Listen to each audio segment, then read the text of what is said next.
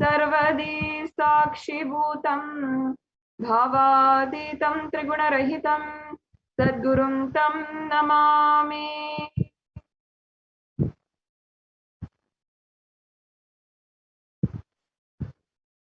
Nithyanandam, I offer my humble obeisance, my humble pranam at the divine lotus feet of the Supreme Pontiff of Hinduism, Jagat Guru Mahasannidhanam, His Divine Holiness, Bhagavan Nithyananda Paramashivam.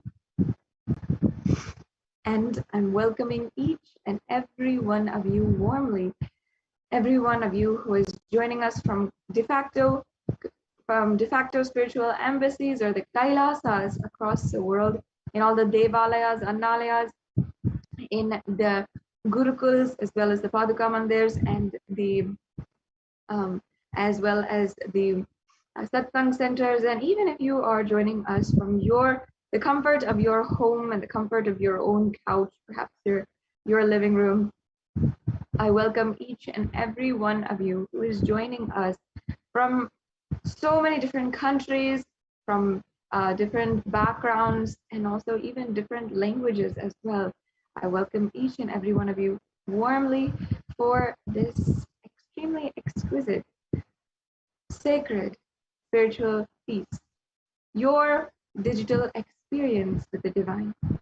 I hope that each and every one of you is intrigued to stay until the end of this program and have today the darshan of Devi Parashakti manifesting to the Supreme Pontiff of Hinduism, Jagat Guru Mahasannidhanam, His Divine Holiness, Bhagavan Nithyananda Paramashivam.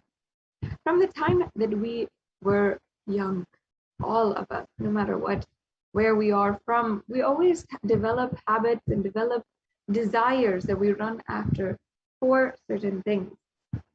For example, we always, from a very young age, dream about starting to learn how to drive. And we always get a kick out of out of the feeling that it comes from. And when we start to get our license, we start to learn, and then we go ahead and drive. We like to take advantage of that opportunity, go for long drives, go on road trips, and especially as teenagers, we like to express our freedom in that sense. Like this, we develop many ideas of freedom, like economic freedom, even our age. So many of us are waiting until we're 18 just so that we can be free to do what we want. Sometimes even free to vote, free to go to the school, freedom to go to the school we want, freedom to marry and have a relationship with whoever we want. We are always looking for freedom in any sense. And finally, it comes down to freedom to live the life, to travel the world, and to feel boundless in a certain way. But society, as we have gotten thus far, has only searched for this feeling in a very superficial way in only the physical world. And we have built around us so many different physical grandiose things. If it comes to the great man-made cities that we have made, or the tallest, most elaborate, most tallest buildings, or even the most advanced technology. We as a humanity have advanced so far just because we are after this extremely idea of freedom. And however, we do not see, out of our own neglectance and our own blinding greed, that we are manipulating and using the resources given to us by all compassion and without any conditions by Mother Earth and by existence itself. And today, the number of floods, disasters, fires, forest fires that is going on, as well as the hurricanes, the earthquakes, is all Mother Earth showing us how much we have neglected and almost exploited our own mother, who has provided everything, including a habitat for us to live in, which is not found anywhere in the universe. But we continue our ungrateful exploitation of Mother Earth, and today we're continuously living in a society asking for more and more and more, never one being grateful, never one thanking, and never one thinking about how we have gotten this, and learning how to appreciate every single thing that we have in our lives. Instead, we go on buying new phones every single year, new clothes every single month. And I'm sure that each and every one of you, or we have the desire to fulfill this. We never stop to think what is actually needed for us, the community around us, and the whole world at large. We are completely blinded by our greed and attitude for asking for more. We go on asking and asking and asking. Actually, there's a beautiful small story that the Supreme Pontiff of Hinduism narrated in the Guaranteed Solutions book in the chapter from contentment to gratitude, from discontentment to gratitude. And in the story, a man once goes to the doctor and he says, "Sir, I'm having insomnia. I really need some treatment." And the doctor says, "Okay, you're not finding yourself able to sleep at night, is it?"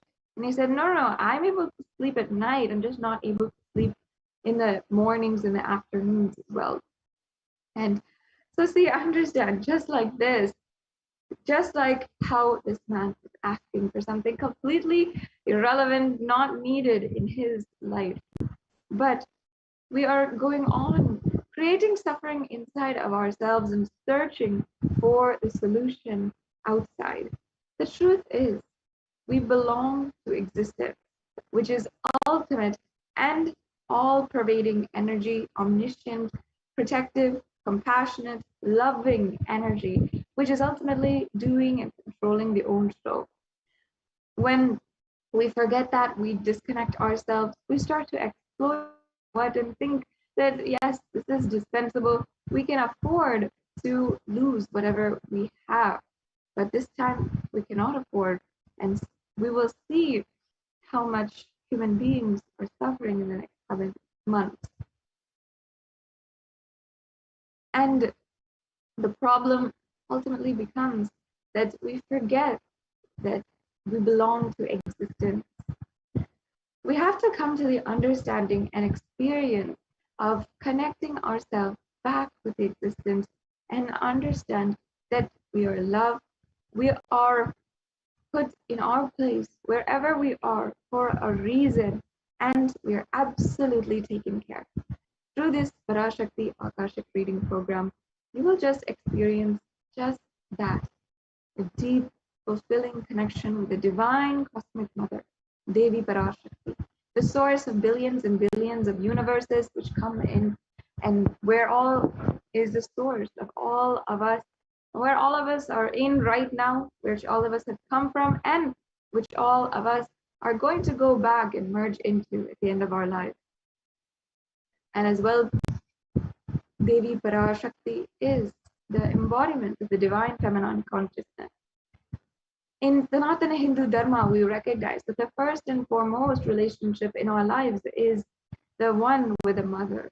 Through the very umbilical cord when we are born, even if we don't know our mother after that, we had a very strong and tangible, permanent connection to her, which was cut when we had been born.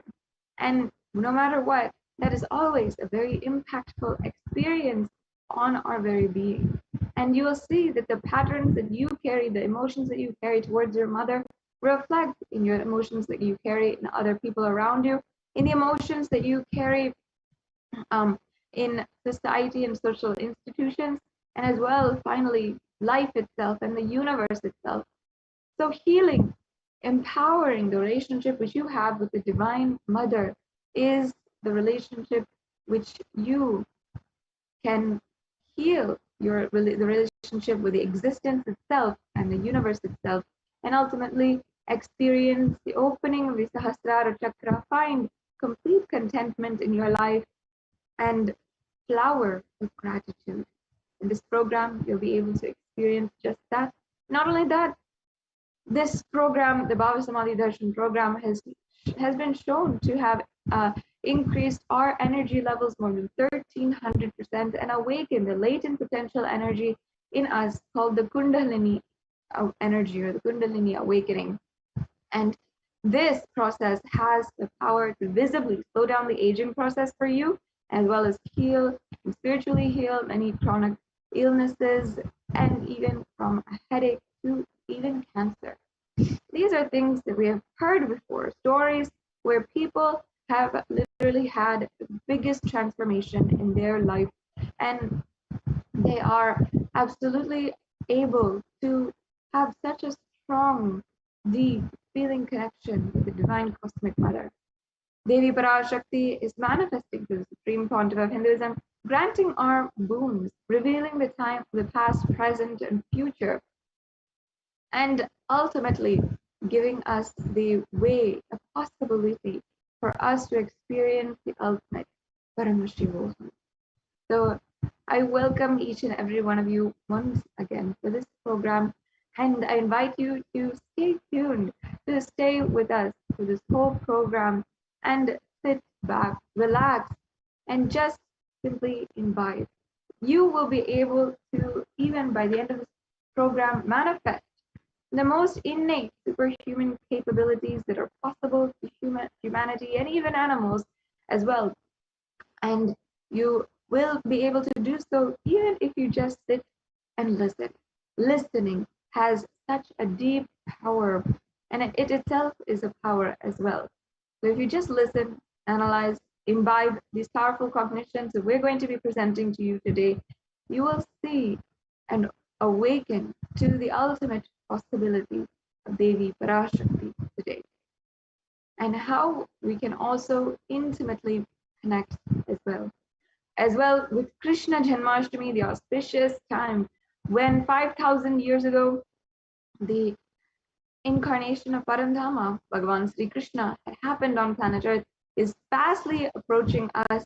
I invite each and every one of you to stay tuned to the program today, tomorrow, and in the next couple of hours, as well as tomorrow, in order to hear about the great festivities that are going to be happening, and also join in with us with the festivities of Sri Krishna Janmashtami on August 30th, happening within just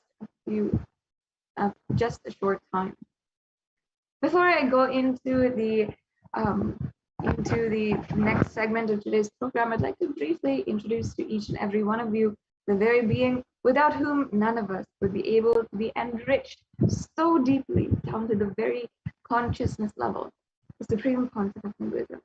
The Supreme Pontiff of Hinduism is the incarnation of Paramashiva and the reviver of Kailasa, the ancient macrocosmic enlightened Hindu civilizational nation.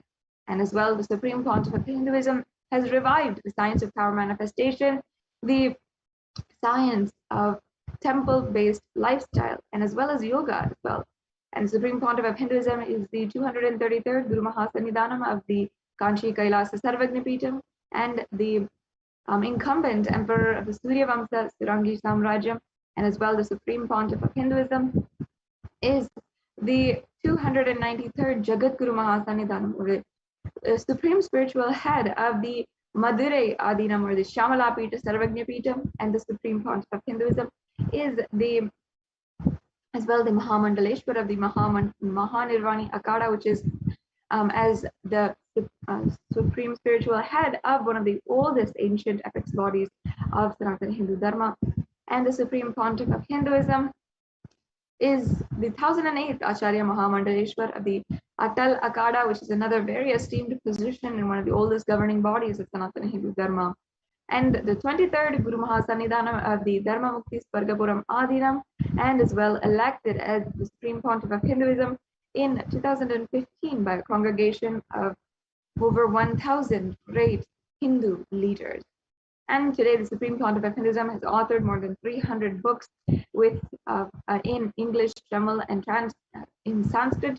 And you can see even 50 different language translations of these books, and you can make these available to you at nithyanandapedia.org, and also 20,000 hours of discourses, spiritual dikshas, and even intimate, so casual question and answer sessions with the avatar. So all of this is available to each and every one of you. And the Supreme Pontiff of Hinduism is the reviver of, or the of more than 1 million Pali scriptures and 20 million digital books, and the establisher of Kailasa's Nithyananda Hindu University with satellite campuses in more than 150 countries. And there's so many different beautiful ways the Supreme Pontiff of Hinduism has contributed to the whole world in so many millions of lives, touched the very deep consciousness, and ultimately made each and every one of us live enlightenment down to the very core. So once again, welcoming each and every one of you for this Parashakti Akashic reading program, and stay with us throughout this whole program, and we will guide you with the deepest healing connection with the existence itself. And by the end of this program, you will see an innate possibility awaken inside of you without even the least bit of effort. So now we have joining with us the Nithyananda Gurukul Balasan, and we will be entering into the next segment, the most exciting segment of today's program, the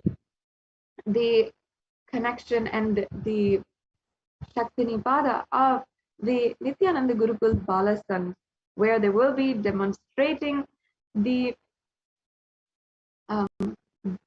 powers of Paramashiva just with a simple feeling connection, Shaktipada, and oneness with the divine. And just witnessing this can awakening that Shaktipada within inside of you and entangle you, start the very awakening of the biomemory of super consciousness inside of you.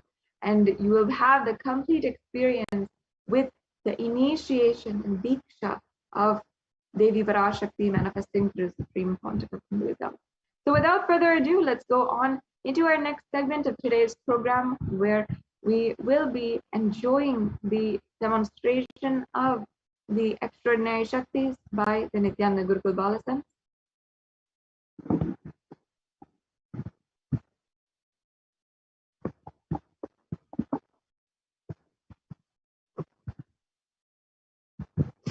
Yes, let us enter into this segment right away and see how we can actually manifest extraordinary Shaktis. Have you ever wondered to yourself how it's possible that some people in this world have a supreme, supernal connection to the divine, are able to manifest such profound powers like levitation, teleportation, materialization even, and simply are able to manifest vibhuti, kumkum, and even read blindfolded completely? And have you wondered ever if it's possible for you? Now you'll be able to see exactly how it's possible. Thank you so much for starting the screen share. Now let's go on and begin understanding what are the extraordinary Shaktis, the Shaktis of Paramashiva.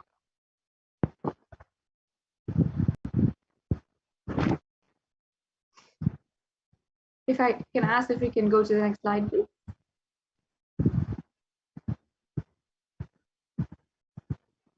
Yes, we have joining with us, and it's always a pleasure to introduce to each and every one of you Nithyananda Gurukul Balasans, Ma Yoga Prana, and as well more who are going to be joining with us.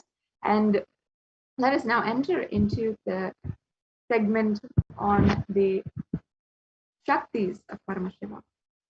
So, to introduce the Balasans, the Nithyananda Yogis, the initiated disciples of the Supreme Pontiff of Hinduism, and specifically Ma Yoga Prana here, will be now demonstrating the powers of third eye and sharing with all the experiences and results of the extraordinary manifestation of divine powers awakened in us through just a simple diksha.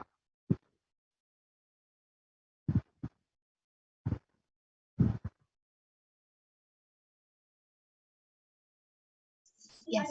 In today's Bhava Samadhi darshan, all of us will be receiving the initiation into the third eye awakening and various other powers with the blessings and the grace of the Supreme Pontiff of Hinduism. So you will be witnessing the following powers of third eye, which is seeing with the eyes blindfolded. And the third eye is the cosmic browsing center located between the brows, which upon initiation, one can effortlessly express powers and see through the third eye, just as you would see with your two eyes. What exactly are Shaktis? This might be very new to you. So let's give us a proper introduction about Shaktis. In the Vedagamas, the source scriptures of Sanatana Hindu Dharma, Paramashiva, the primordial Hindu divinity, reveals in elaborate detail that every human being, and even all animals also, is hardwired to manifest the 463 extraordinary Shaktis, or the divine powers. Manifesting powers are described as a system, method, and science for human beings to explore various possibilities and powers and have access to various states of consciousness.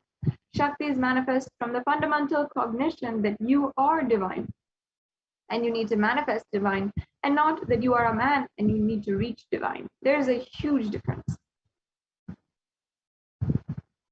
And as well, Shaktis expressed from the space of enlightenment as a side effect of feeling connection with the divine and high integrity with the Guru. And Shaktis are a source of enlightenment.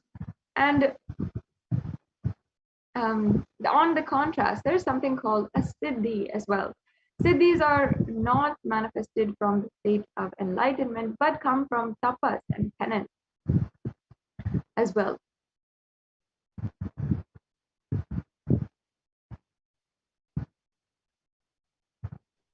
The Shaktis of Paramashiva manifest through ordinary human beings in extraordinary ways, just with initiation with the avatar, and Shaktis are permanent.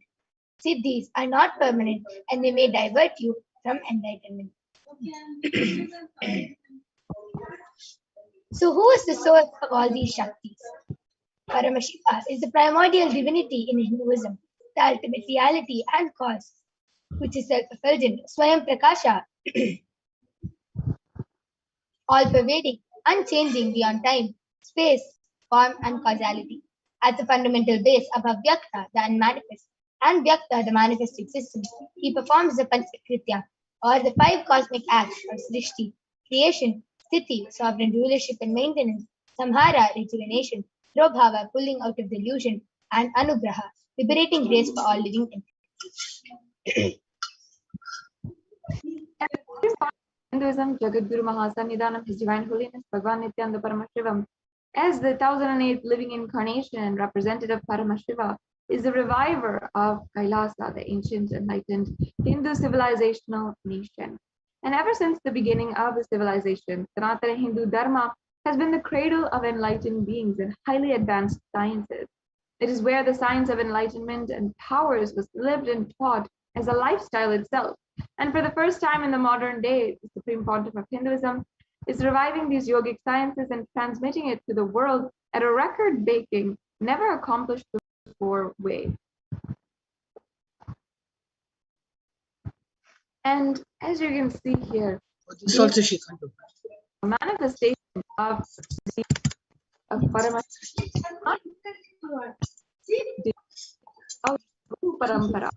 the knowledge and science of manifesting these Shaktis are passed down from one generation to the next through Diksha, or initiation by enlightened Gurus.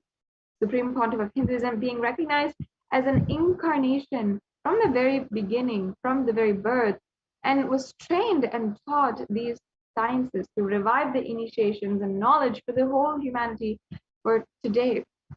And these include extremely notable names, including Pundi Mahan, Isaki Swamigal, Annamalai Swamigal, even Kanchi Paramacharya, the 231st and 30th Guru Mahasannidhanam of Tonde Mandalam Adinam, as well as the Gurus of Supreme Pontiff of Hinduism, Yogananda Puri and Mataji Vibhudananda Puri, and as well as the ecosystem that from and created by the great incarnation Ramana Maharshi, including Sadhu Om, and even Kanakamal and Tinnai Swami from Tiruvannamalai. So there's so many gurus who trained the Supreme Pontiff of Hinduism in the sciences of yoga, Veda, and Tantra, as well as Vedanta, Paramashivoham and Paramashivoham.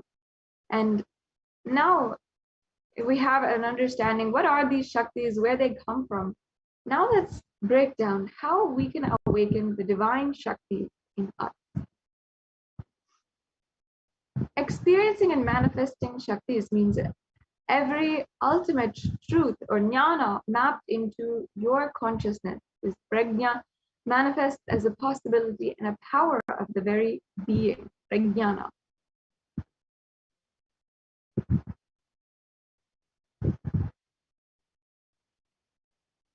And we'll now briefly watch a video on the Diksha and how it works.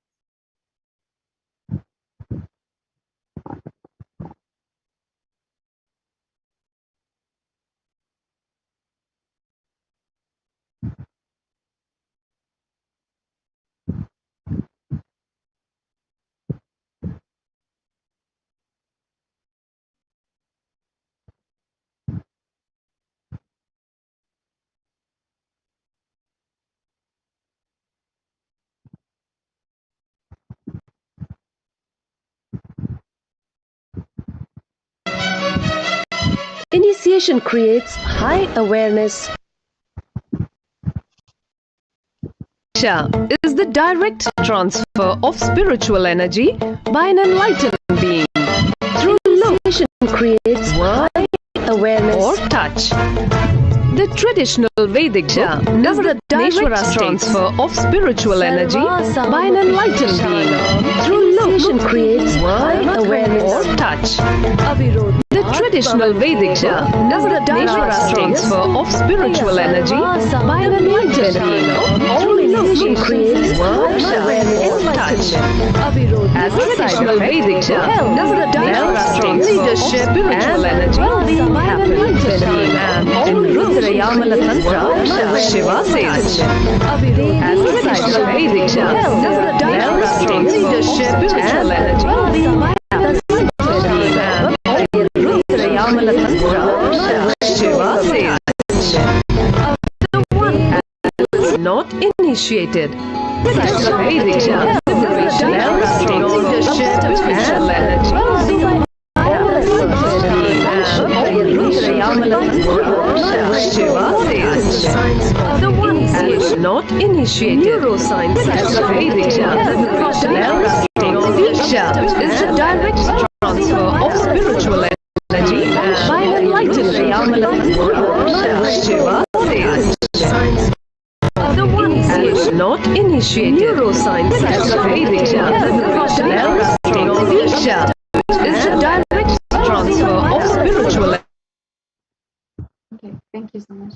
So now the science of power manifestation is authenticated through 4 aspects of evidence, including the Shastra Pramana. The Shastra Pramana is the eternal, unchangeable truth revealed in the source scriptures, and the Apta Pramana as well. If we can go back to the screen share for the slide. The Apta Pramana is the life and examples of the authorities of Hinduism, the great rishis, and the examples from our Hindu Puranas as well. And we also have the Atma Pramana, which is the account of the Supreme Pontiff of Hinduism himself, who is our Guru and who has himself tried, tested each and every one of these powers, manifested these powers, and has made them into reality in his life, showing us the ultimate possibility that it's possible for each and every one of us to also do. And we also have the Pratyaksha Pramana. We can go on to the next slide. The Pratyaksha Pramana, or the empirical evidence from observation and scientific experimentation. And many of you might be wondering, okay, what are the Atmas and everything? You understand that Vedas are the ultimate superior authority for Hindus, and Vedas are pure science where the ultimate truths are explained, and Agamas are the scriptures where the applied technology, the applied science is explained. Vedas and Vedagamas are given status of Shruti as they are directly revealed by Paramashiva. They are the ultimate, eternal, unchangeable truth. A reference cited from these Shastras or the source scriptures is called the Shastra Pramana. And now let's get us ready for witnessing a unique and exciting demonstration of the power of third eye. will shortly be joined again by the Nityananda Gurukul Basans, who will be demonstrating for each and every one of you these extraordinary Shaktis. Let's now understand the pramanas, all the different pramanas for the power of seeing through the third eye. So the first is the Shastra Pramana for the power of third eye, which comes from the Vijnana Bhairava Tantra, Sutra 34. Kapalantarmanonyasa tishtannilitalochanaha kramena manaso dadyat lakshaye lakshyamuttamam. And the translation, by fixing the mind on the inner space within the crown center and sitting stabling without any movement, having the eyes closed in succession, by that stability of the mind in inner space through the power of the third eye, one directly sees the ultimate goal, the lakshyam, by having the vision through the beyond the sight that reveals any object or place, attaining the space of oneness with the source, Paramashiva.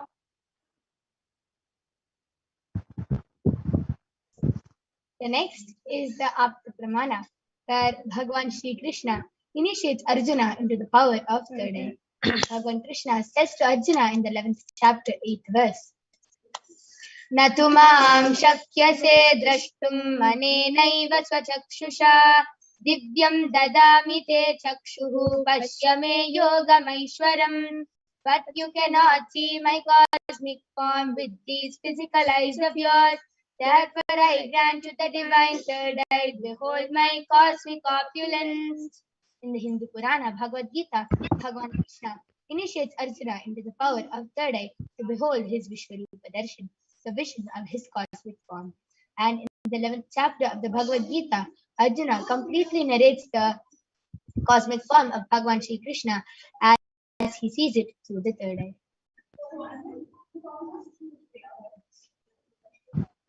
Inside and outside broke. The first experience is that I was able to see everything around me, above me, the whole 360 degree, 10 direction, below me, everything. I realized not only I was able to see, I was able to feel, experience. I felt that the skin of the stone on rock on which I was sitting and the skin of this body both carry me equally. In both I exist equally. The setting sun, rising moon, the whole Arunachala hill, all the plants, bush, shrubs, trees, everything, everything, everything. Just became so alive. The idea, something is inside.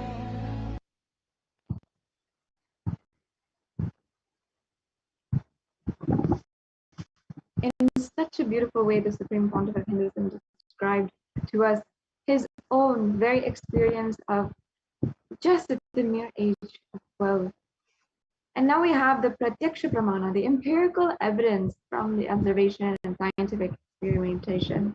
In fact, in 2005, which is where the picture of the Supreme Pontiff of Hinduism is here in this slide, the global scientific community had a very profound opportunity to glimpse inside the brain of the avatar. And they studied and measured and compared metabolic cell activity of the brain in conscious and meditative states. So they did this using the positron emission tomography, and they were able to literally measure what's going on inside of the brain of the Supreme Pontiff of Hinduism. And when doing daily activities, the Supreme Pontiff of Hinduism saw. The high activity is measured in the brain where the third eye is located, and when in deep samadhi state, only the third eye region is active and almost 90% of the rest of the brain is at peace. So this is something phenomenal, which is even showed through scientific evidence as well. And finally, we have the Sakshi Pramana, the experience and results of the extraordinary manifestation happening through the initiated disciples of the Supreme Pontiff of Hinduism. So from 2013, the Supreme Pontiff of Hinduism has been manifesting and making others manifest these extraordinary Shaktis. This rare and sacred science of third eye awakening is being made available to humanity for the ultimate enrichment in conscious evolution by the SPH, and as the living incarnation of Paramashiva, the Supreme Pontiff of Hinduism embodies the most profound yogic state that surpass all bounds of time, space, and matter. And the Supreme Pontiff of Hinduism is literally gifting this pure, great science of third eye awakening, along with many other spiritual sciences, through initiation. Millions of people have been initiated by the Supreme Pontiff of Hinduism and are experiencing the profound results as extraordinary powers in their everyday life. And now, without further ado, let us enter into the demonstration of Shaktis. We have joining back with us Ma Yoga Prana and Ma Viraja now as well, who are initiated in Nithyananda Gurukul Balasans. So I now hand it over to them to take it away and let each and every one of the viewers see for themselves the possibility that lies ahead of them.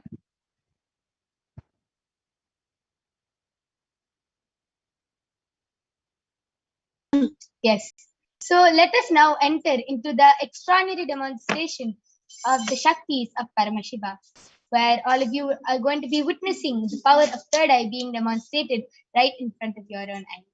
So along with me, I have an extraordinary power manifester, an extraordinary Balasant, Maniti Virijananda, who is 16 years old, and she has been in the Nithyananda Gurukul for the past 9 years now, and she is going to be demonstrating this extraordinary Shakti to all of you today. So as all of you can see, I have the medically tested eye band with me. In front is a complete opaque sheet, and behind is a thick sponge. There is no gap between the thick sponge and the opaque sheet, and there is no possible way of light entering in the eye band. And this is medically and scientifically proven that there's no possible way of light entering the eye band, even with the eyes open. So as all of you can see, I am unstrapping the eye band and placing it on Mavirija's eyes.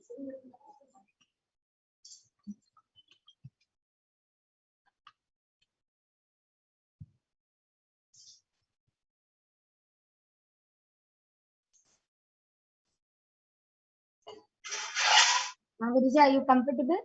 I request you to put the strap over my ears.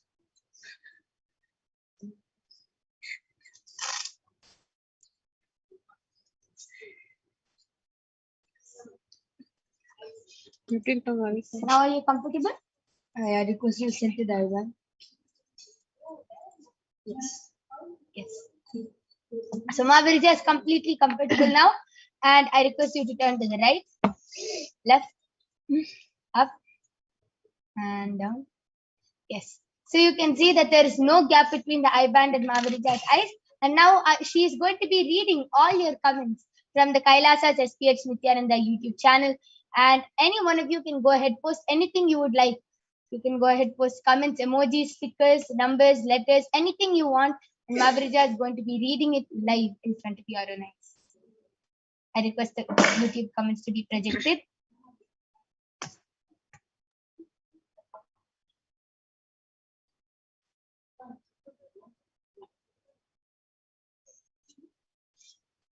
Okay, so the latest comment in Kailasa's HDH Nithyananda Paramashivam YouTube channel is by Saranka Vidiyakaran has posted. Basically, Manitya Lala Dakshananda has posted Nithyanandama. And before the Shanti Rajamanikam was posted Nithyanandama, and an emoji where like the mouth is like awe and there's two hearts as the eyes. And Namaskar emoji and the same emoji after that. And before that, there's a person named HDH SIG Music has posted, please bless me please bless me with a proper job. Please allow genuine people around me. Bless me, Nithyananda. And a namaskar emoji. And the latest comments posted by Manitya Maheshwaramayananda has posted, wonderful Ma, it's really amazing. Yes, amazing. That was a wonderful demonstration of how Ma Virija was able to so fluently, so confidently read all these comments from the Kailasa's HDH Nithyananda YouTube channel. And after that, Manitya Paramashivam Priya has posted, good morning, Kailasa. Okay. Anyone else who wants to post your comments, please go ahead, post anything you want. You can post numbers, letters, any random scientific terms, medical terms, anything you want. And Ma Virija is going to be reading it out live.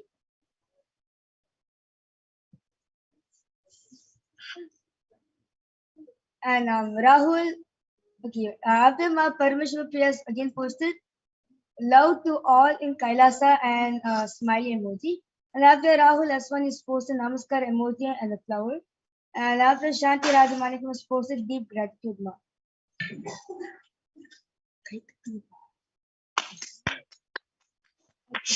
Amazing. And all of you saw how Ma Virija was able to read all the comments which were posted so fluently and so accurately, just as if she's reading with her eyes open. And that is all due to the grace of Swamiji. Just with the grace of Swamiji, she is able to manifest and read with her eyes blindfolded. That was a beautiful demonstration. I'm going to now remove the eye-band of Ma Virija. You can see that the eye-band is completely intact. There is no difference. And yes, that was a beautiful demonstration of this power. Stay tuned for witnessing the upcoming power, which is the power of body scanning, where all of you will be witnessing the initiated disciples and Nithyananda yogis manifesting the power of being able to scan illnesses, diseases, medically diagnosed issues, and reveal the root causes of the problem and even reveal solutions for that problem.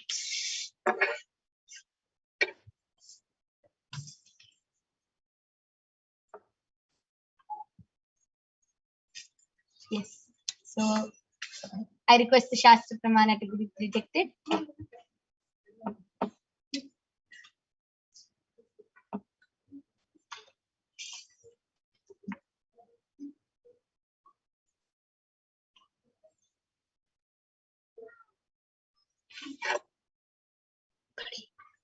Okay. So we are now going to be listening to the Shastra Pramana, which is from the Vijnana Bhairava Tantra, Sutra 54. Swadehe jagato vapi sukshma sukshmatarani cha tattvani yani nilayam dhyattvante vyajyate para. The translation goes, Bhagavan Paramashiva says, cognizance deeply from the subtle to subtlety constitute principles of the whole body, Swadeha, or of the whole universe, simultaneously consists of the whole of the essential reality. They are being absorbed in the source cause, Paramashiva. By the experience of such restful awareness, one becomes complete from all thoughts, and the ultimate universal divine power, Paradevi Adishakti, is revealed, and the supreme power manifestation happens. And next is the Apta Pramana, which is from the life of a Siddha named Teriyar. Teriyar was a Siddha and one of the prominent disciples of Agastya. One day, a man suffering from a severe headache comes to Agastya for healing, and Agastya uses the power of body scanning and identifies the root cause of the headache. He reveals that there is a small type of Teriyar, a type of frog, sitting in the person's brain. Agastya immediately instructs his disciple Teriyar to perform an open head surgery and remove the frog. After the surgery is completed successfully, the person is completely healed and cured of the headache. Thus, the disciple gained the name Teriyar.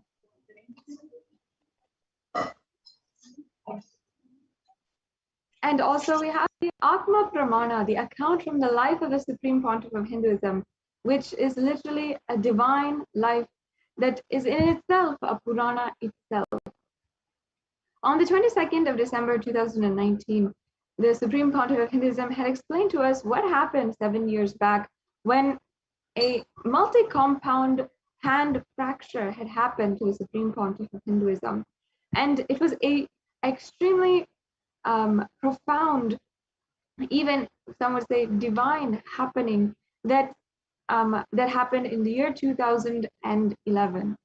The Supreme Pontiff of Hinduism says, I was forced to go for surgery and therefore medical checkups related to that. And at that time, they detected heavy metal quantity in my different organs. It was revealed I had been poisoned without our knowledge. And I immediately used the diagnostic methods instead of the medical facilities to study the body condition due to the poisoning. Through the body scanning, I found out what was the problem, imbalances that had happened and where the imbalance has to be done. And I use the allopathy as the second opinion to verify my findings. So just like this, we will be demonstrating and showing the example of how the body scanning power works.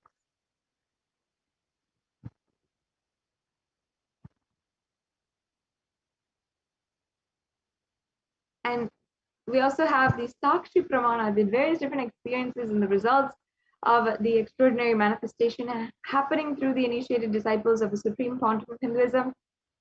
As you can see here, many people have gone to Facebook and shared their experiences of how they have been able to manifest and this power, or how they've been healed and they found a solution through this power. And if you would like to have your body scanned today, right now, you can go ahead and go to the comment section of YouTube, and we'll be taking a look at your comments. And if you'd like to have a body scan, the Nithyananda Gurugul Balasants will body scan you, and you'll be able to find a spiritual solution for any problem that you are having. So right now, go ahead and comment if you are wanting a body scan.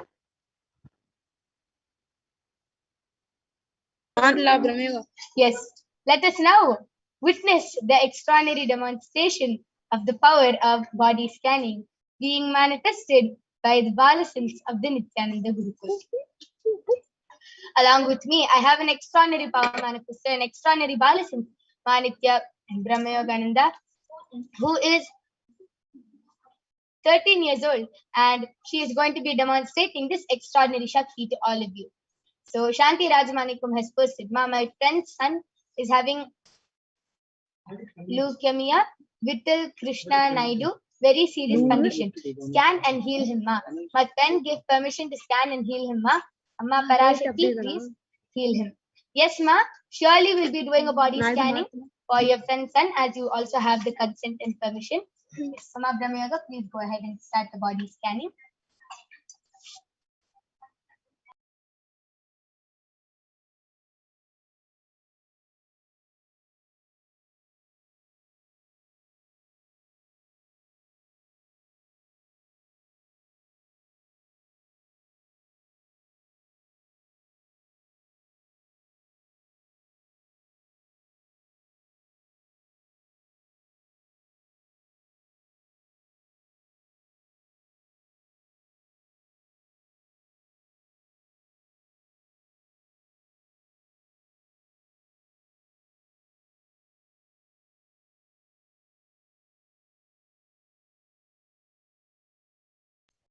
Yes. So now Ma Brahma Yoga is going to be chanting the Mahavakya, Om Nithyananda Paramashivoham, and she is going to be connecting to Paramashiva and revealing the body scanning for Vittal Krishna Naidu.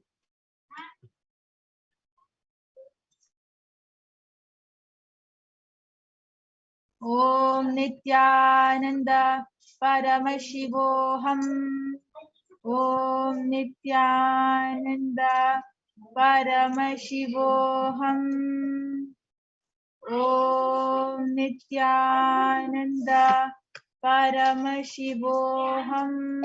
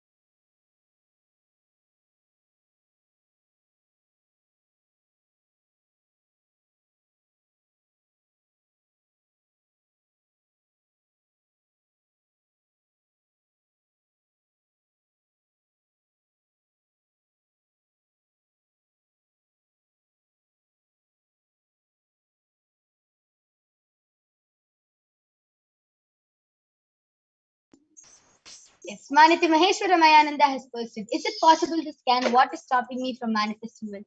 Yes, ma, I'll be doing the scanning and revealing through my third eye, whatever Paramashiva reveals for you manifesting wealth.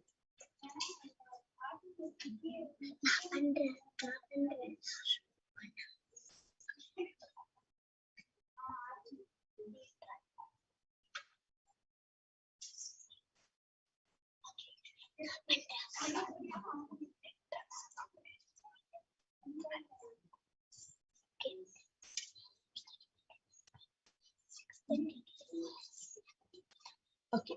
Maheshwara Mayananda, Paramashiva reveals that the reason you are not manifesting wealth is because you are not fully, you are not being authentic with your wealth. You are not using it properly, and you are not using the wealth properly into its full capacity. So that is the reason why you have stopped. You have that is what is stopping you from manifesting wealth. You are not being authentic with whatever you are getting, and you feel you continue even if you are getting some amount, instead of thinking and using that efficiently and properly, you are only thinking about how to get more, not seeing that whatever you have is not being used properly.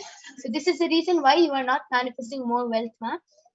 Paramashiva revealed that every day you should do a completion with this. Write down every day, just write down your 4 images and how you can be a completely integrated, authentic, and being responsible for all the wealth which you are having already. And just do puja to Devi Rajarajeshwari. And this is what Paramashiva reveals. You will be complete, means this, you will actually start manifesting more wealth. Yes, so I have done the body scanning for Ma Shanti Rajamanikan's son, Vittal Krishna Naidu. And Ma Parameshwar revealed that the solution for him is he should start following the Nirahara Samyama, and he should start drinking a lot of milk. He does this, and also he should only be listening to the Mahavakya, continuously listening to the Mahavakya Om Nithyananda Paramashivoham. If he follows these solutions, he'll see that the high vibration energy of the Mahavakya will enter his body and to start healing the leukemia. And also him doing Nirahara Samyama and having a lot of milk will really help him for his leukemia to heal. So if you just follow these 3 solutions, you'll see that that your son will really heal and will really become better. Yes, so that was a scanning for Ma Shanti Rajmanikam's friend's son. Yes, so I request you to get back, Ma. And Ma Maheshwara Mayananda, I request you also to get back. And Ma Paramashiva Priya has requested for a body scanning. Yes, Ma, I did the body scanning for you. And Paramashiva revealed that you have very dry skin, Ma. And a very dry skin, and that you start feeling very your skin starts itching a lot throughout the day, and especially when you're exposed to a lot of heat. And Paramashiva revealed this is because of the toxins and worms in your stomach. You should really do the detoxing. And Paramashiva revealed that you should every day apply if you have a deity of Devi Parashakti, or any one of the forms of Devi, Rajarajeshwari or Lakshmi or anybody, you should every day apply fully chandan on their body, and take that chandan and apply it on your turmeric, and apply that on your body, ma. And you will be healed from this thing. This is all Paramashiva reveals. And yes, Saranka Vidyakaran Manitya Lalatakshananda has requested for body scanning. So, Ma Brahmayaga, please go ahead and do the body scanning for Ma Lalatakshananda. Manitya Paramashiva Priyananda has posted. Please bless me to have my Athaninga auspiciously return or replace Nithyanandam. Swamiji, I'm so grateful for all Devi has blessed me. Atma, just connect to Paramashiva and just surrender to Swamiji, and you will automatically get your Athaninga back.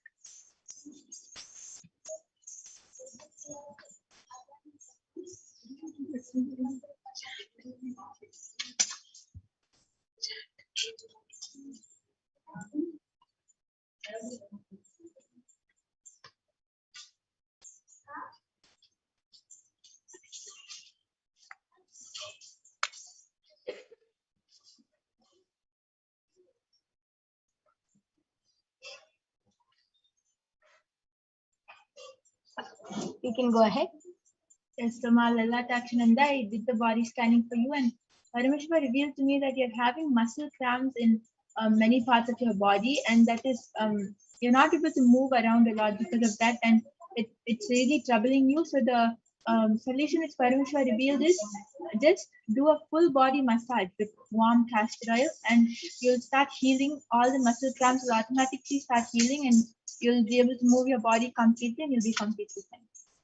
Wow, amazing. So this is the body scanning for Ma Lalatakshananda. I request you to get back, Ma.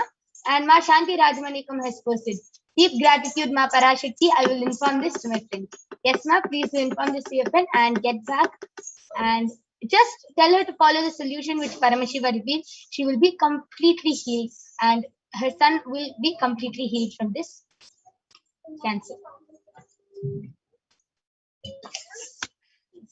Anyone else who wants a body scanning, please go ahead and post the request in the Kailasa HDH Nithyananda YouTube channel. And we have a few more minutes. Ma Brahmayoga can do the scanning for all of you. Okay, Maniti Paramashiva Priyananda has posted. Thank you, Ma. Thank you so much. Loved. I will do this, Ma. It's true. I have dry skin and a problem with detoxing fully, even though I take Haritaki daily. Yes, Ma. Thank you for getting back. And just follow the solution which Paramashiva revealed, and you will be completely healed from your problems. Yes. So now it's time to conclude this power manifestation segment. We thank all of you for joining with us in this segment. And if you were not able to get the body scanning due to interest time, and if you were not able to call any one of your friends or family members for the body scanning, please go ahead, call them and come back tomorrow and every day at 2 a.m. IST and 4 p.m. IST. And you can get the live body scanning being manifested by the Balasons of the Nithyananda Gurukul. And you will be able to find out the root cause of your problem.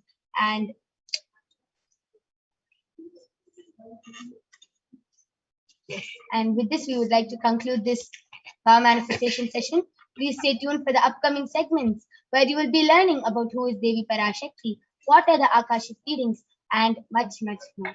And tomorrow we will be, as it is the Krishna Janmashtami, will be graced by Bhagavan Krishna himself. So thank you, Nithyananda.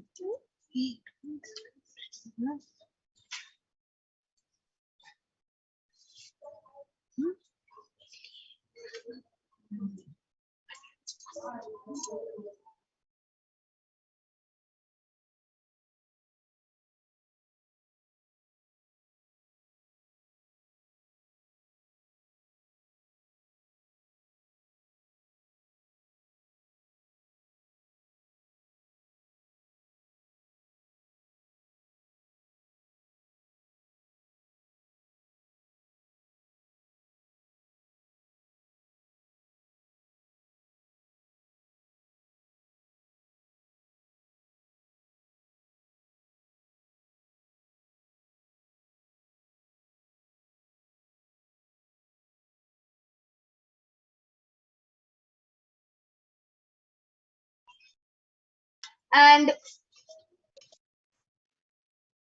the next segment is where you will be learning about the divine feminine consciousness, about Devi Parashakti and how to connect with the mother, how to invoke Devi Parashakti.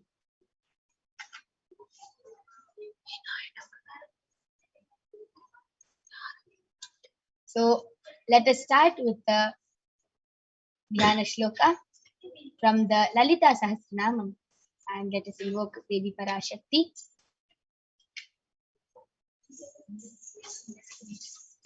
Move on to the next slide, please.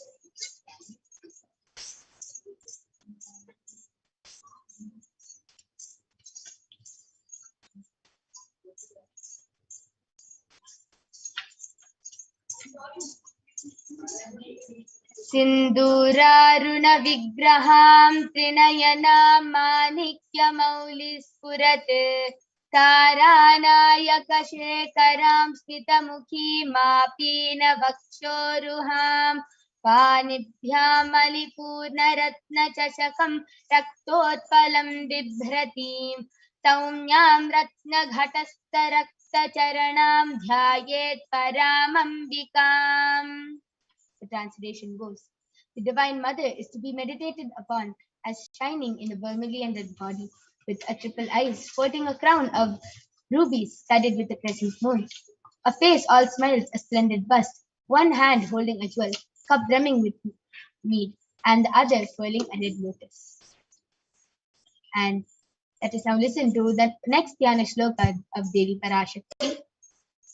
Arunam karunam tarangitakshim dhritapashankushpushpabanachapam animadibhiravrita mayukhairahamityeva vibhavaye bhavanim. The translation goes, I meditate on the great empress.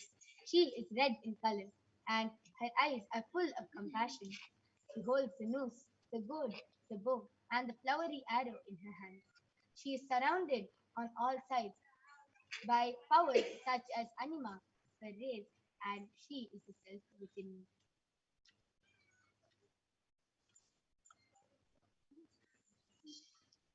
Devi Parashakti. Devi is the ultimate pure feminine consciousness. Parashakti is the cosmic mother. It is her cosmic womb from which billions and billions of universes comes out and goes in. The source where the Big Bang and black holes go on. Parashakti is the source Shakti, the source energy, the source power from which all of us came and which all of us are in even now and which all of us are going to merge.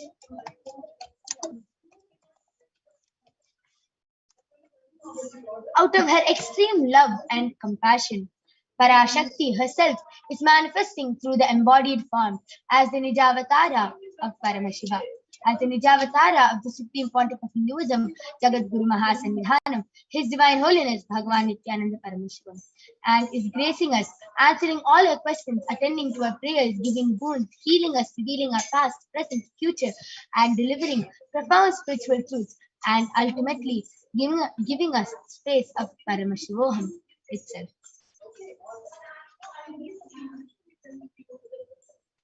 And in the words of Devi Parashakti herself, raising as the Omkara, expressing as the Vedas and Agamas, blossomed as the Hrinkara, filled as Parashodashi, living in the 40 triangles, the Kailasa Swamini, who is in Kailasa, Shripura, Chintamani, Parashodashi, sitting as part of Paramashiva, Parameshwari, who rules the world.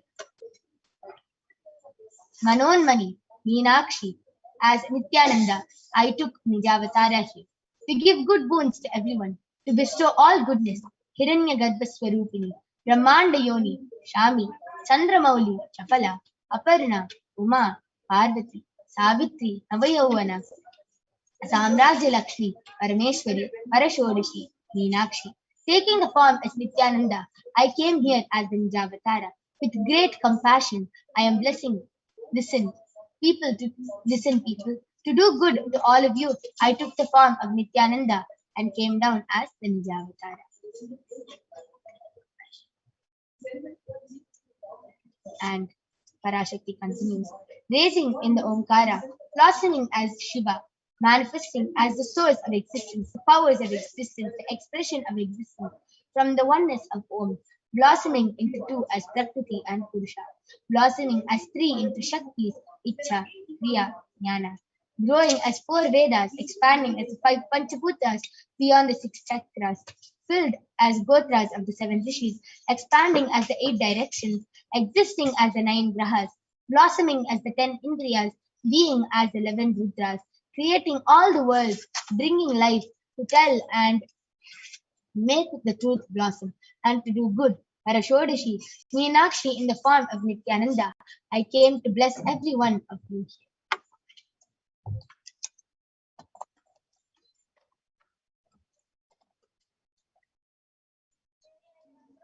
And how to receive Devi Parashakti? Literally, you are seeing Paramashiva and Parashakti at that moment. She is there in your screen. So always receive her very traditionally. You can keep two beetle leaf, one banana, one beetle nut, and one coin in front of the screen. Watch Devi. And the coin is considered as the traditional dakshina in Hindu traditions. It can be the lowest value in India, and it can even be 1 paise. In US, it can be even a cent. I am not trying to monetize. Keep even 1 cent, it is okay. So for 100 days, if you have darshan, it will add up to $1. In India, even 1 paise is okay.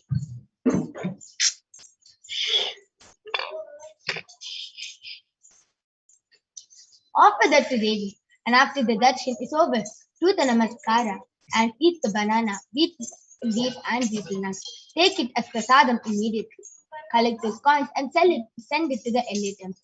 This betel leaf, betel nut may look too small, but in a few days, you will see how much it adds to your sentiment that she is really there. Really, she is there. You will not take Devi Darshan for granted.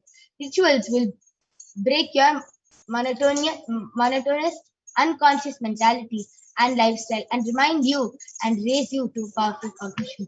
It will just break your unconscious behavior.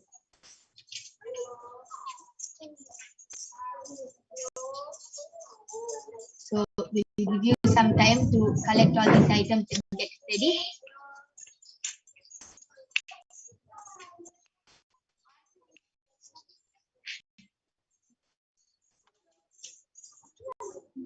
Yes, you can take some time and collect all these items.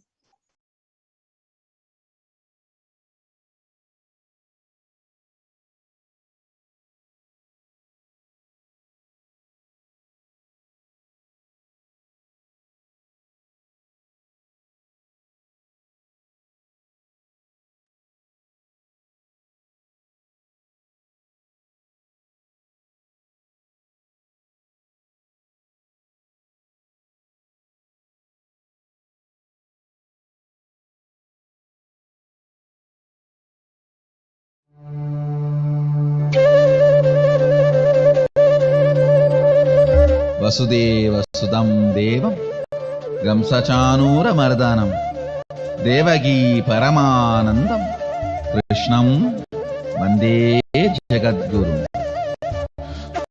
He is the most powerful, greatest embodiment of the cosmos, Sadashiva, ever happened in the cosmos, and the greatest devotee of Sadashiva. If I have to put in one word the life, legacy, message of Krishna, I'll use the word life. Just intense life. It expressed in body as ever youthful. It expressed in intellect as amazing strategist. It expressed in emotion as a most beautiful, pure romance. Essence of Krishna's life, message, legacy is life, intense life. He is so much in love with life, in romance with the cosmos. Everything was just celebration, celebration, celebration.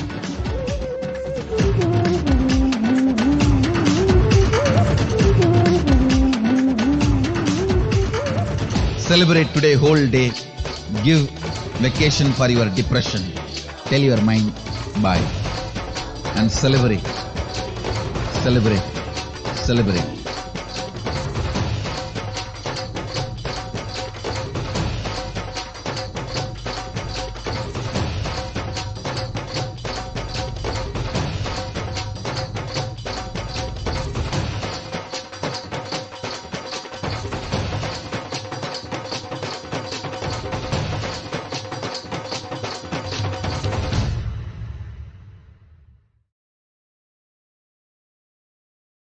Nithyananda. Welcome back, dear viewers. Now let us enter into this next segment where we will understand some of the various revelations made by Devi Parashakti. We just watched the amazing power manifestation session from the Gurukul Balasam. Now let us see how Devi has been manifesting in each of our lives, how what Devi has revealed has manifested into reality in each of our lives. And as a humanity as a whole.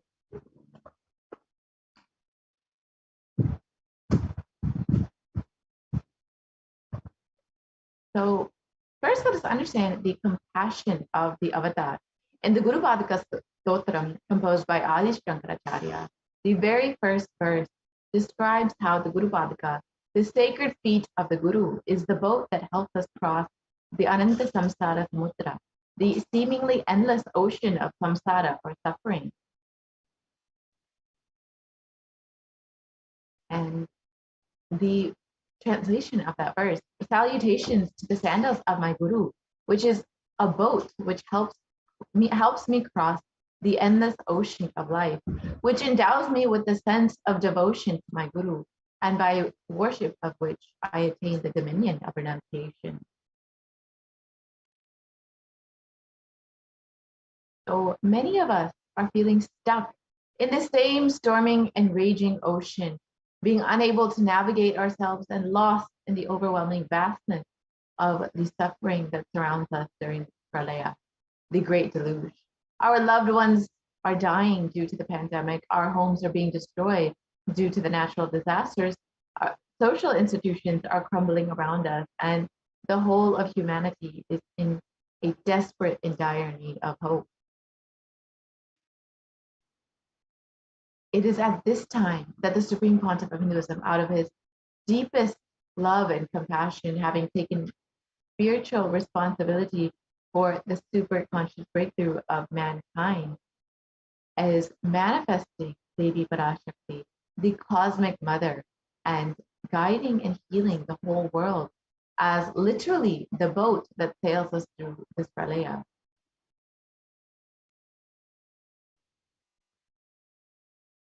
And Devi Parashakti is herself manifesting through the Nijavatara and answering each of our prayers, granting boons, healing us, manifesting miracles, removing all our pain and suffering. Devi has not just attended to us individually, but also as humanity as a whole. And Devi Parashakti has guided the whole of humanity in the form of various revelations and profound sacred secrets of Sanatana Hindu Dharma, and showing us the future regarding global issues, the COVID pandemic, natural disasters such as fires, floods, and more, and even the twisted human conspiracies and underground wars which have not yet surfaced to common knowledge. In this segment, we will be elaborating on some of the statistical, scientific, and scriptural references of the revelations made by Devi Parashakti, which have manifested precisely as the same guidance emerged from Devi Parashakti herself. And this is for us to imbibe deeply and start following as Devi Parashakti continues to protect us until the storm ends and we are safely harbored at the shores of our consciousness. So let us first understand the revelation made by Devi Parashakti on sea levels rising on the 19th of May, 2021. Let us now watch that video of the revelation.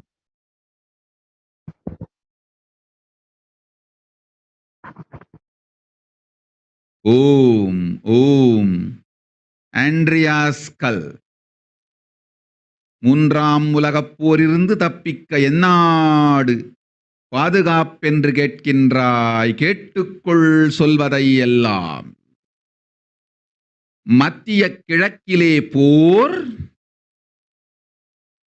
இந்தியாவில் corona கொடுந்தொற்று மற்றும் கடல் உயர் எழும்பல் எனும் மூன்றில் இருந்தும் காவல் கைலாசம் ஒன்றே. வாழ்விற்கு அதுவே நன்றே. முடிந்தால் வந்து சேர்ந்திடு. ஓம் ஓம்.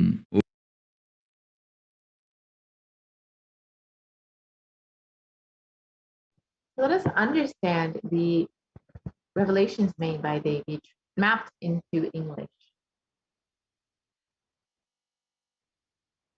You are asking which country is safe to escape from the Third World War. Listen to everything which is said. War in the Middle East, deadly corona in India, and rising sea levels. Protection from all of these three is one and only in Kailasa. Only it is good for life. If possible, come and reach. Om, Om, Om.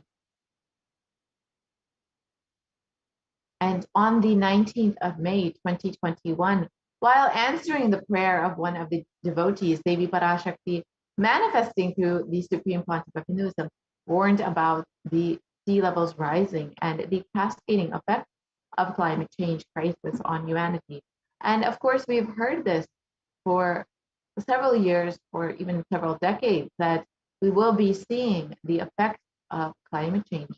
But exactly as Devi revealed, the very next day, on the 20th of May, 2021, the biggest ever iceberg broke, which was 70 times the size of Manhattan, posing a huge threat to humanity and causing the sea levels to drastically rise. So immediately after Devi reveals this about the sea levels rising, we saw the immediate effects of it. Of course, we knew research has shown that this will be happening, but we saw immediately how it happened, manifesting before our eyes. So let us now see these scientific articles about the sea levels rising as per Devi's revelations. So the first article shows on the 20th of May, 2021, as we stated, one day after Devi revealed that sea levels would be rising, the world's largest iceberg broke off the Antarctic shelf. And as we saw, that this caused sea levels to rise.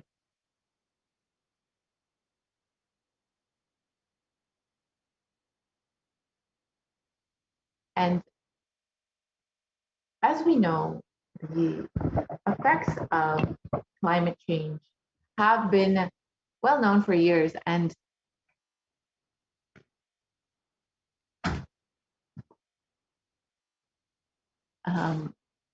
even under the most modest scenarios, scientists expect that sea levels to rise will affect the Earth's coastlines significantly in the coming years. So this is even if in a best case scenario, and if we are able to bring our CO2 emissions to complete zero within the next few hundred years, we will see sea levels rising up to 1 meter. That's in a best case scenario. And in a worst case scenario, if the emissions continue to rise and we see the level of CO2 emissions that we're seeing right now, it will go up to 4 meters within the next few hundred years. So we will very much see the effects of sea levels rising in the next coming few hundred years for humanity.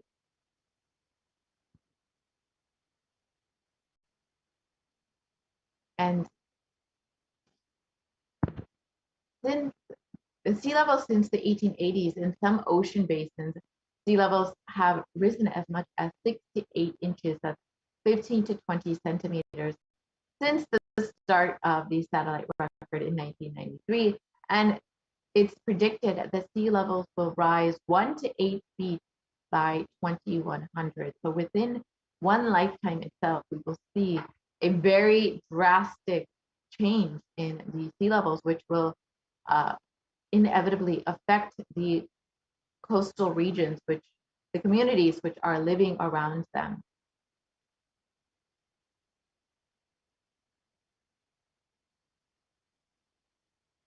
And in the United States, almost 40% of the population lives in relatively high population density coastal areas. And globally, 8 of the world's 10 largest cities are near a coast, according to the UN Atlas of the Oceans.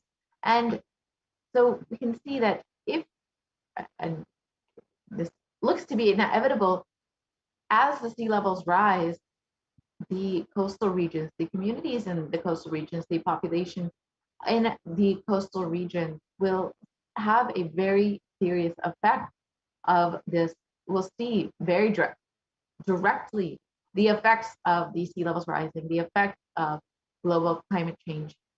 And as much of the population within the US itself is living near the ocean, they will experience a lot of these negative effects of the sea levels rising, and even other large cities across the globe will see many effects of the sea levels rising. And as we know, the Supreme Pontiff of Hinduism has already revealed many years ago that in the coming years, we should move away from the ocean. We should not live near the oceans, the coastlines, as we will see the effects of the climate change crisis on humanity. And as part of the direct and also indirect effects of the sea levels rising, we are seeing higher background water levels, which means that deadly and destructive storm surges such as those associated with Hurricane Katrina, Superstorm Sandy, and Hurricane Michael push farther inland than they once did. And this will, of course, affect more people as they go further inland. And the higher sea levels also mean more frequent high tide flooding, sometimes called nuisance flooding. So this nuisance flooding has already increased between 300 to 900% over the last 50 years. So we will see this continue to rise as we see the sea levels rising. And more, unfortunately, more and more communities, more and more people, more and more nature and animals will be affected by this, by the sea levels rising and by the overall global climate change crisis.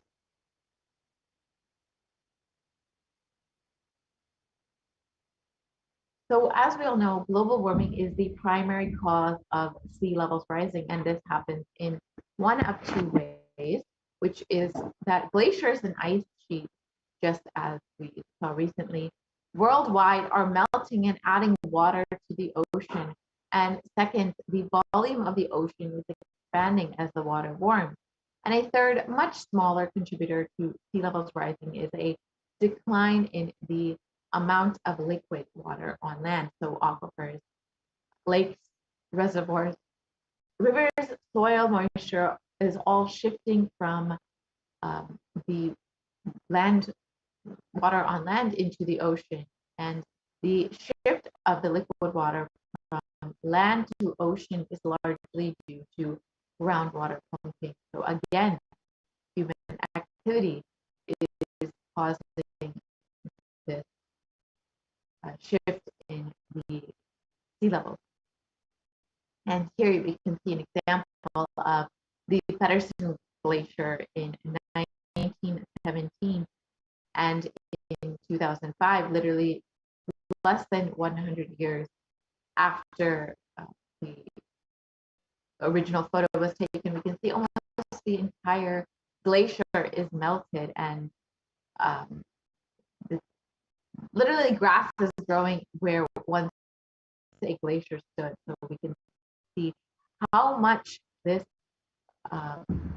climate change crisis is directly affecting people within like less than one lifetime.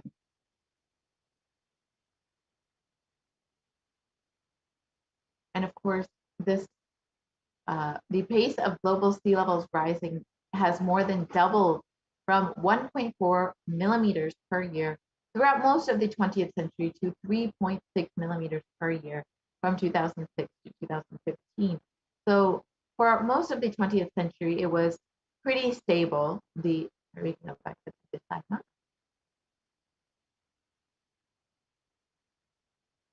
So for most of the 20th century, the sea levels rising was pretty stabilized, but over the last decade or two, we've seen that the levels of sea level rising have literally doubled. So we can see that we are not in any way curbing our damage to the environment, and we are only increasing our effects on the climate change. And as Devi revealed, we will see the cascading effects on humanity, and we will see how the no place will be safe from all of this across the globe except for Kailasa. And we've seen in Iceland, in Greenland, the ice loss was around 34 billion tons per year between 1992 and 2001, and in 2012 to 2016, we've seen that it has increased to 247 billion tons per year. So literally 8 times as much we've seen it increase within just a very short time span. So we are very, very drastically we will very drastically see the effects of our damage done to Mother Earth within the next few years. And unfortunately, only Kailasa will be safe from all of this. The rest of the world will be facing the effects of this. And we've already seen this happening across the globe.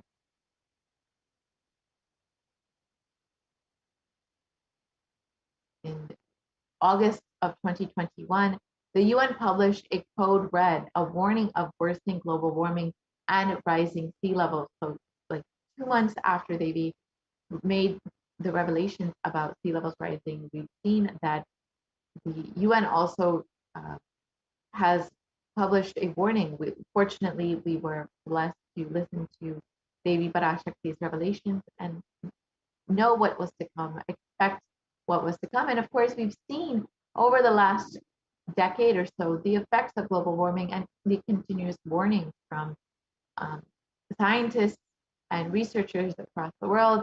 However, we are now directly in a crisis, and this is exactly as they revealed. We will see the direct effects of this in the coming months and years, unfortunately. And though we've known about this, we did not expect it to be happening at this time. And the UN has published a code red, and this was just a few months after what Devi revealed. So fortunately, we were blessed to have Devi continuously guiding us, and we knew what to expect in the coming months.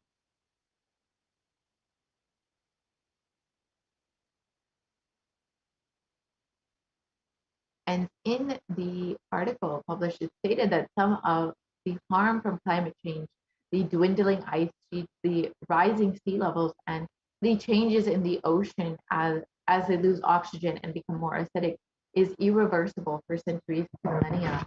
And the world is locked into 15 to 30 centimeters, that's 6 to 12 inches of sea level rise by the mid-century. And so just as Devi revealed, there is no place that will be safe from all of this. And unfortunately, there is nothing that humanity and researchers and scientists have as a solution. Is only the Supreme Pontiff of Hinduism. It is only Kailasa that will be able to be providing a solution for humanity. And we've already seen across the globe, many of us have heard across the globe, the effects of the sea levels rising, the effects of the global climate change crisis.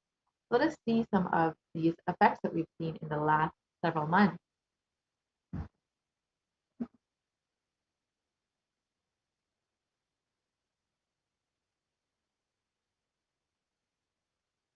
And even if we significantly curb emissions as shown in the earlier graph, in the coming decades, more than a third of the world's remaining glaciers will melt before the year 2100. So within the next 80 years, we will see this. And when it comes to the sea ice, 95% of the oldest and thickest ice is in the Arctic, and this is already gone. So we've already seen this in the last 100 years.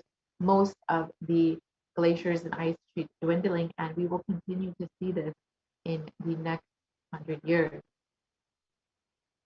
And this will very seriously, directly affect the world, just as Devi revealed. Many of us feel, oh, the global climate change crisis is something that scientists are continuously warning about, but I'm not seeing the direct effects of it. But as they be revealed, we have started seeing the direct effects of the global sea levels rising and the overall climate change crisis, with recently the German floods that have devastated the country. And in one article, it reported that more than 150 people are still missing in the German floods and are unlikely to be found, unfortunately.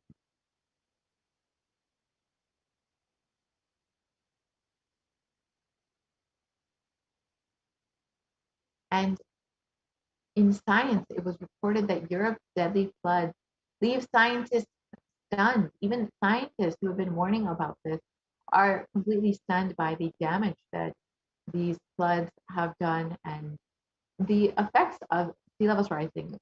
And the climate crisis made deadly German floods up to 9 times more likely. So just as they be revealed, due to the cascading effects of the climate change crisis and the sea levels rising, we will, as a humanity, directly experience these effects.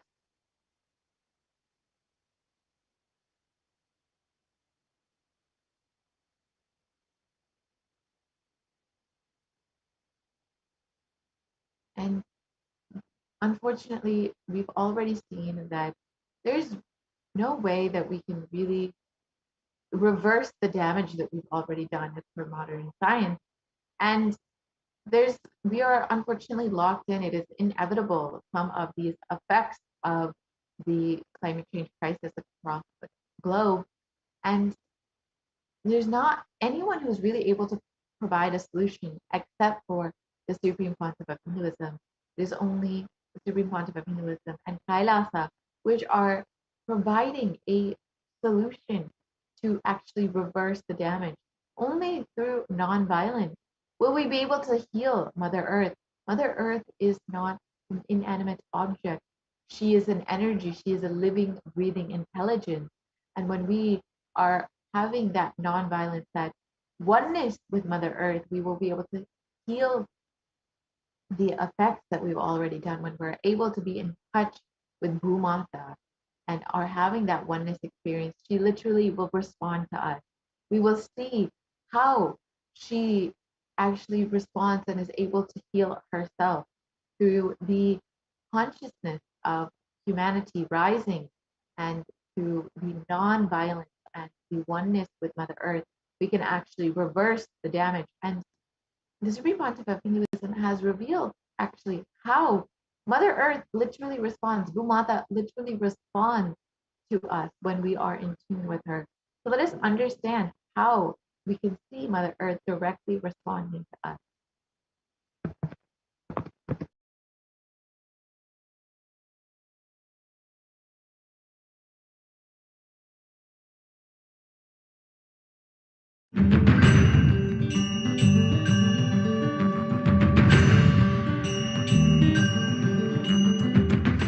The human beings have become so distanced from the real life, are ready to explore things.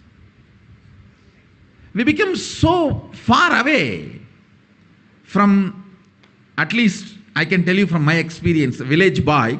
When I was 5 or 6, I opened all the alarm clocks in my house and I'll set it back, put it back. I don't see all that in the modern day kids. It's all about that stupid cell phone.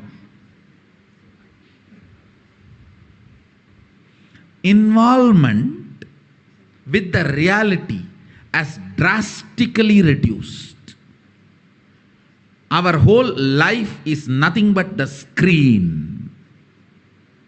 Whether your love, your relationships, even your sex, everything is limited to that screen. Am I right? Almost.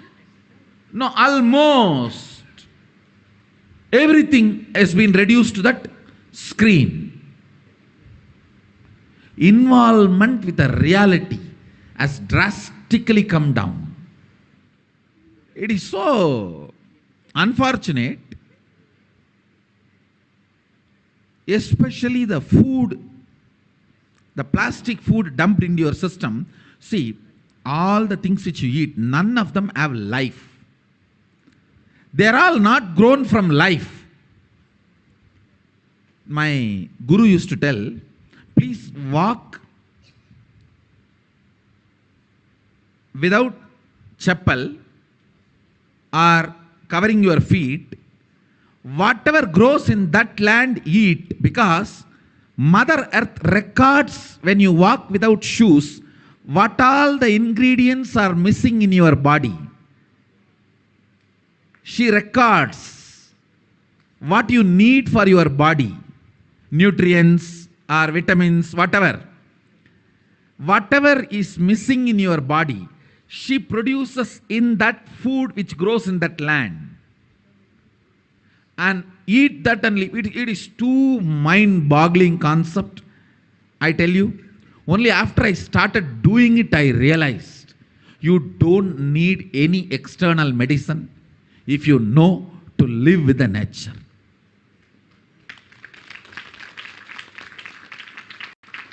Mother Earth, Bhumata, walk on the earth without shoes. In that land, what grows will supply exactly what you need for your body.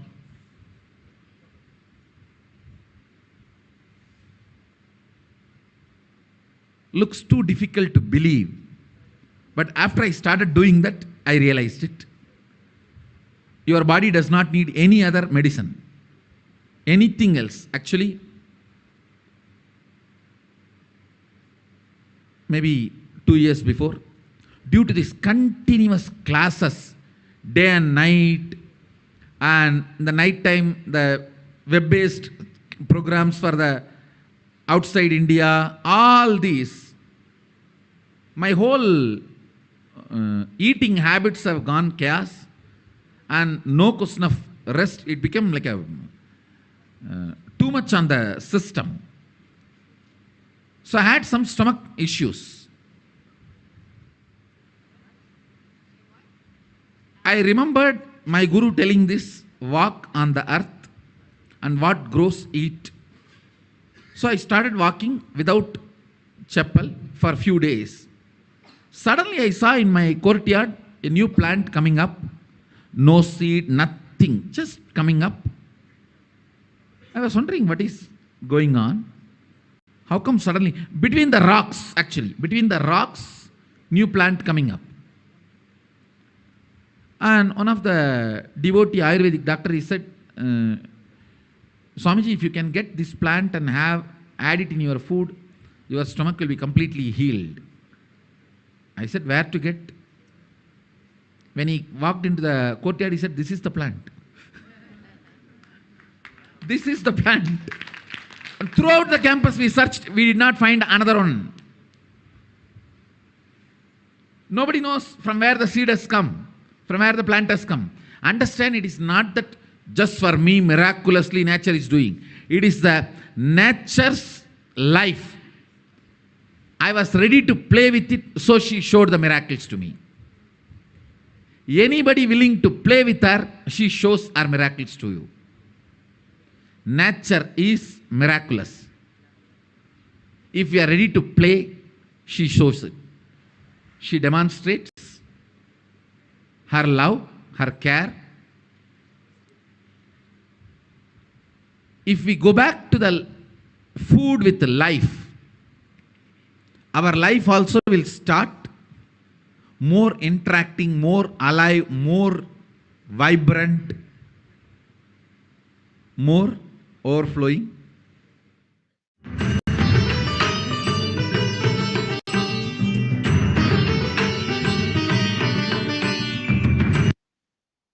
Real. Nature is miraculous. Bhumata is miraculous. She will respond to you. She will literally respond whatever you need. And if you are able to connect with her with this non-violence, this oneness with her, she will respond. She'll be able to heal herself. yourself.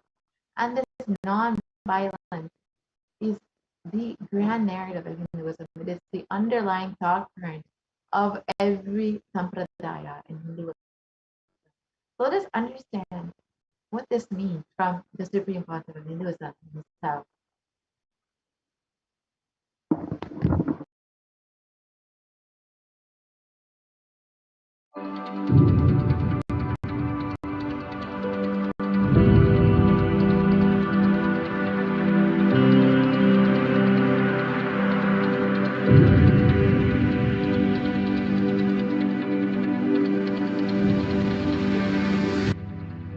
We often believe that exacting revenge is a form of emotional release and that getting retribution will help us feel better. Especially this modern day cinema, entertainment industry, cult brainwashes you. The act of revenge as a way of gaining closure after a wrong is done. No! I tell you the truth, revenge has the opposite effect. Revenge is like a korangu sorinjikra mari, ari padangadu. Tamil, they say that monkey feeling itching and scratching itself is never going to settle down. Till that monkey dies, it will not settle down because it will create a wound and it will not keep quiet with that wound. That same wound it will scratch more and more. And it will be more infection, finally the monkey will die. Korangu sorinjikittadum nama violence la vidaradum onnu. Understand? Mass media, cult, entertainment industry, TV and cinema, cult is brainwashing you, telling that revenge is heroism, violence is heroism. No, it is not. Non-violence is heroism. I tell you, in every level, non-violence as a strategy. Because you see, non-violence makes you realize more and more oneness. It strengthens the oneness. Oneness strengthens the non-violence and non-violence strengthens the oneness. You need to understand the context. Only then you will understand how this non-violence can be a successful strategy. If you miss one or two components and do it out of wrong context, it will become a mess. It will become a laziness and non-involvement. Laziness and non-involvement is not non-violence. Don't use non-violence brand and tag to justify your non-involvement and laziness. No. That's what Arjuna was trying to do in the Arjuna Vishada Yoga. He was telling Krishna, oh, why should I kill people? Why should I kill people? Let me go away and become a sannyasi. Oh, Dubukku. This fellow, when he went to do tapas in the forest also, he got married to a girl. Every time this fellow goes for tapas, whether he brings boons or not, he brings girls. Alright, no disrespect to Arjuna, he is incarnation of Nara Narayana. So no disrespect to Arjuna. Non-violence should not be misconstrued or should not be used to portray your non-involvement and laziness, tiredness and boredom. Hinduism is actively enriched. World will become great place. Not only we are a non-violent tradition, we believe in consciousness. We have the science of consciousness, raising the quality of the humanity. We believe in it, we spread it, we live it. We be, live, believe. Let us all understand non-violence need to be actively lived, be lived, believed and actively enriched. Actively enriched. All I wanted all of you to know what Hindus miss Sri Kailasa should do.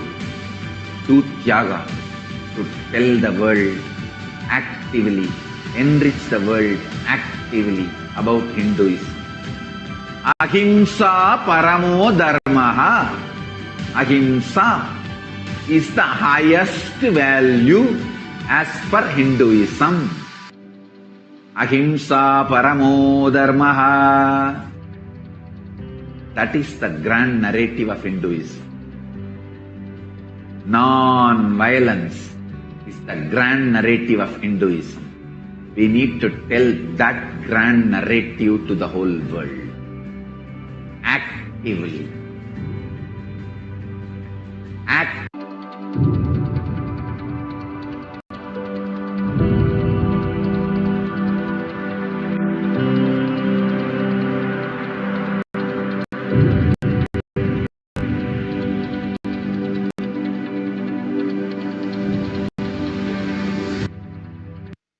Not only you will be non-violent, ahimsa, established in ahimsa, you will actively practice ahimsa and enrich everyone to live ahimsa.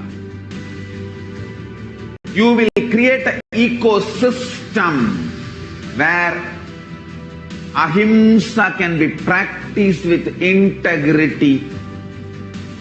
Understand? All the infrastructures needed to keep the non-violence ahimsa alive. Media. Media is the non-violent way of reaching out to people and telling the real truths and facts.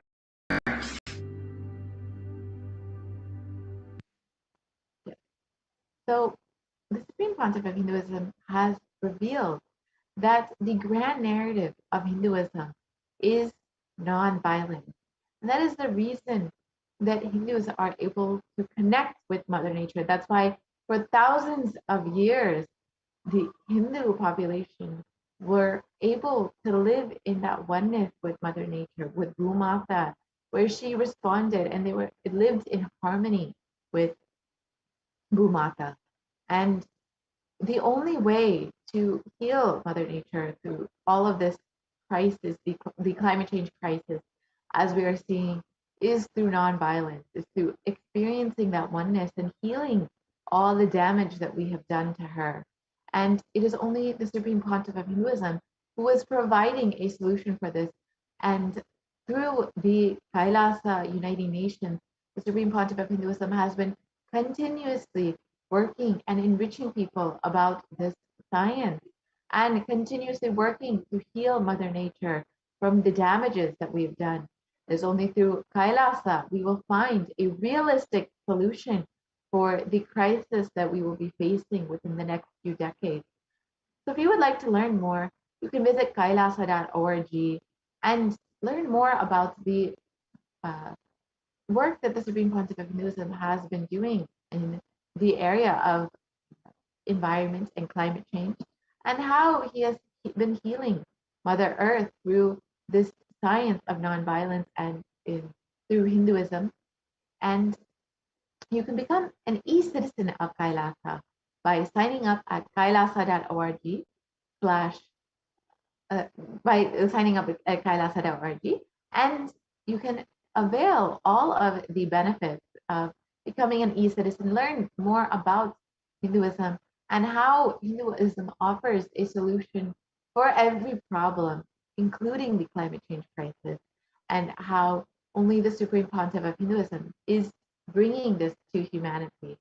So with this, we will be concluding this portion of the program and be entering into the next part of the program, where we will learn some of the ways that we can connect with Devi Parashakti. As we know, the Supreme Pontiff of Hinduism has revealed only when we are in tune with Bhumata, with Mother Nature, with the cosmos, will we see her responding to us.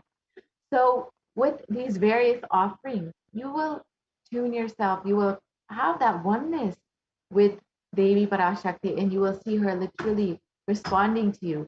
and you will be able to receive all of the blessings from Devi Parashakti. So we will be right back after a short break and enter into this next segment.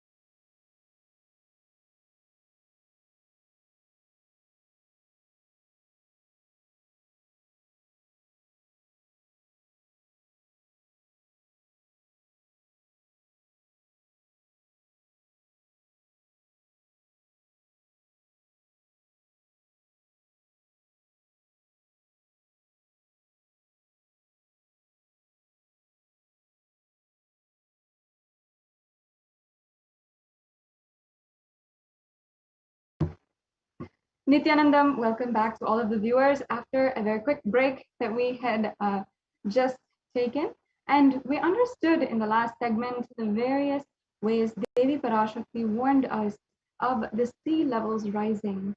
And it was a very phenomenal, astounding things we saw right in front of our eyes, where Devi Parashakti warned about sea levels rising. And just within a few days, the largest iceberg which ever had disconnected from the Antarctic had disconnected. It was the size, more than I think 7 times the size of Manhattan Island. That is unquestionably a warning that Devi Parashakti had given each and every one of us, and has told us, as we are even seeing more coastlines becoming very faulty as more tsunamis, earthquakes are happening all over the world, and more scares are happening with this sea level rising. It's at this time that Devi Parashakti has manifested to forewarn each and every one of us, and to whom all she is reaching out, who all listen and are devoted and integrated to the practices and to the words of Devi Parashakti. They will be protected completely, and Parashakti has given us, blessed us with the ultimate protection. And Devi has given us so much over the last 1.5 years of this extreme pandemic. We've seen how devastating across the world it has been, and not just pandemics within pandemics, but also an economic meltdown which is happening globally, as well as different and even so many millions of people across the world facing starvation, others who are facing even depression, anxiety, and suicide ideation. For those of us who know, we know that Devi Parashakti, her manifestation, has given us a way of solace and refuge, who is literally the universal refuge, and has saved each and every one of us from so much.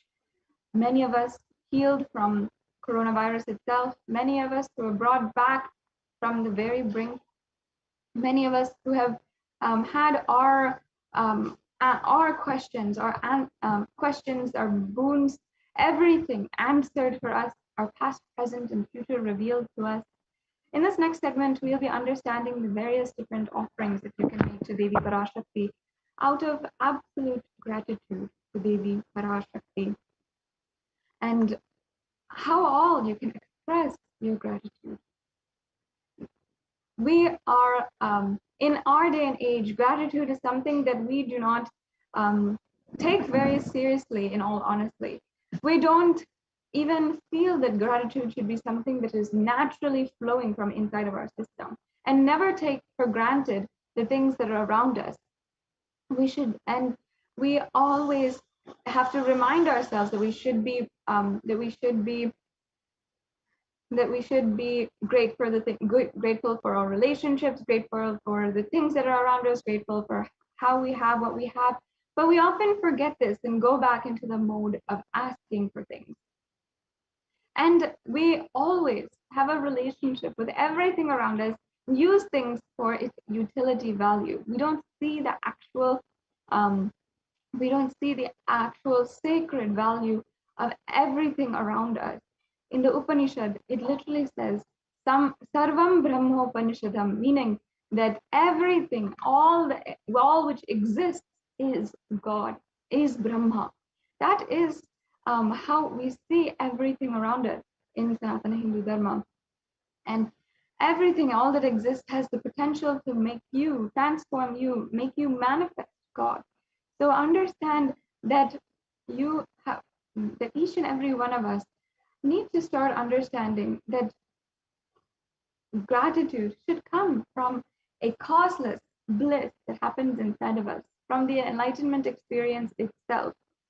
And we must overcome the feelings of discontentment inside of us.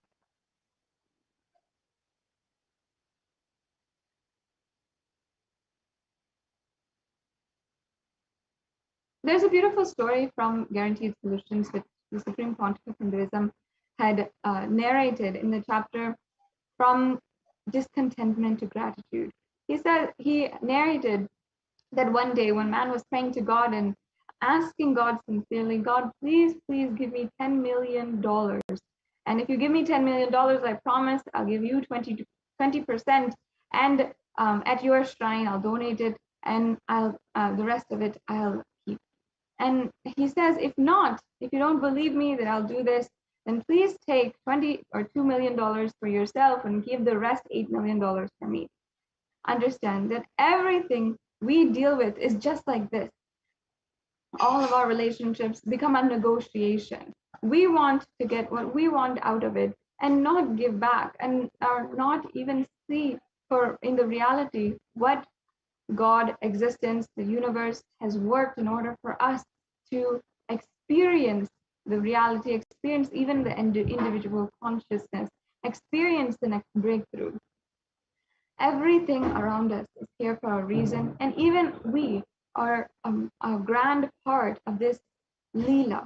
And even in the grand Avatara Leela, the Leela of the divine avatar of this day and age, the Supreme Pontiff of Hinduism himself, there's more than 21 crore people, 21 million people who are actually born for the advent of the avatar, the purpose of the revival of Kailasa. And this is actually from the Jivanadi of the avatar, revealed by Rishi Agastya and all of the various rishis who had revealed and had foretold the happening of the avatar. And you can be a part, realize your part in this grand Leela of the avatar for the purpose of enlightenment of humanity, just through taking a part in these offerings. These are a way that you will simply see you manifest super consciousness, and you use the jumping board of gratitude in order to experience the ultimate oneness experience. Now let's understand the context and completion which happens when we offer these different offerings. First of all, the masculine and feminine, both consciousness, have to be expressed equally by every human being to be enlightened. Until enlightenment, only the masculine dimension expresses more than feminine dimension, irrespective of male or female body.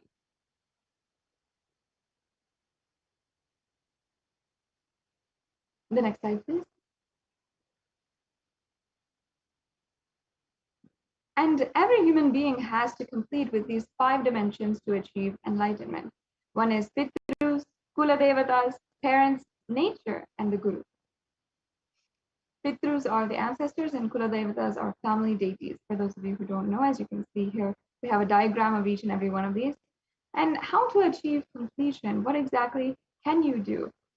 One of the easiest ways is to make an offering. Start worshiping, start building gratitude consciously in your life. And you can complete all your incompletions. Incompletions are life negative and adharmic cognitions in the 5 dimensions, and they lead to misconstrued karana and karya, further leading to more suffering, more pain and calamities in the individual and personal lives. And that ultimately affects the global, the collective levels as well.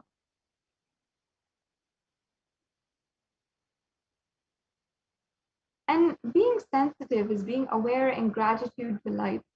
Everything from the air that we breathe, the place that you sit, the energy to feel that you exist, and then the energy to celebrate that you exist.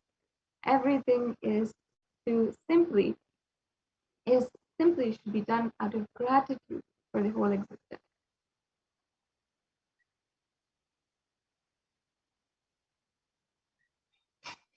Inside of us, as you can see here, there's a diagram or a picture of the 3-dimensional form of the Sri Chakra. The Sri Chakra is actually a representation of the 43 energies, the 43 forms of Devi, and the 43 energies which all of us have inside of us.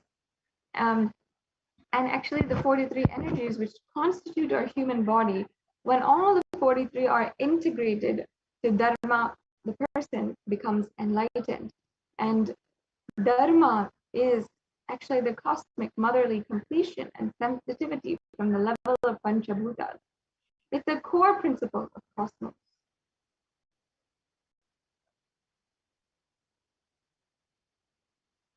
And awakening the sacred feminine is key to enlightenment. When an awakened in a man, the man expresses and becomes a great revered leader. When awakened in a woman, she expresses the sacred feminine consciousness and she becomes Devi, the cosmic mother herself.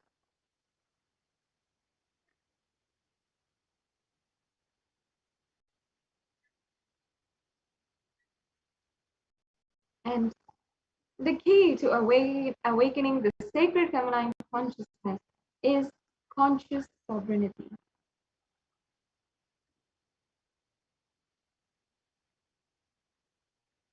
Out of the millions of paths, the easiest and sweetest, most beautiful path to enlightenment is connecting with the cosmos as mother, Devi Parashakti, the cosmic feminine consciousness.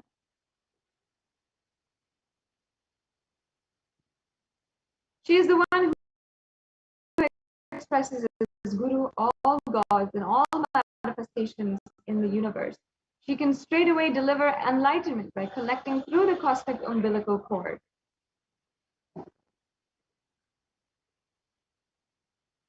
And today, the offerings that we're going to go over is not to the benefit of the divine, of course, but to close the gap with our divine consciousness. When we achieve completion with the Divine Mother, her infinite powers, and with her sweet grace, she starts nourishing all of our dimensions through the cosmic umbilical cord. And more importantly, we start recognizing the ways that she has already done so and is continuing to do so every single second, every single moment of our life. And there is nothing too small or too big that one can offer to connect with the Divine Mother. It has to be from a space of love, of a child looking at a mother and handing her what she has to share with her out of deep gratitude and love. It can be a cup of milk or flour, it can be a precious jewel, or it can be anything adorning her smiling face or hair.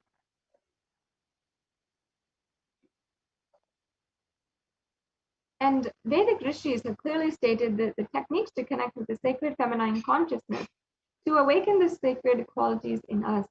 One can connect with Paramashiva through oneness, but with the divine cosmic mother, it is only by worshipping her feet with devotion.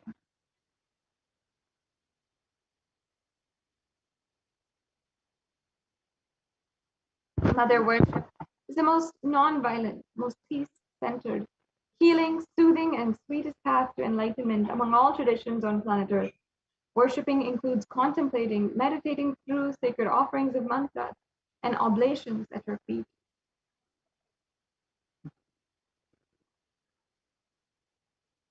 Yes, we can go on.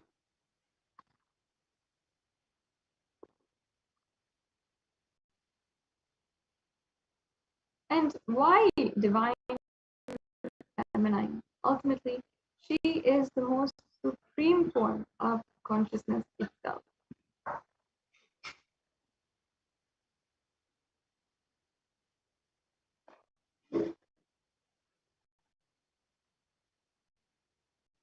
We can go on. There's a beautiful verse here from the Rig Veda, which I'll be just sharing the English translation, where it says, I walk as the 11 Rudras, I walk as the Vasus, I walk as Vishnu and other Adityas, and all divine forms, Vishvadevas, assuming the form of inner self of all gods, hold aloft Mitra and Varuna, even as Indra and Agni I do, and the Ashwin twins too. Once again, this is from the Rig Veda.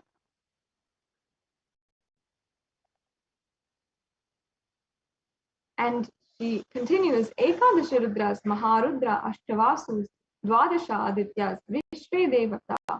All of them are in my retinue. I move around in my various forms with them as my retinue.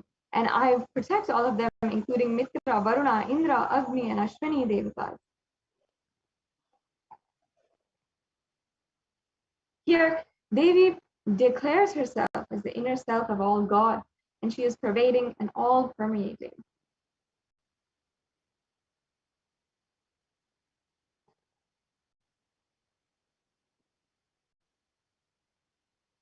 So now, let us begin understanding all the various different offerings that you can make to Devi Parashakti today. We will begin with the E-Hundi offering, a very beautiful, simple offering that you can make for any amount of money, including any amount that you wish to offer at the feet of Devi Parashakti. And you don't have to feel that Devi Parashakti will not accept or will not or something that you offer is just too small for her. Understand that Devi Parashakti is referred to herself as Bhakti Priya, Bhakti meaning that she is the adorer of all devotion, and she is fond of true devotion and realized through true devotion only. She can be won over through true devotion. She removes all fears. And this is the way that you can offer the Hundi offering out of this deep love for Devi Parashakti. And if there is any fear in your minds, you can be sure that Devi Parashakti will just simply remove that fear. And you don't have to worry that that you're offering something small or even offering something big. There's nothing we can add to Parashakti herself, the cosmic mother. We can simply offer our gratitude at her feet and just humbly, devotedly surrender. And through this offering, even when I used to go to the temple when I was young, of course, nowadays it's my lifestyle to go to the temple, but even when I was outside of the Kailasa and living a Hindu lifestyle, not associated with Supreme Pontiff of Hinduism directly, I always remember the times when I was younger, very, very young, when I was before Swamiji, when I was like maybe 5 or 6, that whenever we go to the temple, my mother always used to give the money, just a few coins or even $1, $20 sometimes, to the Supreme Pontiff of Hinduism.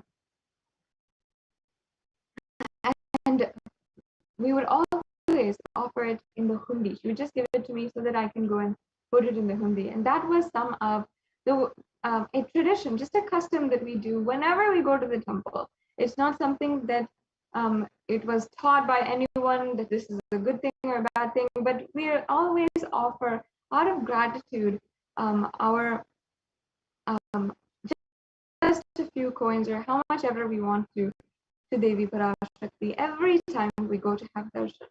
So you can also do so in through this evenly offering, and it's been made available on the digital platforms by Kailasa. So you can go to the links that are available on the screen for making a registration, making an offering, or you can go to the YouTube super chat and make an offering in that sense as well. Yes, let's go on now. The next offering we have is the Sankalpa. And there's a beautiful verse from the Saundarya Lahari. The Saundarya Lahari is going to be referenced in this segment quite a few times. And it's going to be a way that you will be able to see how the ecstatic expression of Devi Parashakti has so much of power, beauty, and sacred sentiment. And this Saundarya Lahari is composed by Adi Shankara Acharya, and he had literally sung his devotion, sung his pure love and oneness from the space of oneness to Devi Parashakti. Here it says, Japo Jalpaha Shilpam Sakalam Api Mudraha. And that means, let the mantras I chant with the sacrifice in my soul become the chanting of your name. And the verse continues on with different descriptions as well, saying, let all my movements become auspicious mudras. Let my travel become perambulations around thee. Let the act of eating and drinking become fire offerings, oblations in the homa, yajna to thee. And let my act of sleeping become salutations to you. And let all the actions out of pleasure of mine become part of your worship.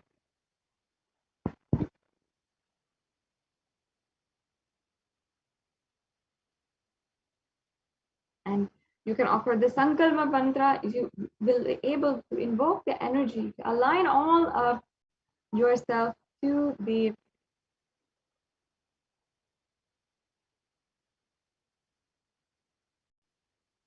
you'll be able to align yourself and you will see that both the asked and unasked, the remembered and forgotten wishes will be manifested without any effort on your side once we offer this beautiful prayer, this beautiful mantra, Sankalpa mantra to Parashakti.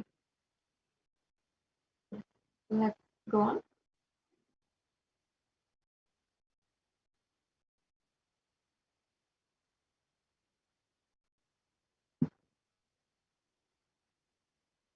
Yes. The next offering we have is the Devi Sahasranama Swarna Kasu. This is a very beautiful offering where we're chanting the Lalita Sahasranamam, the 1008 names of Devi Parashakti. And we are offering the Swarna Kasu, which is the golden coin inscribed with all the 1008 names. And you can offer as many golden coins that you want. And this will literally give you the blessings to manifest and awaken the multiple divine feminine conscious attributes and powers. When we chant the names of Devi Parashakti, we're literally cherishing all of those qualities inside of us. And the reality, we accept everything that we experience always comes from what we cherish inside of us first. So in this, we are consciously cherishing all of these divine conscious, feminine conscious attributes and powers, and literally we'll be able to see how that manifests in our life.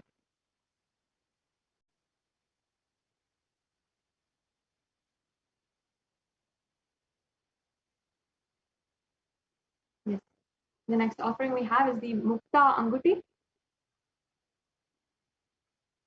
And this is referred in the Devi Suktam, verse number 30, where in the English translation it says, let the goddess who brings good fortune, who is praised by the god, who is served by Devendra, who is praised by Devas, troubled by the Asuras, who is praised and remembered as devotion to solve all, who is a source of good in the world, let that goddess destroy all the obstacles, blessings for the protector from the dangers and fears.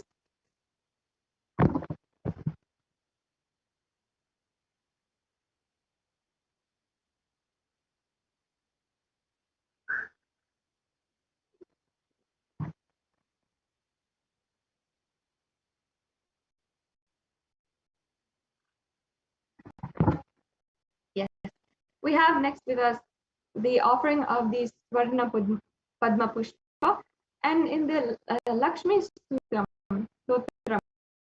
it says beautifully the description of Mahalakshmi, who is seated on the lotus and represented by the lotus.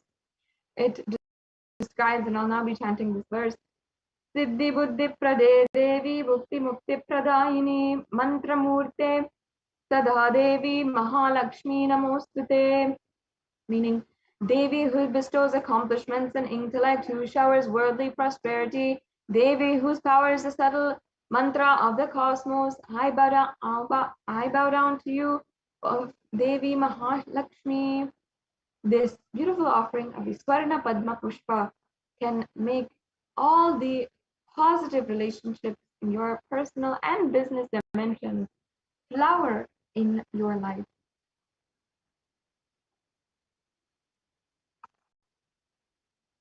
Yes. The next offering is the Swarna Metti.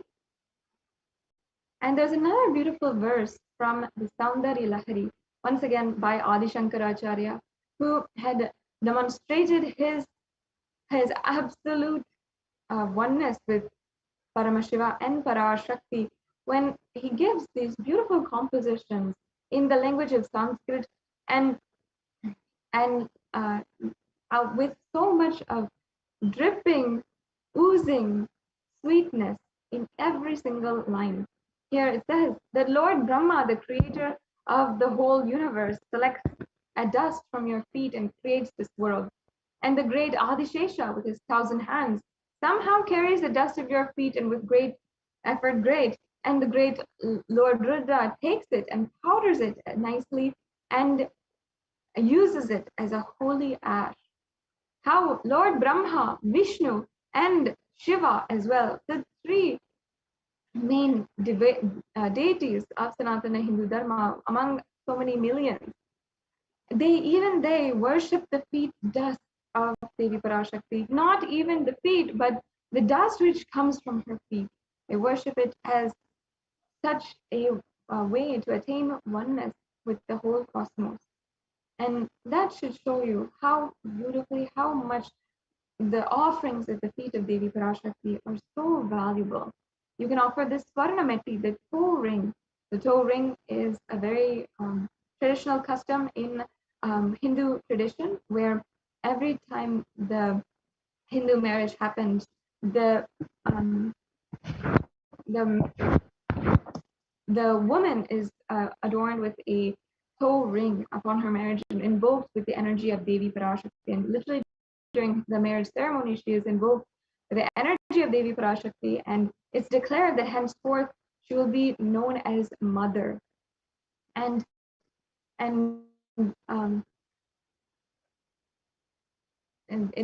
she is literally blessed that she will radiate Devi Parashakti and the feminine consciousness after that time.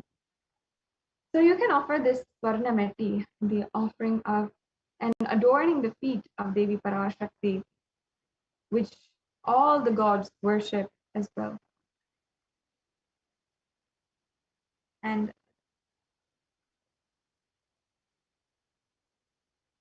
the next offering, oh yes, so in continuation of the Swarnameti offering, sorry, if we can just go back, apologies. You will be able to have the blessings for a life of leadership qualities by offering worship to the divine lotus feet of Devi Parashakti, achieved even by worshipping tiny grain of dust from her feet. The Meti is a gold toe ring to worship by adorning Devi Parashakti's.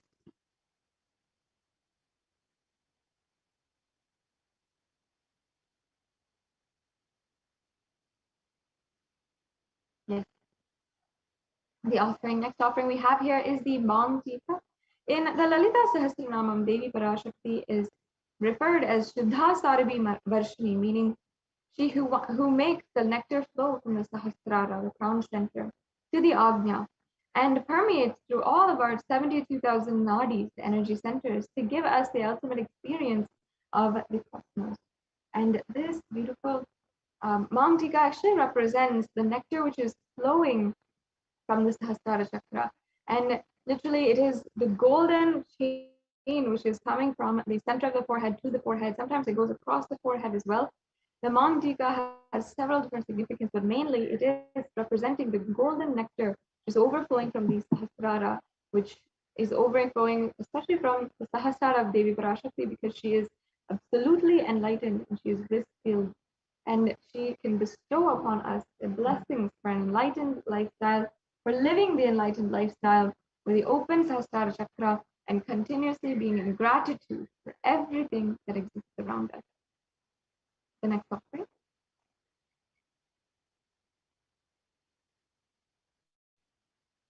And the next offering that we have here is the Pratyaksha Pada Puja.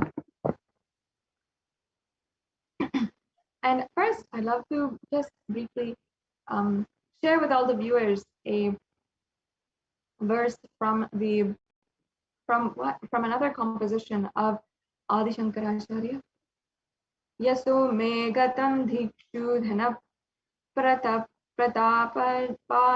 jagad vastu sarvam kare yat prasadhat guroragni padme manaschanna lagmam tatakyam tatakyam tatakyam tatakyam. This means my repute has traveled in all directions through my philanthropy and prowess. All of the things of the world are in my hands as rewards for my virtues. Yet if one mind is not centered upon the lotus feet of the Guru, what then? What then? What then? This extremely profound verse explains to us, reminds each and every one of us that we might go and travel all over the world. We might go and see the different wonders of the world. We might have so many different experiences, relationships. We might have an abundance of wealth. We might have the relationship, the family that we want. We might have a very strong household and a very strong business. We might have everything in the material world that society offers to us. But if we do not have the grace of the Guru in our lives, and if we're not integrated to the Guru, what is the use of all of this? Where does it go to? Does it actually fulfill our consciousness itself? Will it end the bhavaroga, the disease of endless life and death, the cycle of life and death? No, only the Guru's feet, the Guru Paduka, have that power. And with the offering of this Pratyaksha Pada Puja, even once in your lifetime, you will see the amount of breakthrough which can happen in your life towards what you want, fulfilling the very consciousness itself. In this Pratyaksha Pada Puja, you will see how beautifully you will be able to connect with the Supreme Pontiff of Hinduism, our Guru. And now, within just a few days, we'll be celebrating Krishna Janmashtami, the avatar of Bhagavan Sri Krishna, and who is manifested once again through the Supreme Pontiff of Hinduism. And in Kailasas across the world, we are celebrating Krishna Janmashtami as the day that we will be joyfully celebrating the life in accordance to Krishna's teachings, message, and his life on planet Earth. So on that day, you can offer the Pratyaksha Pada Puja, and each and every one of you is invited to join us during the celebrations of Krishna Janmashtami. And further in the next segments, we will be celebrating and we'll be observing what different kinds of offerings you can make on the day of Krishna Janmashtami to the avatar manifesting as Sri Krishna for all of us. And you will literally be able to experience such a beautiful peace, completion, bliss inside of you from this offering. And there's no going to say how beautiful, how powerful this offering really is. So I invite all of the viewers to take the next steps for this offering. It's the most precious offering. Many Kailasians do it maybe once, twice, and even 3-4 times a year as well. So don't miss this opportunity. And as well, if you'd like to offer it for your birthday or for a marriage anniversary during your own time, and you'd like to take time to plan for it, and perhaps you might not have the money right now or the donation right now that you'd like to make in order to make this offering, you can fill out the registration form and you'll be notified whenever the Pratyaksha Pada Puja is offered. And as soon as you have your birthday coming around, or you'd like to offer it in a week or two later when you have manifested the funds for offering at the feet of the Supreme Pontiff of Hinduism, you can always be guided by the link and the intention form that you make. And finally, we have the Vastra Seva. The Vastra Seva is another offering to the Guru, to the one who is literally protecting us in all the different ways. We are offering the Pratyaksha Pada Puja, who bestow on us the one with the sweetest path to enlightenment and complete protection.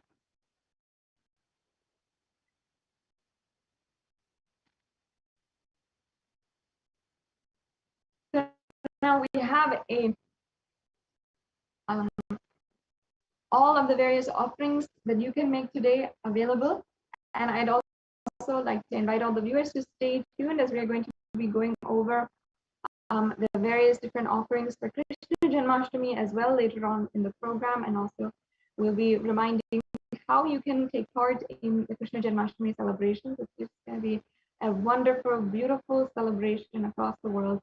All of us, millions of us, celebrating the happening of Purnavatar through Bhagavan Sri Krishna, and once again through the Supreme Pontiff of Hinduism. So as you can see here, these are all the different offerings. And finally, I'd like to take you all through a few steps of how to make this offering. So as you can see here, we have the link for making an offering. So I just like, if you want, you can take a few minutes right now, note this down, and also you can see now exactly how the link will look. So here's the link once again. We'll just pause here just for a few minutes.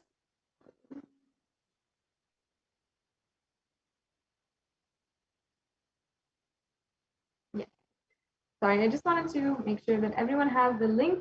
If you'd like to go to the link, here it says the link is gateway.nithyanandeshwara-hindu-temple.org/NHTLA/product/Parashakti-bhava-semadhi-donations/. So make sure that you have this link and you can go for the payment. Yes, we can go on to the next slide, and you can see how the payment gateway looks, and you'll know you're in the right place if you are in this. If you're seeing this, you're seeing this on your screen. So as you can see, this is the landing page for when you go to this link. The next slide, please.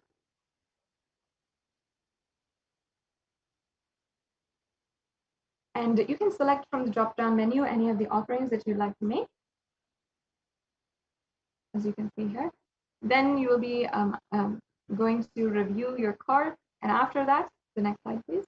You can proceed to check out and fill out your billing details and your payment details. You'll be able to see also the payment options that you have here and how the different kinds of cards that are accepted.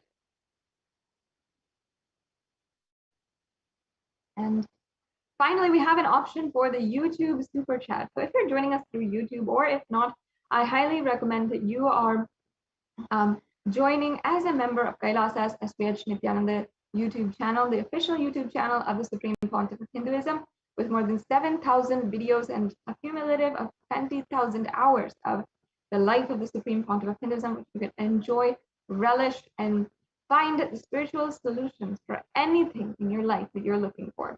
And once you've joined as a member, you can participate in the chat. And can we go to the next slide, please? And as you can see here, this is how you can join the channel. The next slide, please.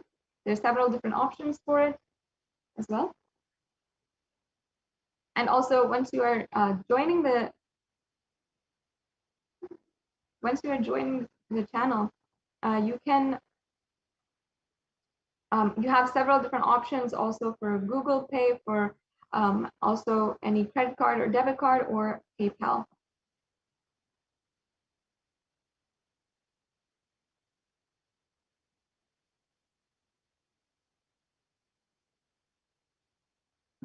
So once again, we have the link for each and every one of you here. And if you'd like to make an offering now, you can go ahead and follow the link, and you also have the option of the YouTube super chat to make an offering today. Another very easy and feature of YouTube that you can use here to connect with the divine. And this brings us to a conclusion of this segment in today's program. We'll be shortly joined by the administrators of Adi Kailasa Sarvagnya Peetham, which is the Adi Kailasa ship, literally the ship which is helping each and every one of us sail through this pralaya, sail through the cosmic deluge which is happening right now, in the form of the pandemic, in the form of the different natural disasters that are going on, in the form of pandemics within pandemics, in the form of the global economic meltdown. In so many different ways, this pralaya is happening, and it's referenced in so many different scriptures, including the Kurma Purana, where it refers to the pralaya, which happens every once in a while in different yugas, and it always brings about a possibility for large and massive super conscious breakthrough. And the Supreme Pontiff of Hinduism has been working sincerely, tirelessly, actually having the divine knowledge and the supreme foresight that this would happen in the future, that there will be a huge crisis while the Supreme Pontiff of Hinduism is in the body. And that is why the Supreme Pontiff of Hinduism has literally always been working towards continuously creating a safe habitat, a safe environment for people to live and adhere to the various different spiritual lifestyle, and also ultimately protect their lives. If you've been watching Devi Parashakti Akashic reading before, you have seen how Devi Parashakti has literally said so many different times, perhaps more than a few times, and it's not something we should underestimate when Devi Parashakti is continuously repeating the same thing. When she says that when she says this, she literally means, she's been saying, the only value you have is the value on your life. And if you don't have life, then you can't enjoy even enlightenment itself. So Devi Parashakti has guided that every single one of us should prioritize our safety more than anything, more than a job at this time, more than more than going after a relationship and having a big wedding party and risking our lives, and more than traveling at this time, or more than even starting a new business venture. All of that can wait. All of that can simply just wait. More than anything right now, we should prioritize the value of our life. We should ensure that we are safe, that we are in no haste to get on with our lives, and we're not falling victim to the pandemic fatigue, not getting tired of being locked inside during this lockdown. Each of every one of us should ensure that we are protecting our lives, protecting our future, protecting the future of our children, especially each and every one of us Hindus. And even in India, many of us are not even able, especially as deep, sincere Hindus who are living in temple cities in Tiruvannamalai, Kanchipuram, and Madurai, in Chidambaram, in all the different cities, everywhere we always have our Ishtadevata, and we are always continuously worshipping the divine. And even on our way to work, many of us will go to many of us will simply go and stop in the local temple and then proceed. And a part of our lifestyle is temple. I can tell you the hundreds of millions of Hindus who have the temple lifestyle as a basis. Perhaps so many people have lost that, especially in the cities. We're going to work, we're getting into this modern day lifestyle of not and not keeping the temple lifestyle. And many of us, even non-residential Indians and Hindus who have literally traveled across the world and started to settle in different places across the world. We ourselves don't have that Hindu community and Hindu lifestyle, the temple lifestyle available for us. But especially now during this time, more than anything, the darshan of the divine, the connection that we feel to our Hindu deities, to the Hindu temples, is even limited because of the global lockdown. We can't go to the temples where we love our deities, and we are stuck inside, and many of us frustrated that we cannot even go outside. The most important thing at this time is to nurture our connection with the divine. Excuse me. And it's at this time that we should sincerely nurture the connection that we have to the divine. Protect it, empower it, embolden it, and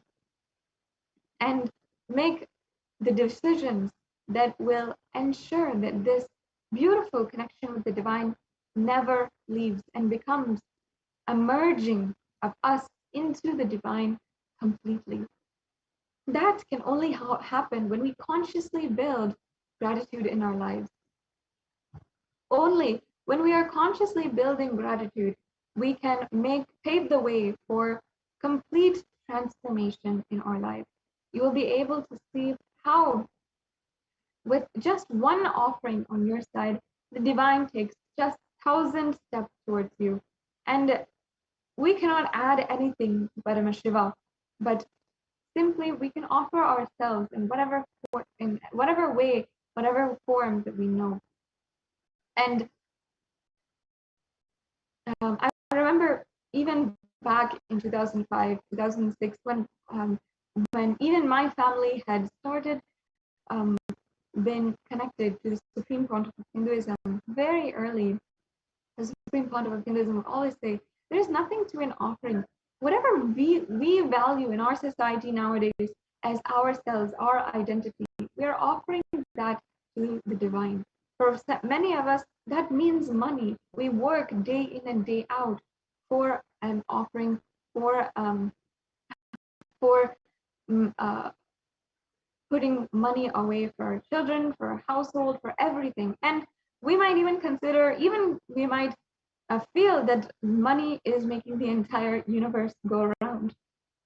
We might feel that as our identity. And our identity is very much closely associated with how much money we have. That's why there's a value for every different offering. Otherwise, it doesn't matter if it's $1 or $1,000. It's simply your surrender, your identity that you are doing to Devi Parashakti, to the Supreme Pontiff of Hinduism, and you're simply offering that at the feet of Devi Parashakti, the divine cosmic mother.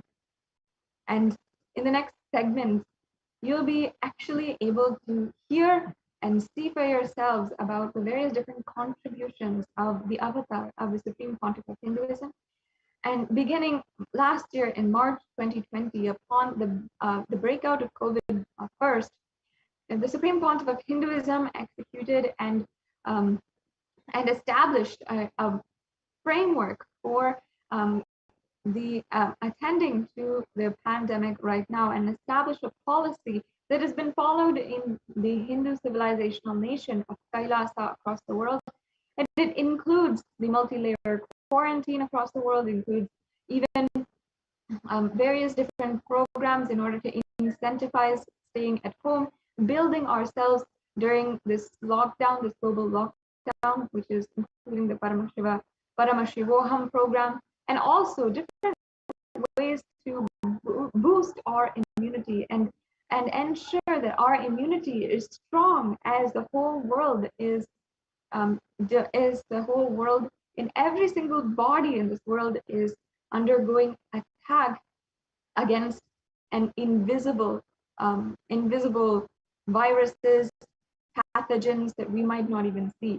So the Pachai Patani Vratam, the Supreme Pontiff of Hinduism, had taken up in last year and as well as this year, and Nirahara Samyama, and also all the Ayurvedic and the various different guidances the Supreme Pontiff of Hinduism has been giving for each and every one of us is in order to boost our immunity and ensure that Kailasians across the world are taken care and protected during this time. Not only that, in Adi Kailasa Sarvagyapeetham, as well as 13 other Adhinams or temple monastery complexes in India, the Kailasa COVID care centers have been opened and have been successfully continuously being administered as multi-layer quarantine centers, where amidst plague in the streets, in the Adhinams, literally people are being able to have a safe harbor to work on themselves and use this time to completely transform in a protected, entirely protected environment. So now, in this next segment, we'll be hearing directly from the administrators of the Adi Kailasa Sarvagyapeetham, who, as per the guidance of the Supreme Pontiff of Hinduism, have been literally executing this COVID policy framework, which actually has been recognized by the United Nations, which, for those of you who don't know, is a very profound, powerful international peacekeeping organization. So with this, we'll now be concluding the segment on the various different offerings that you can make for Devi Parashakti and entering into the next segment of today's program after a very quick break.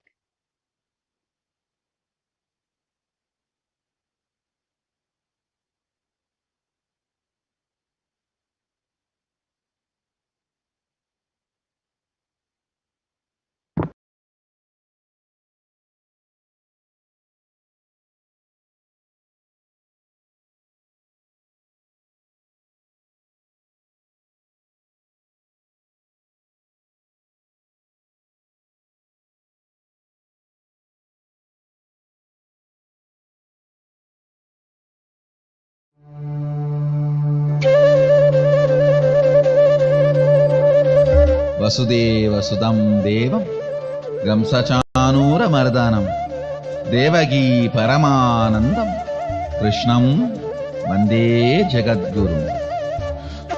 He is the most powerful, greatest embodiment of the cosmos, Sadashiva, ever happened in the cosmos, and the greatest devotee of Sadashiva.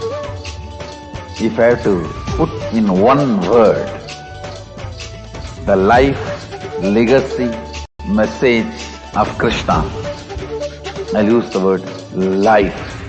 Just intense life. It expressed in body as ever youthful. It expressed in intellect as amazing strategist. It expressed in emotion as a most beautiful, pure romance. Essence of Krishna's life, message, legacy is life, intense life. He is so much in love with life, in romance with the cosmos. Everything was just celebration, celebration, celebration.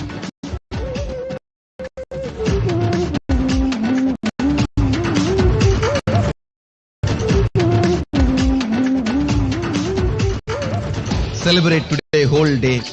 Give vacation for your depression. Tell your mind bye. And celebrate. Celebrate. Celebrate.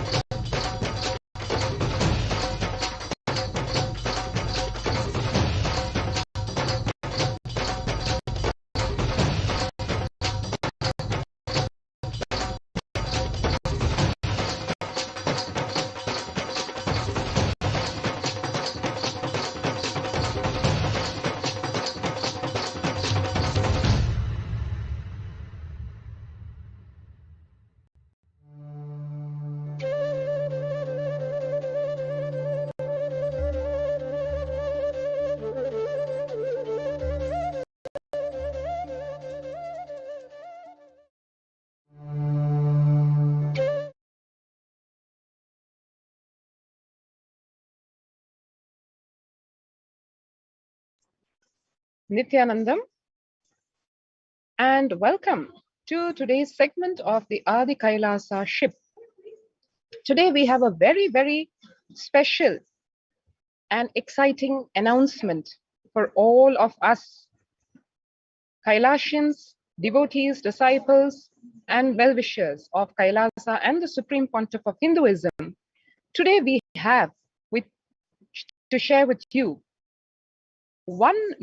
yet another report published by the United Nations on the persecution of the Supreme Pontiff of Hinduism, this time addressing a very, very important factor that led to the sustained persecution of the Supreme Pontiff of Hinduism, practically the root of this whole genocide and ethnocide that has been committed on Kailasa. And that is media disinformation. Misinformation and disinformation. These are the two things associated with the media in general. Misinformation is just something that is spread falsely without knowing as a mistaken assumption. But disinformation is something that is spread purposely with vicious intentions, malicious intentions, for the sake of defaming and spreading lies, baseless lies, so that it results in a character assassination of the concerned person or subject.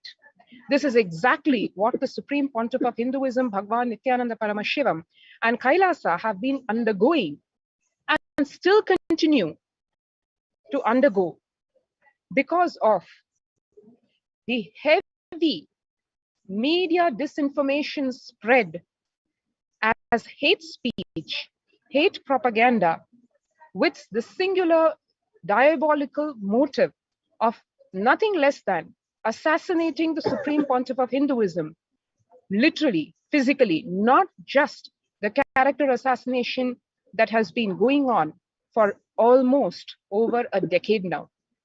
And now, to stand testimony to this massive battle that the Supreme Pontiff of Hinduism has been defending himself and Kailasa has been defending itself in recognition literally of what we've been going through, the United Nations Human Rights Office of the High Commissioner has accepted and published this report on specifically the promotion and protection of the right to freedom of opinion and expression.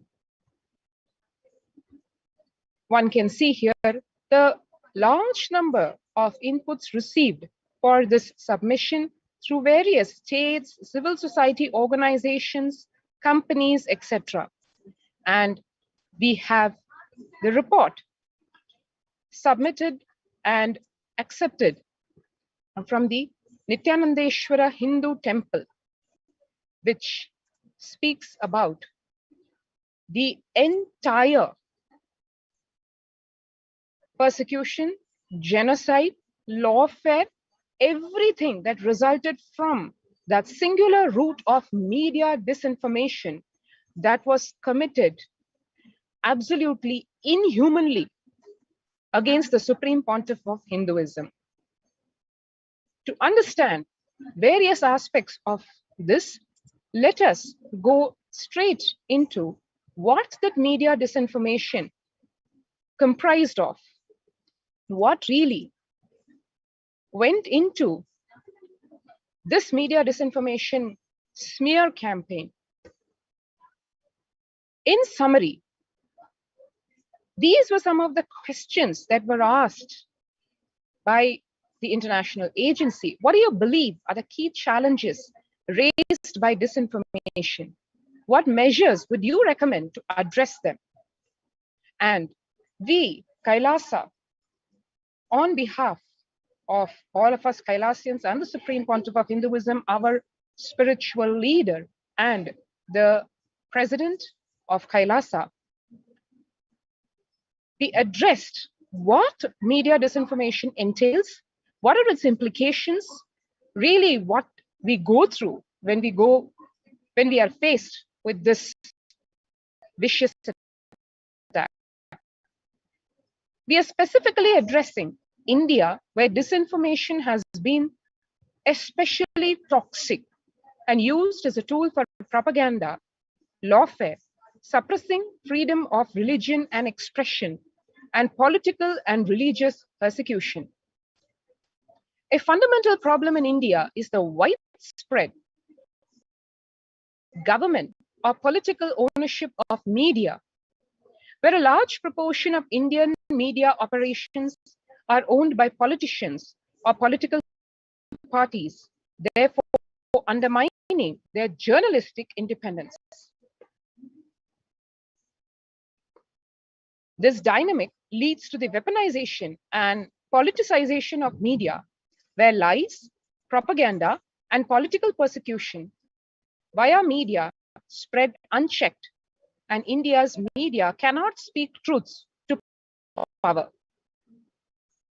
A recent report by Reporters Without Borders published a report, Media Ownership India, and concluded that some of the leading outlets are controlled by individuals with political ties.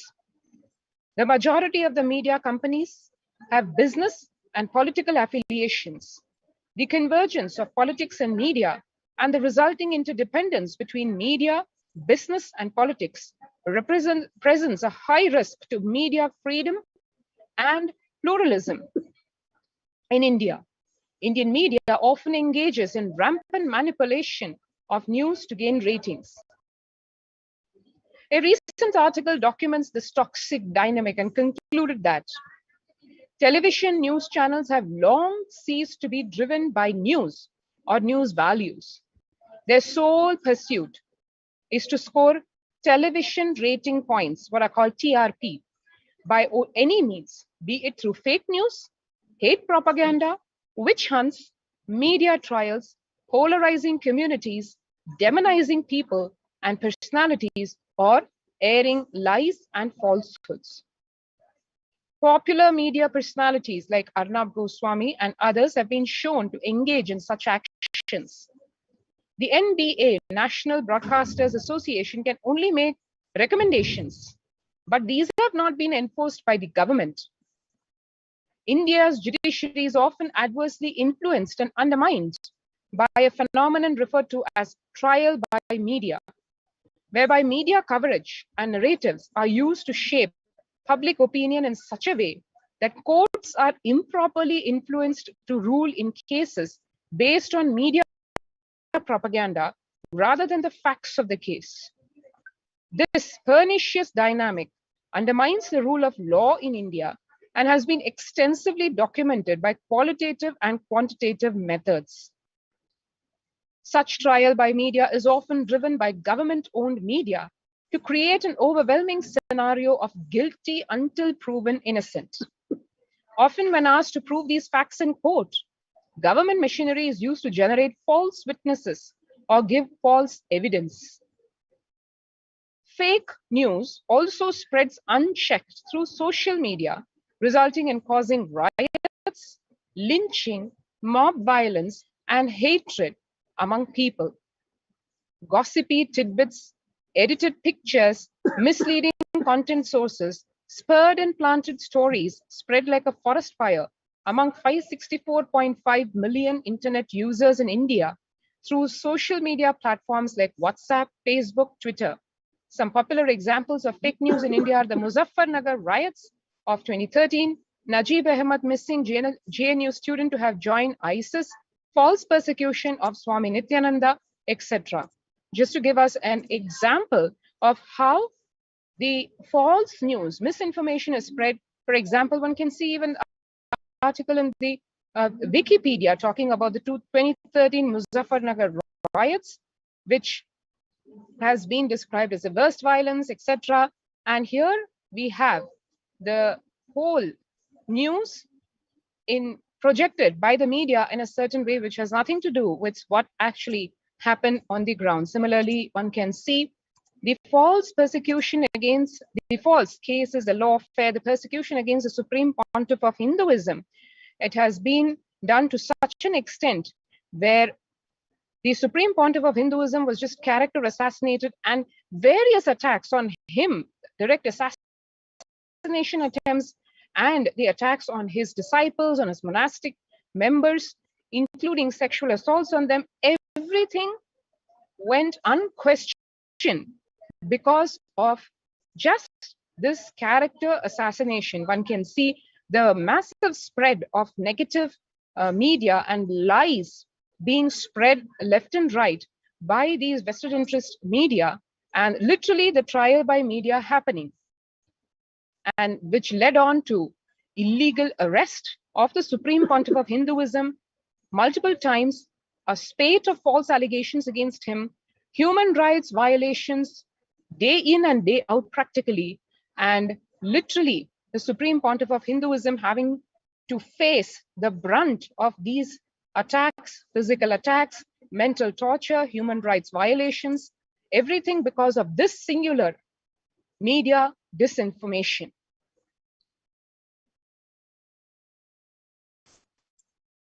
One can also see this is not even a case in isolation just related to the Supreme Pontiff of Hinduism, though of course the intensity on him was just unimaginable.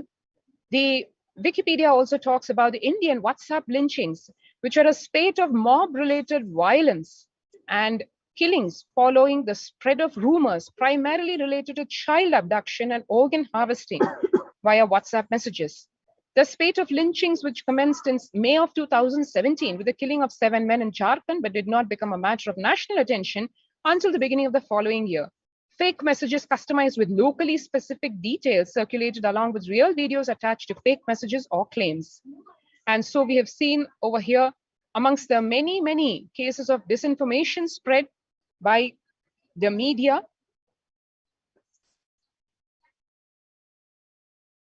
Question 2. What legislative, administrative, policy, regulatory, or other measures have governments taken to counter disinformation online and offline? India has laws that prohibit misinformation. Sections 5051, 153, 499, and 500 of the Indian Penal Code. But these laws are not consistently enforced due to political bias, and instead heavy-handed measures such as internet shutdowns are often employed instead. What has been the impact of such measures on disinformation, freedom of opinion and expression, and other human rights? Some recourse exists in India to file the complaints, but these are mainly to media self-regulatory bodies like the NBA, Broadcast Content Compliance Council, BCCC, Indian Broadcasting Foundation, IBF. But these are toothless against fake news spread on social media. Even Section 153, sharing of false information leading to violence or harm, has never been used against violence stemming from social media. What measures have been taken to address any negative impact on human rights? What policies, procedures, or other measures have digital tech companies introduced to address the problem of disinformation? Digital companies have introduced a capability for individuals to report on individuals and content on their platform based on a broad set of predefined criteria, including but not limited to suicide, fake news, impersonation, copyright violation, trademark violation, impersonation, abuse against minor, religion, etc. Once reported, it goes to an in-house review and the user is informed about the result. The action could lead to the taking down of the content or user depending on the nature of the violation. And accounts of repeated violators are taken down. Additionally, most of the actions of global digital media companies have been around bringing transparency to political ads and fake news. In the case of political ads, the companies instituted mandatory disclosure forms. In the case of fake news, they rely on media designated as fact checker. This is just for us to understand what really are the measures broadly.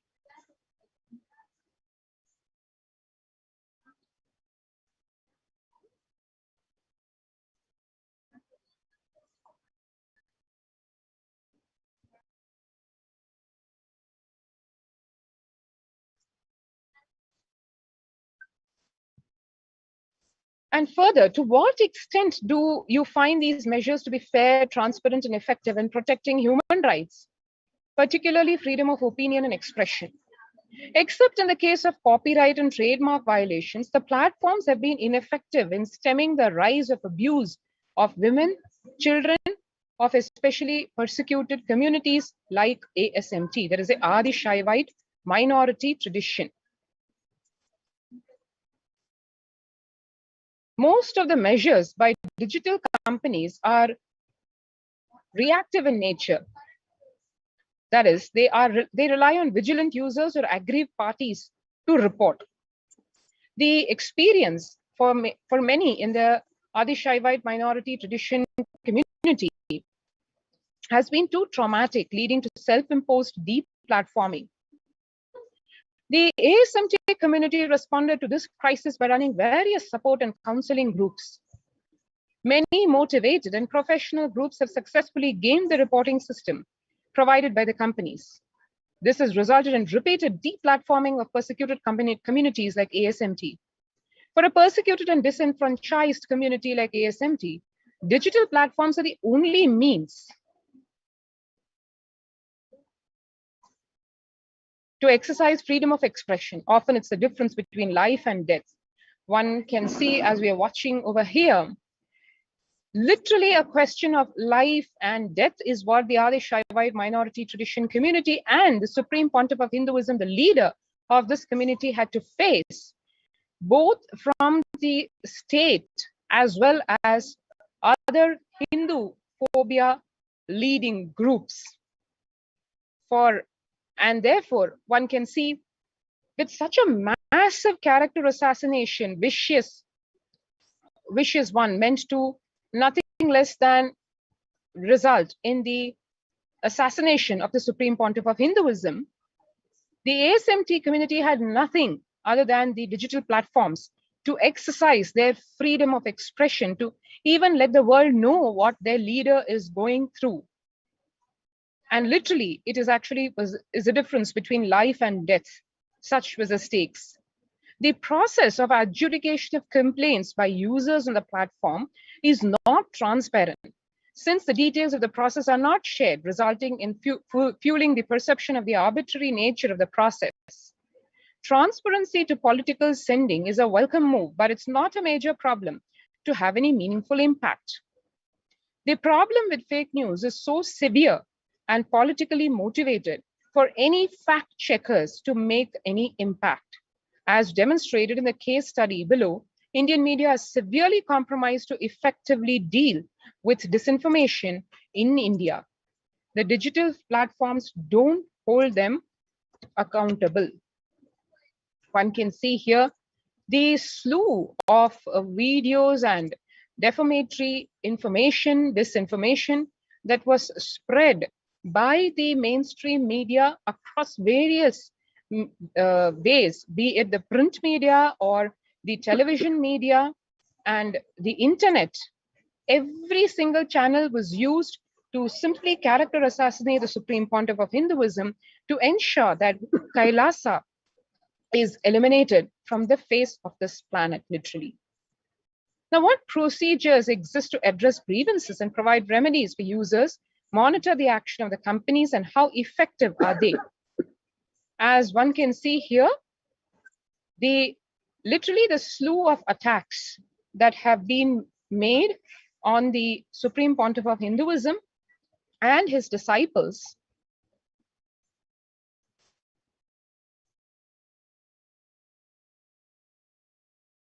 oversight or monitoring by the Indian government. On any of the digital media companies in India, aggrieved parties can approach the companies themselves, police or courts. The companies are not transparent about their review process and act after the fact after a complaint. The judiciary process in India is known to be very slow and easily accessible for regular citizens. There is no legitimate recourse available for ordinary citizens, especially in the case of deplatforming. There are no mechanisms in place for persecuted companies to find a safe haven on social media platforms. There are no outreach efforts by companies to protect communities like the ASMT from deplatforming those who rely on social media for protection and survival. So next aspect being, please, the information on measures that we believe have been especially effective to protect the right to freedom of opinion and the information and measures to address disinformation that we believe have aggravated or led to human rights violations, in particular, the right to freedom of opinion and expression. Now, India has proposed draconian content laws known as the intermediary guidelines to address disinformation that would seriously undermine free speech on social media platforms, as well as the use of encryption. One can see here on one hand, as we can see, literally the attacks on the Supreme Pontiff of Hinduism, the hate propaganda committed openly, brazenly, literally through these visuals, insinuating, directly stating, and wanting to kill the Supreme Pontiff of Hinduism. That's how the defacing of his form and the burning, literally, what one can see here is the burning of the quarters, the living quarters of the Supreme Pontiff of Hinduism, burning him alive as he is very much in the hut that was burning. And here, absolutely demeaning visuals were purposely being shown repeatedly in the mainstream media so as to incite hatred and mob violence, lead to mob lynching. This was the motive. This was the sinister motive with which the media kept repeating these defamatory visuals, which in any civil country would have been handled extremely strictly, so that the human rights violations are not so grossly and brazenly violated.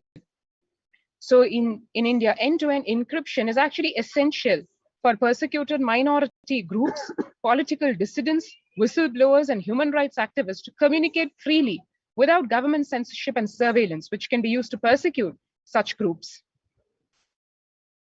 Privacy is a fundamental human right, and it is critical that persecuted groups and individuals can communicate freely online, free from government monitoring and interference. Else, as we can see over here, these are state-sponsored television channels which are openly showing the absolutely brazen attacks on the Supreme Pontiff of Hinduism, abuse of his property, abuse of the people, the followers of the Supreme Pontiff of Hinduism, the Kailasians, brazen breach of public property, criminal trespass, attacks on the monks and the disciples, the children of the Nithyananda Gurukul, literally burning the Supreme Pontiff of Hinduism, wanting to burn him alive, and literally shamelessly broadcasting this over national and regional television channels. And this is shown as live and breaking news. Such is the level of the hate speech, hate propaganda by the media, the disinformation, the levels of it at glaring, unimaginable levels, because what is expected to result out of this is nothing less than the elimination, physical elimination of the Supreme Pontiff of Hinduism.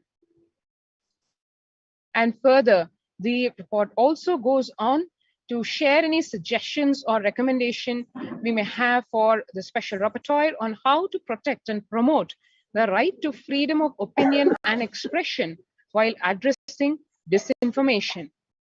The politicization and weaponization of the media is the root cause of misinformation in India. Rather than performing its traditional role as an unbiased and neutral source of information, or holding politically and economically powerful people and institutions accountable, the role of the media has instead been subverted to become a tool for the powerful that is used to demonize minorities, political dissidents, and anyone who poses a threat to the power structure. One can see here, as the visuals clearly indicate, this is just one, probably just can be called the tip of the iceberg, because this kind of defamatory visuals, absolute false news, showing as if the people are outraged to the Supreme Pontiff of Hinduism, when it is actually the fabricated speech, hate propaganda spread viciously by the media in the wake of the more fabricated video created by them, and that being used, as is told, to literally to demonize minorities and to justify these brazen attacks and threats to the Supreme Pontiff of Hinduism. It is incumbent upon India to take strong measures to address the corruption in its media ecosystem, including but not limited to India's justice system, should fairly and consistently enforce existing misinformation laws, Section 153, 499, 500 of the Indian Penal Code. India's legislature should pass and enforce rights of reply laws in India. Politicians, political parties, and major political donors should be prohibited from having any ownership interests in media operations to ensure their journalistic integrity. That's something that's fundamentally missing in today's media, in India especially, because the channels themselves are either state-owned or state-sponsored. So one can see here the visuals, whether it is a print media, which has political affiliations, and therefore, right from the presentation, the tone, the content, everything decided by whether that particular so-called news is in alignment with the agenda of the political party, and even the electronic media, the television channels, showing not just fabricated visuals like the fabricated video that was made and telecasted non-stop virally by the state-sponsored and state-owned media, but also over here, as is being seen, these are not acts of public hate or mob violence. These are very, very staged protests. We have been witness to seeing this kind of stage protest where the camera is set up and you have a few of these vested interests coming together and doing this act of setting on fire the forms of the effigies of the Supreme Pontiff of Hinduism, so that it exhorts people, induces people to believe that there is something wrong on various levels against the Supreme Pontiff of Hinduism, having planted this seed of doubt in an absolutely baseless ground, then having people voicing so-called public, which is actually not public, but these very vested interests who are paid media, who come and speak, give violent rhetorics on television, which get telecasted, so that the public is induced to believe that this whole atmosphere is now reeling with hatred against the victim, in this case, the Supreme Pontiff of Hinduism. So media houses and outlets that violate the law and incite hate and violence should be punished heavily, with punitive damages awarded to deter future violations and criminal punishment where appropriate. The current mechanisms for reporting and addressing a violation amount to a mere slip on the wrist at the best.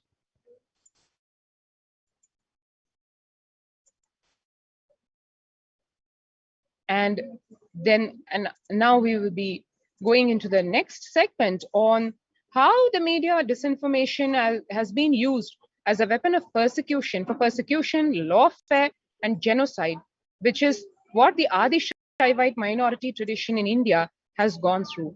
We'll just go into this segment in a few minutes after a short break.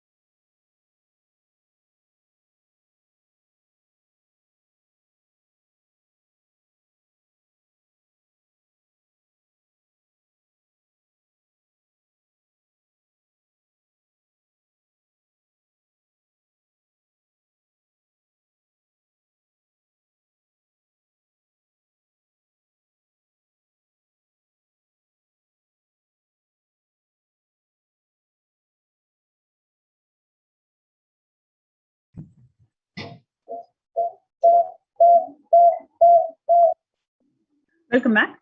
And now we're going to see the case study, especially the media disinformation as a weapon for persecution, lawfare, and genocide for the Adi Shaivite minority tradition in India.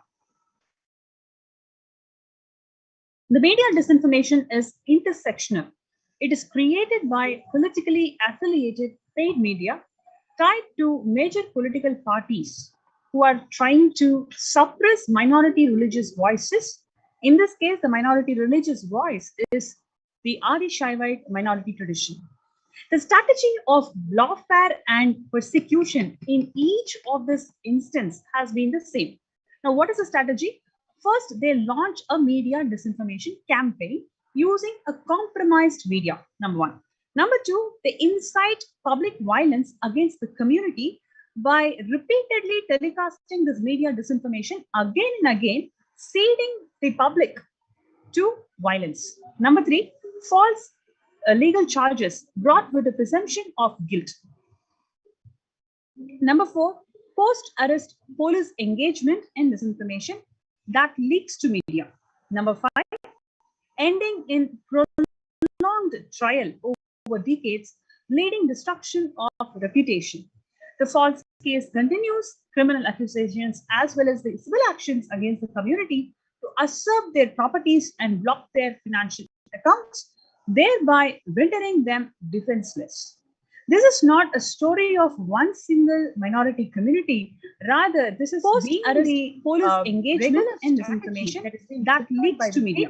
Number five, ending in prolonged trial over decades, leading destruction of reputation. Financial false case continues, criminal accusations as well as legal charges against the community significant to usurp their properties and fighting their financial accounts, thereby rendering them defenseless. And government, this is not a story of one single minority community. Rather, this is post-arrest police engagement in disinformation that leads to media. Number five, ending in prolonged trial over decades, leading destruction of reputation. Financial false case continues, criminal accusations as well as legal charges against the community usurp their properties and fighting their financial accounts, thereby rendering them defenseless. And government, this is not a story of one single minority community.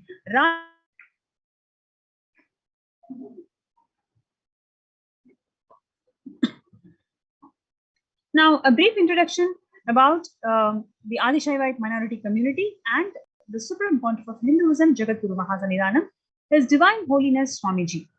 The Adi Shaivite minority tradition in South India is an ancient indigenous spiritual tradition led by the Supreme Pontiff of Hinduism.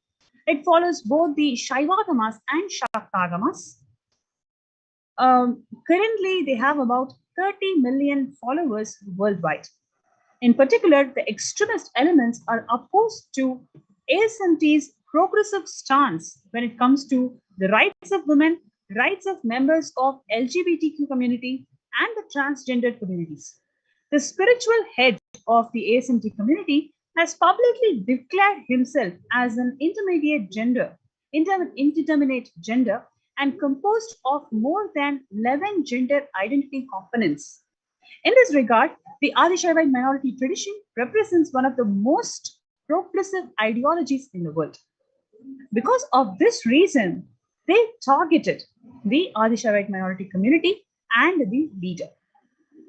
To dehumanize the tradition and their leader, the media disinformation has been primarily focused on the accusations related to women and sexual misconduct, which aims to delegitimize the community's stance on gender equality.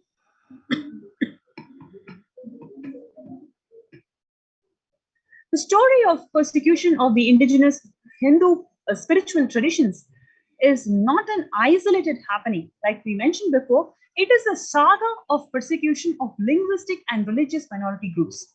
It is the story of every single linguistic minority religious group in India, especially the dark-skinned humans of indigenous spiritual traditions and of ethnic tribes that have existed in India for millennia. In the next section, segment of the show, we're going to see how this media disinformation was deployed in 2010 attack using a morphed video that was broadcasted on a state-owned media channel.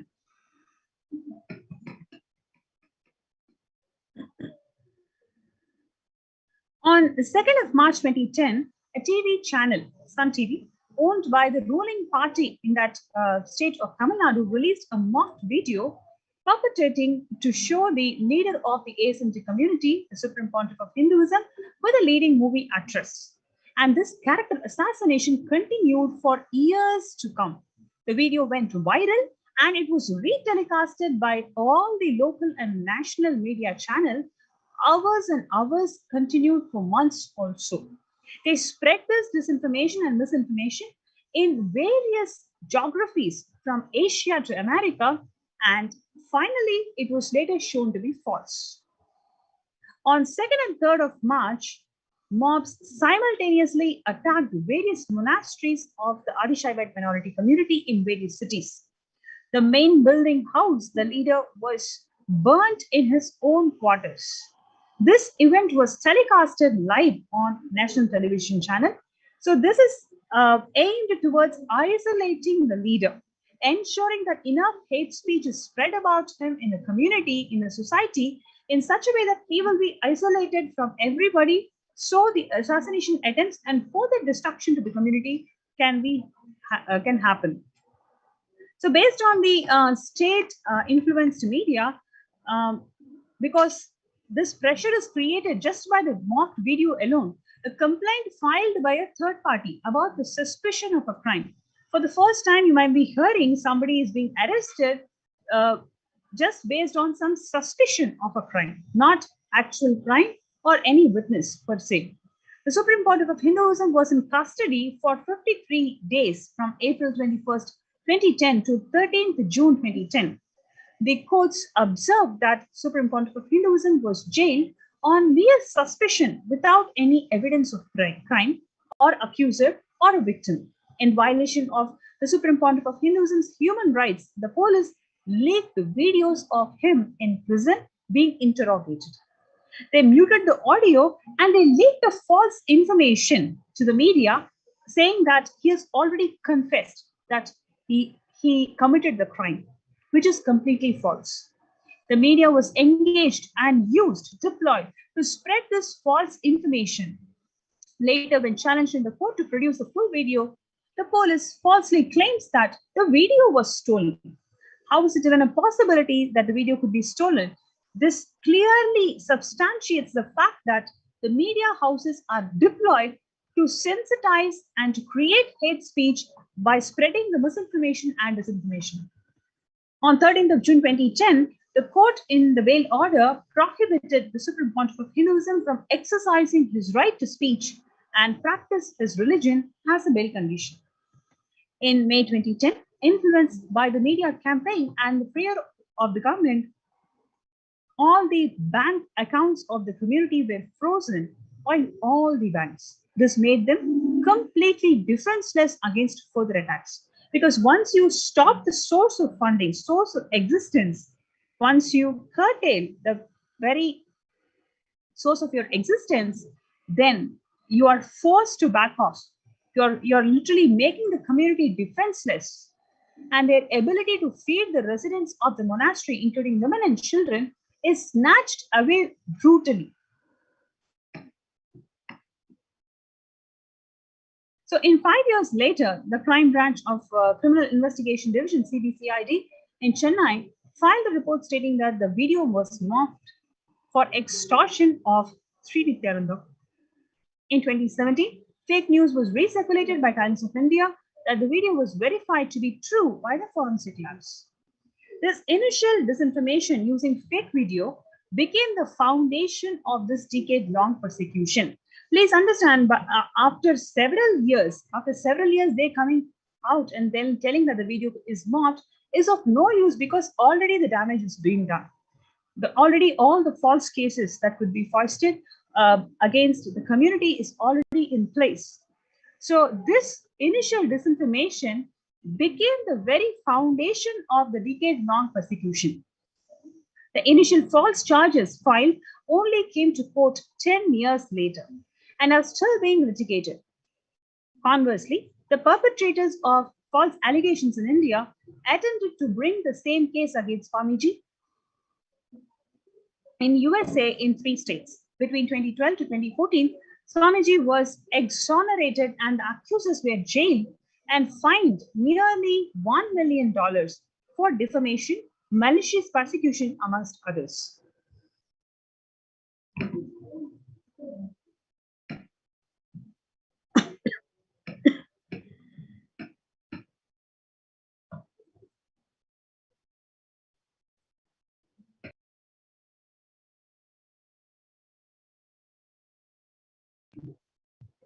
Now, let us look into the 2012 attacks against the Adi Shaivite minority community instigated by fake news broadcast on TV.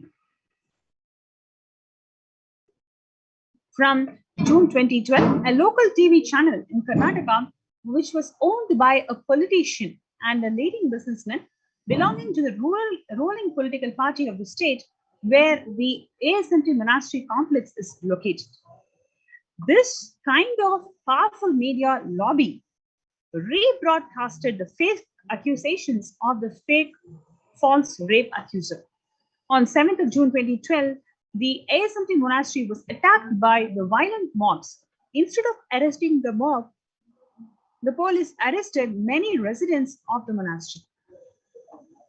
On 9th of June 2012, the Chief Minister of Karnataka called the Supreme Pontiff of Hinduism as enemy of the state on public television and ordered the property of the community to be seized illegally. So you can see very clearly, time after time, the moment the community puts its act together and ensures that they are, fighting for their cause, suddenly once more they've been attacked by the same media channels for on a repeated basis, where they spread hate speech after hate speech, ensure that nobody comes in support of the victim here.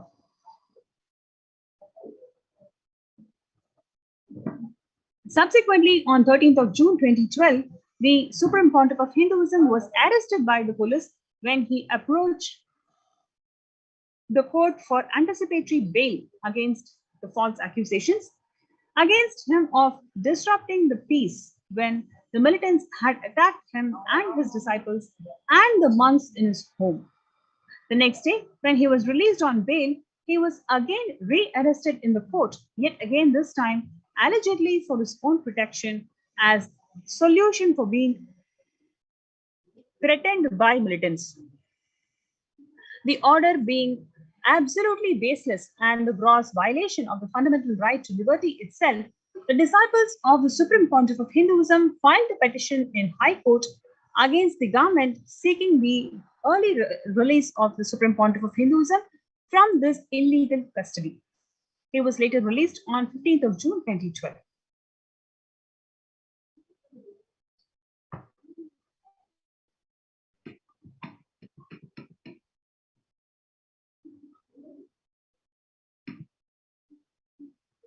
You can see here how the Supreme Pontiff of Hinduism was illegally arrested and the media disinformation was used as a very tool to isolate and exterminate him and the community.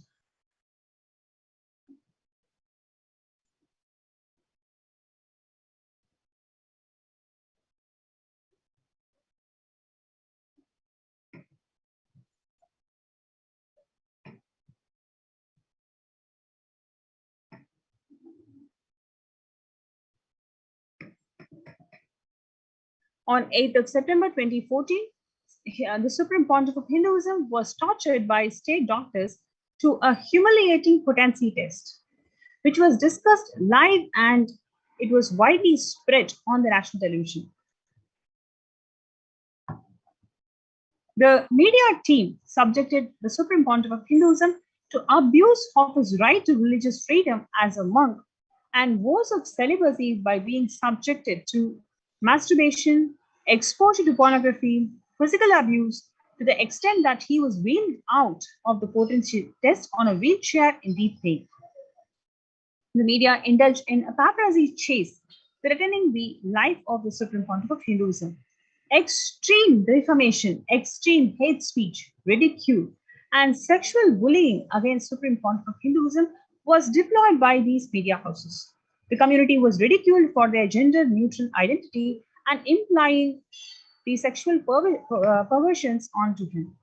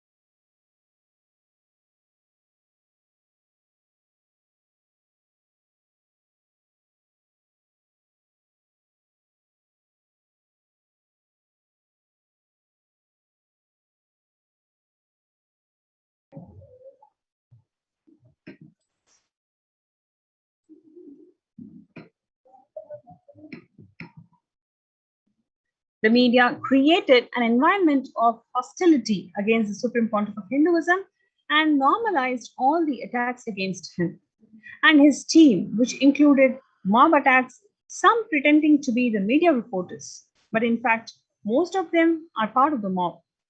On his way back to monastery on the evening 8th of September 2014, his cars were chased and attacked by these groups. Many of the vehicles trusted with protecting the Supreme Pontiff of Hinduism were damaged with stones, and their occupants sustained heavy injuries. Some were stopped at the middle of the way, and some people were inside, dragged out, and beaten.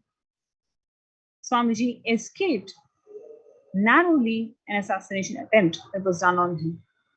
The results of the test, verified independently by the United States and Indian and Canadian independent experts, how extremely low male hormone levels that support the Supreme Pontiff of Hinduism's claim of gender identity and proved his innocence in the false case against him. However, the conclusions of the same medical test have been altered maliciously by the state doctors. It leaked illegally to the media and amplified by disinformation in media in order to avoid the closure of the case at hand.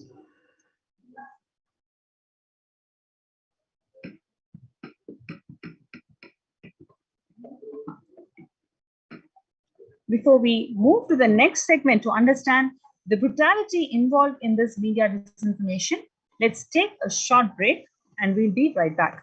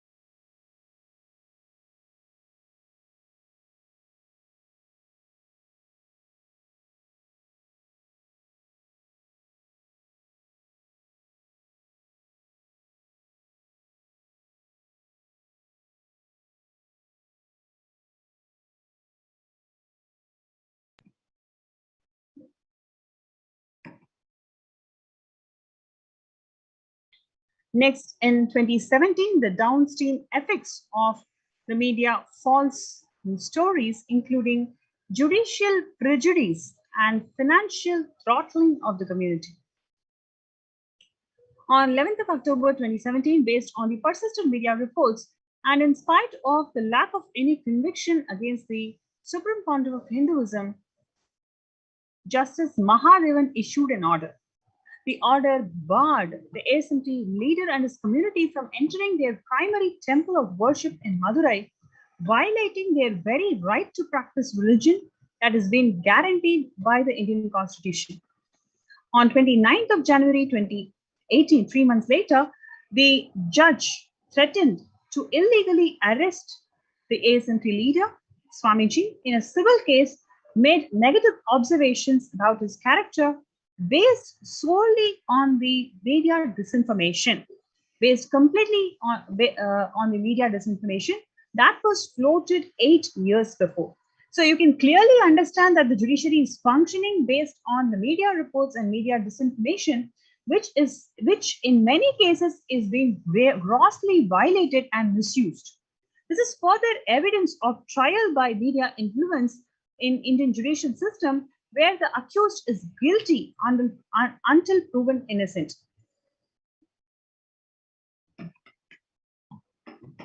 Now, let's also look into the 2019, couple of years before a recent attack on the women's monastery in Gujarat.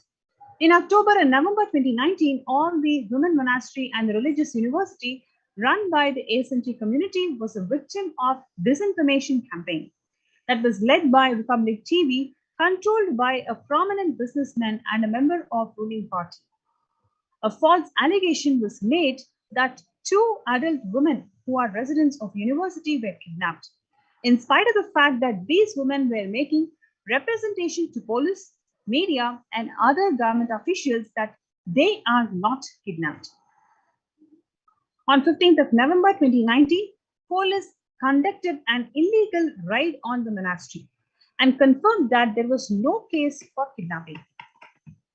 These women, fearing that the police would coerce them into false testimony, left India during the media disinformation campaign and submitted sworn affidavits in front of the Indian High Commission as well.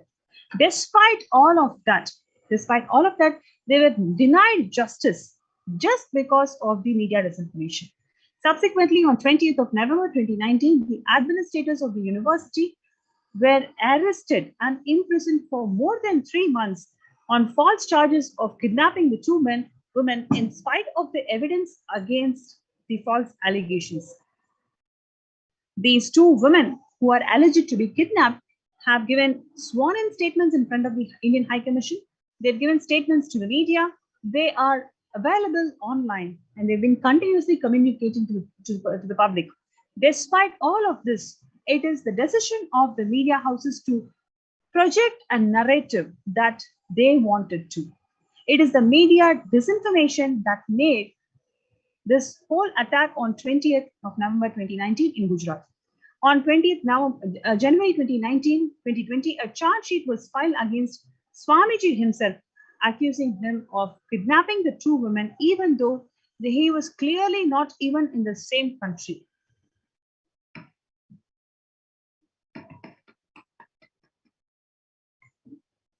Between October and November 2019, about 50 minor children in a school run by the ASMT community was illegally detained and interrogated by the police and officials of CWC committee without the presence of their parents.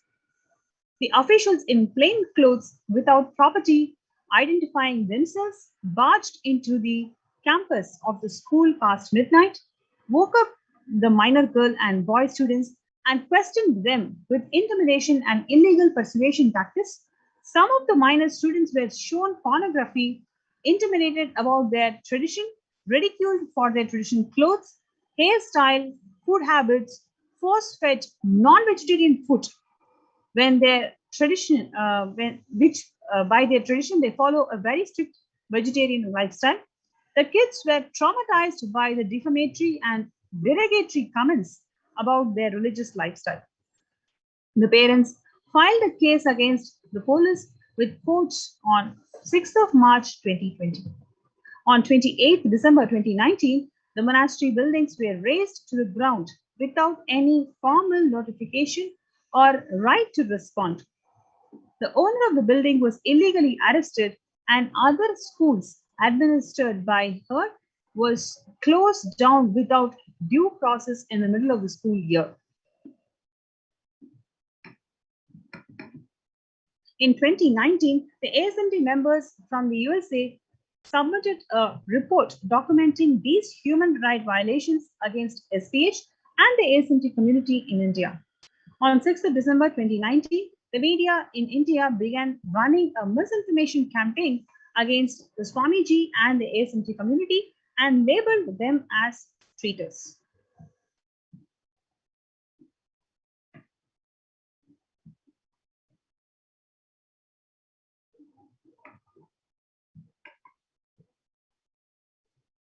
On 20th of January 2020, fearing for the safety of one of the other administrators of all the women's religious university and monastery who moved to Nepal in the light of the above attacks, was suspiciously killed in an automobile accident, while other women heads of the university were seriously injured in the same. It is widely believed that the accident was orchestrated murder by the Indian law enforcement authorities trying to chase the ASMT members in a foreign country and is currently under investigation.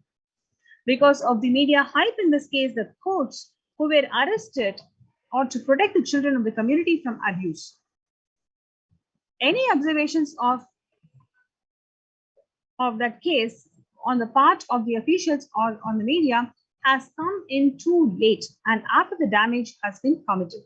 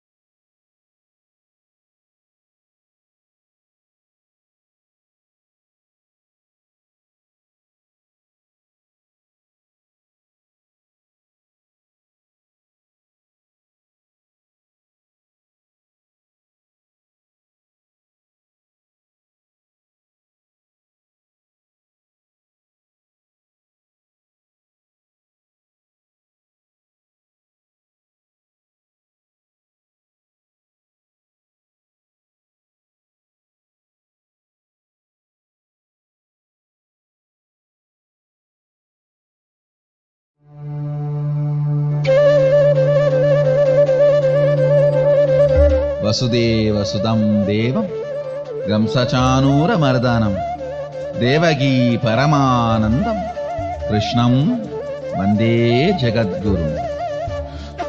He is the most powerful, greatest embodiment of the cosmos, Sadashiva, ever happened in the cosmos, and the greatest devotee of Sadashiva. If I have to put in one word the life, legacy, message of Krishna, I'll use the word life. Just intense life. It expressed in body as ever youthful. It expressed in intellect as amazing strategist. It expressed in emotion as a most beautiful, pure romance. Essence of Krishna's life, message, legacy is life, intense life. He is so much in love with life, in romance with the cosmos. Everything was just celebration, celebration, celebration.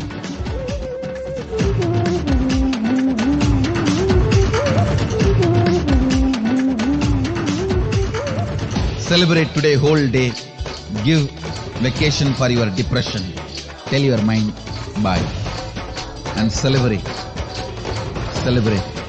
Celebrate.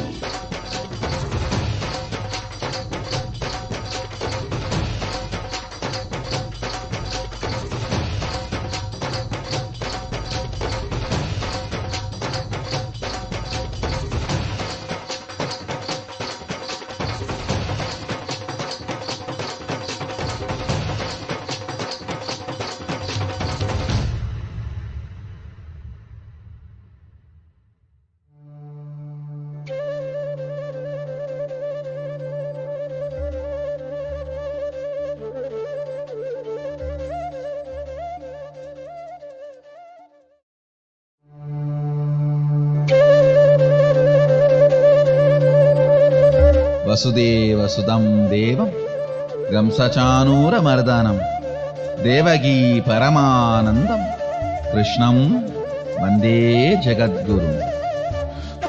He is the most powerful, greatest embodiment of the cosmos, Sadashiva, ever happened in the cosmos, in the greatest devotee of Sadashiva. If I have to put in one word the life, legacy, message of Krishna, I'll use the word life. Just intense life. It expressed in body as ever youthful. It expressed in intellect as amazing strategist. It expressed in emotion as a most beautiful, pure romance.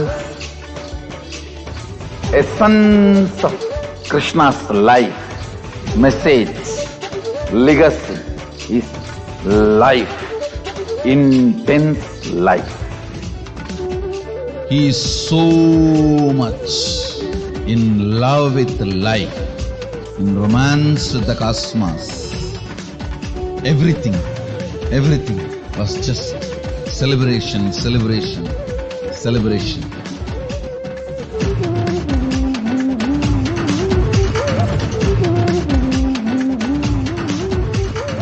Celebrate today whole day. Give vacation for your depression. Tell your mind bye. And celebrate. Celebrate. Celebrate.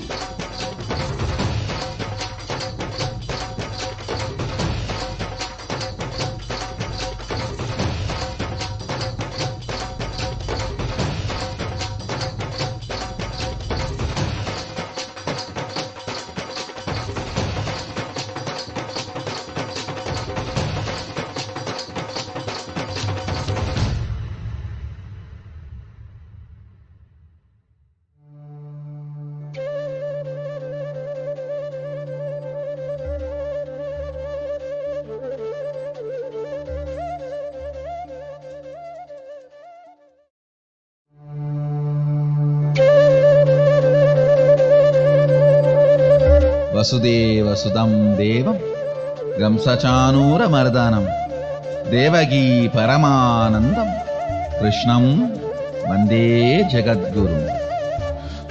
He is the most powerful, greatest embodiment of the cosmos, Sadashiva, ever happened in the cosmos, and the greatest devotee of Sadashiva. If I have to put in one word the life, legacy, message of Krishna, I'll use the word life. Just intense life.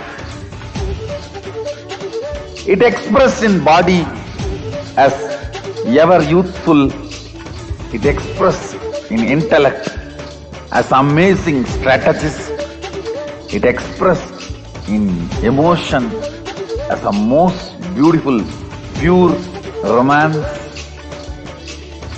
Essence of Krishna's life, message, legacy is life, intense life. He is so much in love with life, in romance with the cosmos. Everything was just celebration.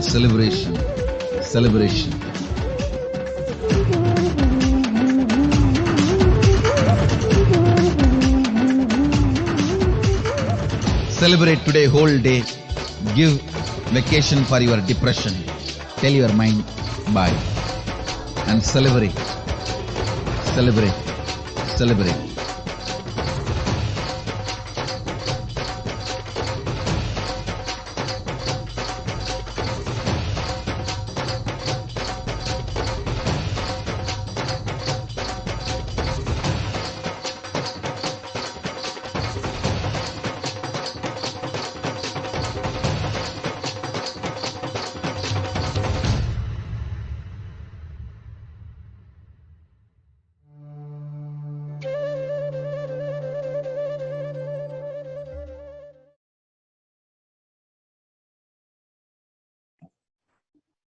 Welcome back. So what we saw in today's segment is about how the Adishaivite minority community and the leader of the community, the Supreme Pontiff of Hinduism, Jagadguru Mahasannidhanam, His Divine Holiness Swamiji, has been targeted and persecuted. And one of the tools deployed by the anti-Hindu elements in a very powerful way is media disinformation. And because of the media disinformation, the truth never came to light in the eyes of the public. Now, let us also see some of the other attacks in which the similar strategy was deployed by the anti-Hindu elements. The attacks on the Adishaivite minority community is just a part of the wider pattern of persecution by special interests in India. In 2020, just last year, 2 Hindu monks, along with their aide, traveling to a funeral, were lynched by 100 villagers.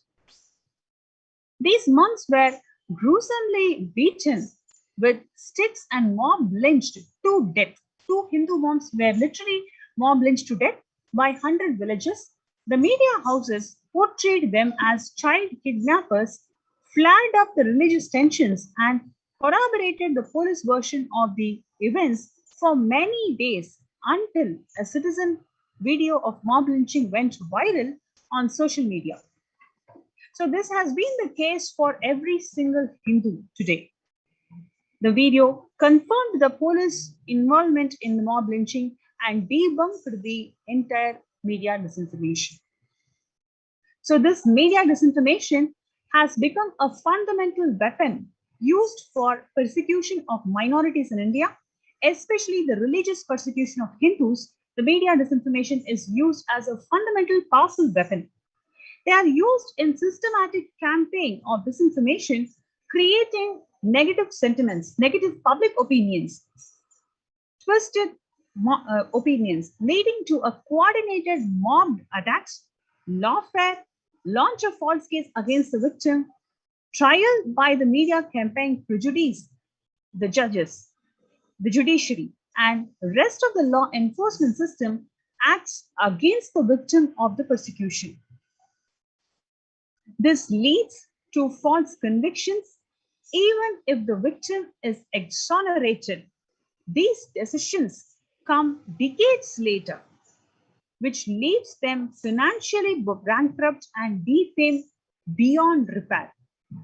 So, what is the use of the victims being exonerated after decades? Because if you're financially broken, if your name has been defamed beyond repair, because continuously over the years, the disinformation is being spread again and again by the media. So the entire mission is being destroyed because of this media disinformation. The example of what we saw today, how the media disinformation destroyed the Adishaivite minority community, is a great example of this cycle of disinformation-based persecution. So the entire report is being published by the United Nations, acknowledging the various events, various attacks and persecution that the Adishaivite minority tradition and its leader, the Supreme Pontiff of Hinduism, Jagadguru Mahasannidhanam, His Divine Holiness Swamiji, has been going through for more than a decade. The religious persecution on Swamiji and how the media disinformation played a very important role in spreading this hate speech, and thereby all the character assassination and the assassination attempts on the Supreme Pontiff of Hinduism happened. Everything is being acknowledged by this UN Special Rapporteur for freedom of opinion and expression. So with this, we come to end of today's segment, where we bring we brought together all the various events, various tools deployed by the anti-Hindu elements, especially media disinformation, which is being deployed to use against the minority religious communities. So with this, we come to the end of this segment. Stay tuned for the next segment. And please feel free to voice your thoughts on how we are going to voice together against this Hindu persecution. What are the ways that you think that we can come together and combat this media disinformation and protect Hindus from getting persecuted just because of media claims? Thank you, Nithyananda.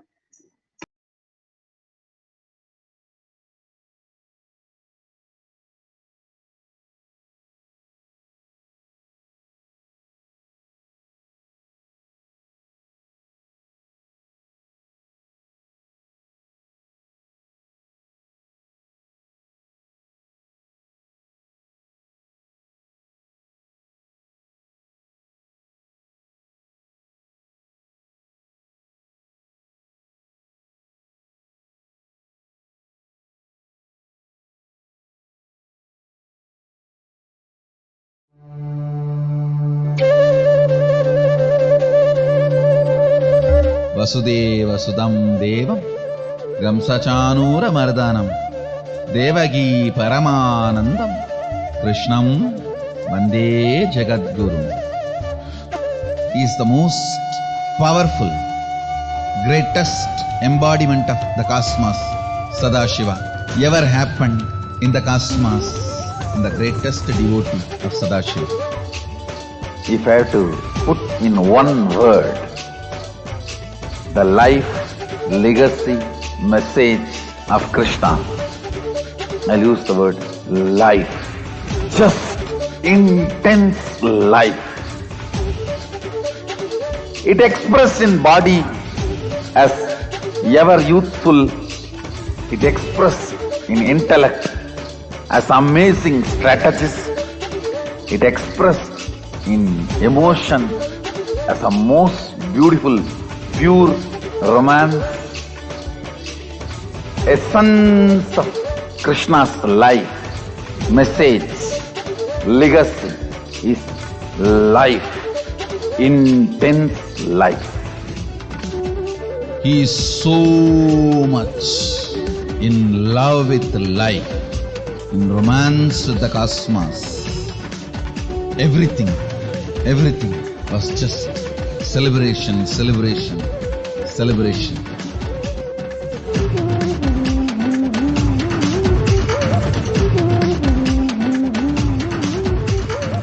Celebrate today whole day. Give vacation for your depression. Tell your mind bye. And celebrate. Celebrate. Celebrate.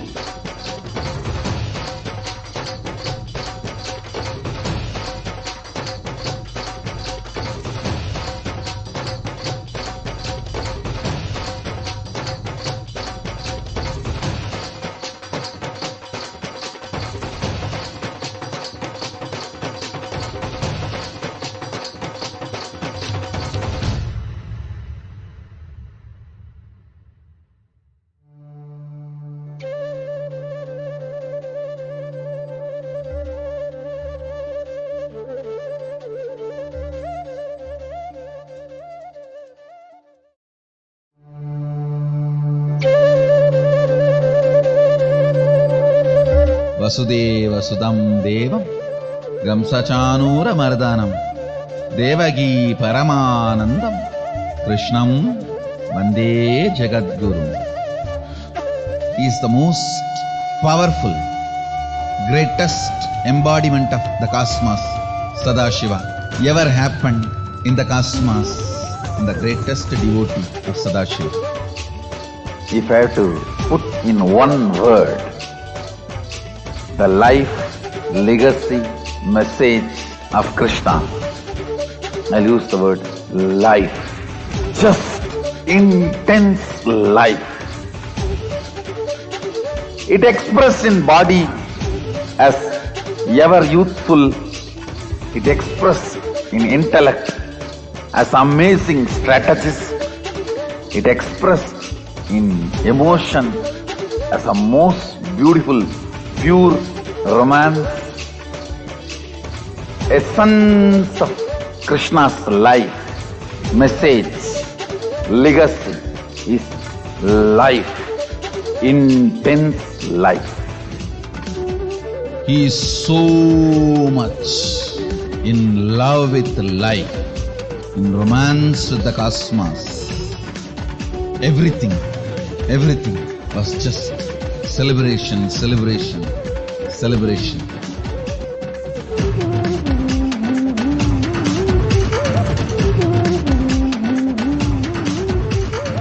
Celebrate today whole day. Give vacation for your depression. Tell your mind bye. And celebrate.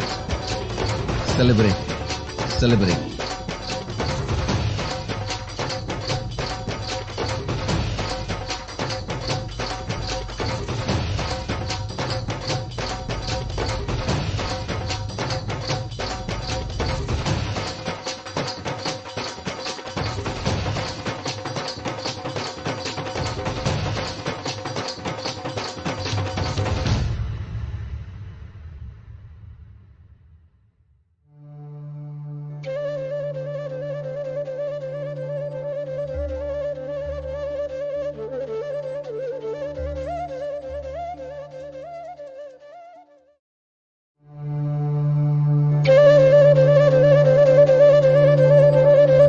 Vasudeva Sudam Devam Gamsachanura Mardanam Devagi Paramanandam Krishnam Vande Jagadguru.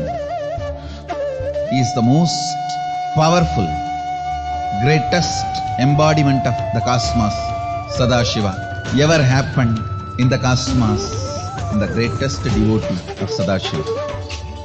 If I have to put in one word the life, legacy, message of Krishna, I'll use the word life.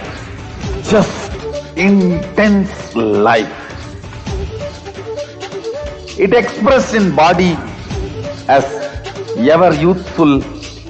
It expressed in intellect as amazing strategist.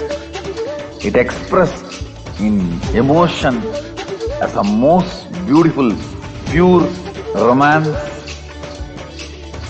Essence of Krishna's life, message, legacy is life, intense life. He is so much in love with life, in romance with the cosmos. Everything was just celebration, celebration, celebration.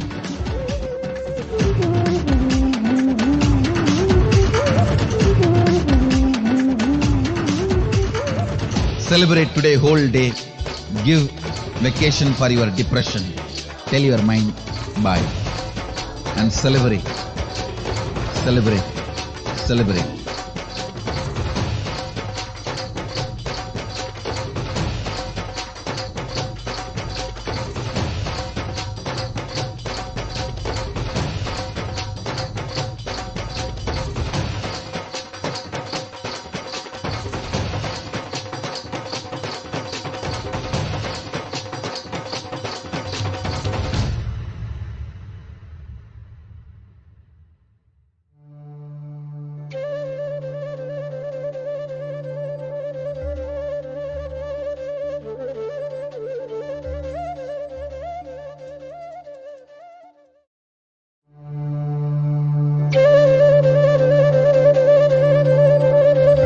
Vasudeva Sudam Devam Gamsachanura Mardanam Devagi Paramanandam Krishnam Vande Jagadguru. He is the most powerful, greatest embodiment of the cosmos, Sadashiva, ever happened in the cosmos, and the greatest devotee of Sadashiva.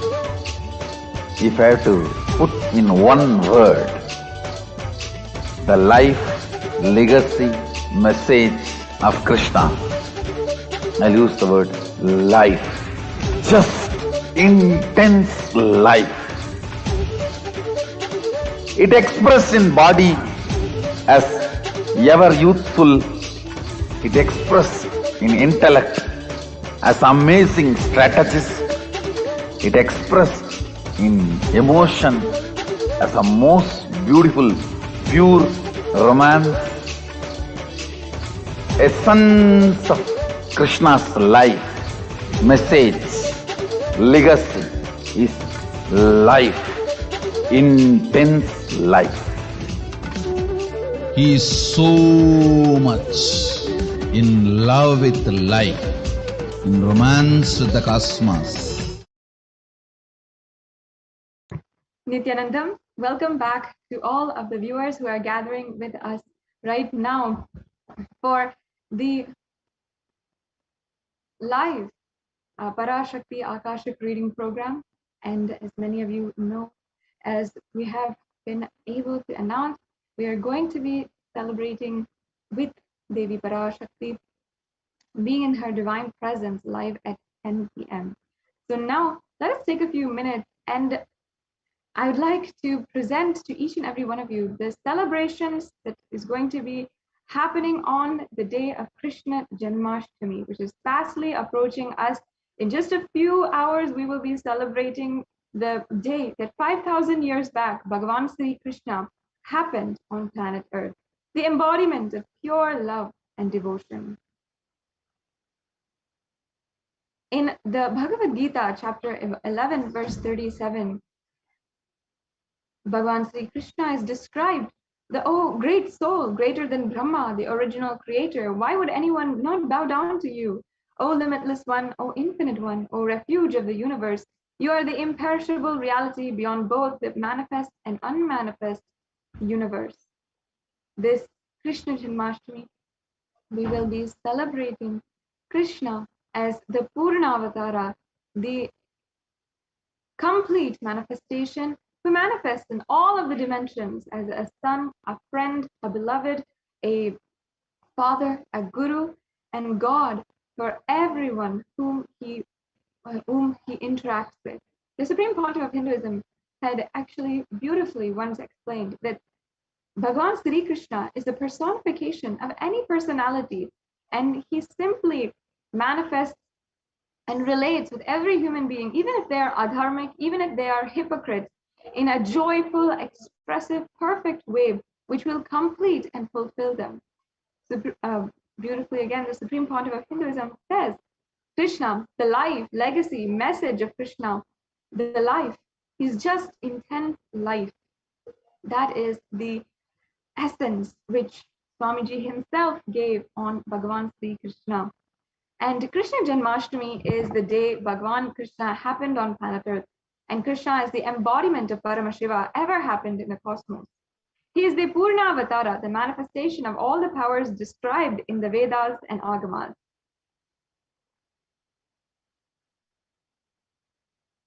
And Purna Avatara literally means that he manifests in every dimension with so much of complete completion that he literally makes you who are relating with him complete, and he fulfills everything in you.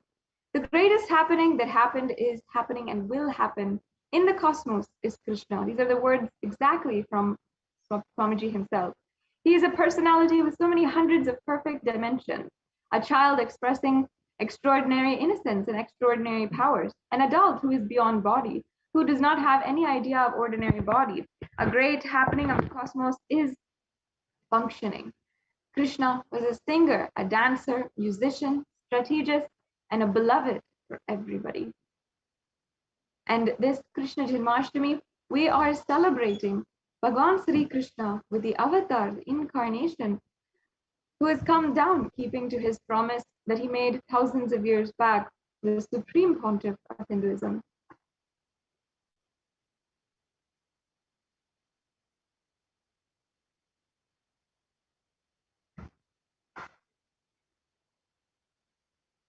Yes. And Krishna expressed as ever youthful, and expressed in intellect as amazing strategic, expressed in emotion as the most beautiful pure romance, and in the dimension of length as knowledge, the dimension of breadth as the amazing artistic expression, the depth, the power he manifested.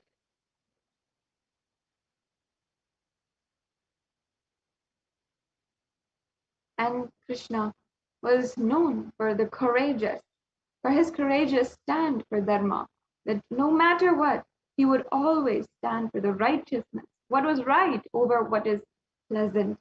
The Supreme Pontiff of Hinduism himself has spoken on how Krishna stood for dharma and stood in order to execute the right thing, the cosmos, what the cosmos had mandated and had willed to do.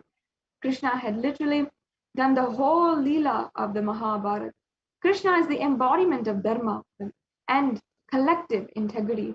Krishna enacts the whole Leela to establish dharma in humanity. The whole Leela of the Mahabharata, he enacts just in order to establish dharma in humanity. That no matter what, even if you are going against your very family, friends, as Arjuna did in the Mahabharata war, it is better to do what is right, not what is pleasant.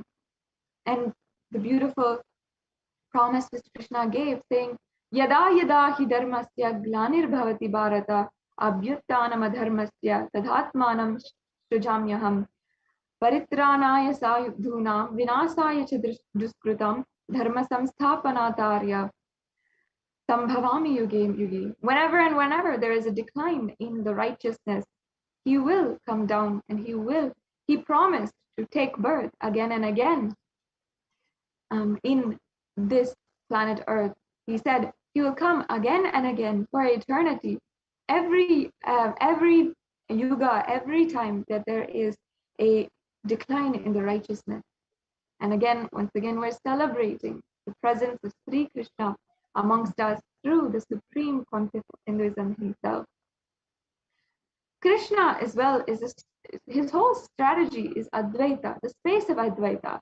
Everything is an extension of me. Whatever I want is already a part of me, is Kalpataru. This is the powerful cognition which Krishna had operated on. And Krishna is Kalpataru, who is overflowing to fulfill every being's wish in every dimension. Krishna's strategy still works, and Krishna's Gita has no expiry date.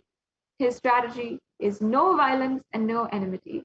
The moment you remove enmity from your being and complete with it, one, the other fellow will lose the power, and second, that fellow will become so stupid you may not even need to use a weapon to destroy him. That is why Krishna never took any weapon in his hand. He just had the strategy to just have it and never have any enmity with inside of himself. And the Supreme Pontiff himself says the strategy that he uses is he never accepts any enemy requests, only friend requests. It's such a beautiful way to relate with every single being on planet Earth. The Supreme Pontiff of Hinduism continues to describe that don't believe completing with your violence will make you weak. If you believe completing with your violence will make you weak, you are wrong. Krishna lived in the space of completion. He was always powerful. As a single man, he finished everything he wanted to finish. And the whole Bhagavatam, the Purana of Bhagavan Sri Krishna happening and in his life's leelas brings so much of fulfillment in itself. He is the expression of Parandhama, the expression of Mahavishnu himself, who comes down in order to sustain the whole universe.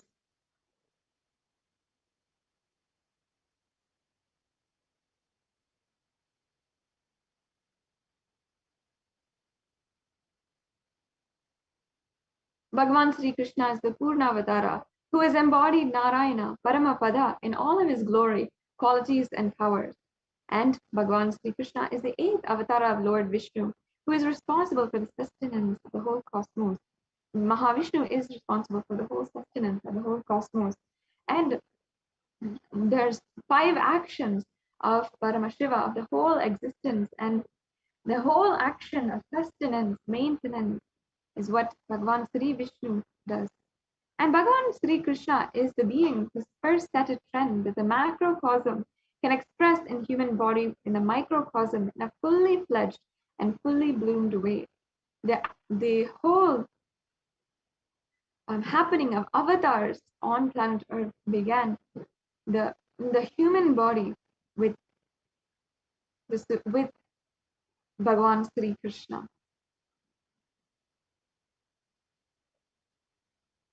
And one of the most important messages of Sri Krishna is Karmanyevadikaraste mapaleshu kadachana, meaning do your duty, don't worry about the result.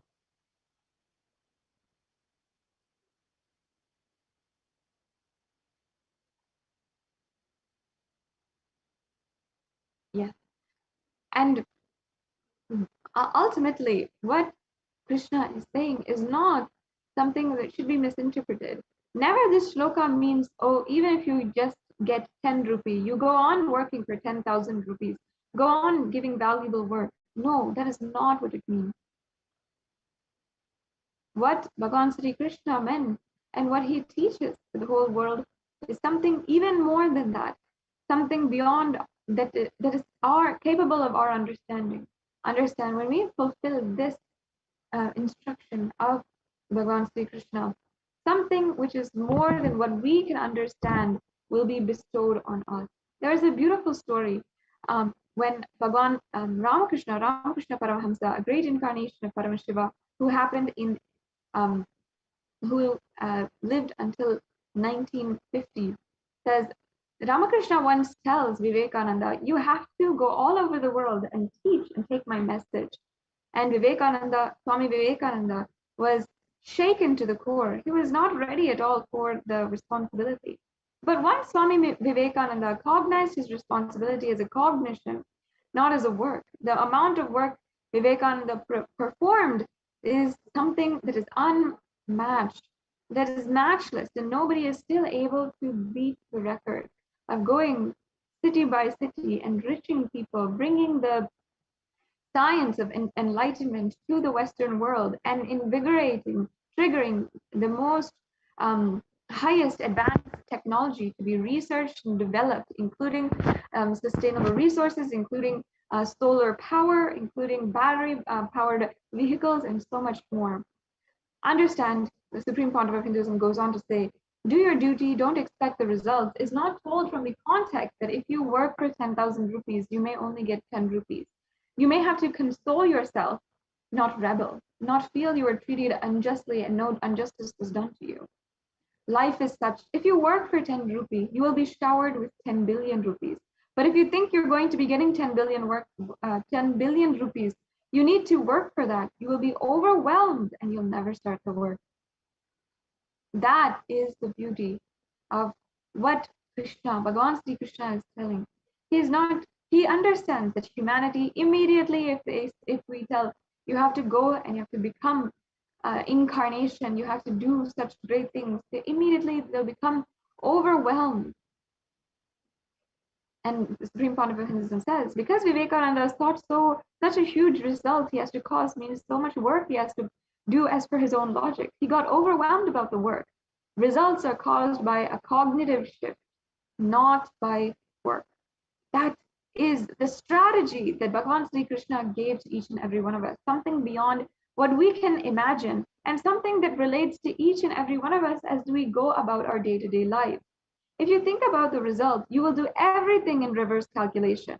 The effort you need to put for the sake of this result, you will get overwhelmed about the effort you need to put, and then you will never start. And many of you, I'm sure, have gotten into this vicious cycle. You not having the powerfulness to begin is always the problem. To think that I will just do my duty and I will not think about the results. Because till the responsibility cognition happens, the logic which calculates 1 hour equals $10 will never be understood as, and also will always be a faltu logic. Only if the responsibility cognition shift happens, you will understand if the result I need to cause need not even be remembered. That is the truth. Just remember, the result I need to cause does not even need to be remembered. That is what Krishna is promising each of us. There are two states, Ishvara and Yushvara. This is what the Supreme Pontiff of Hinduism has elaborated again. He says Ishvara is taking responsibility and making it happen. And Yushvara is getting overwhelmed about the actions you need to perform for the result you need to cause and never moving anything. And if you are forced to move, you take a U-turn. That is many of our relationship with work.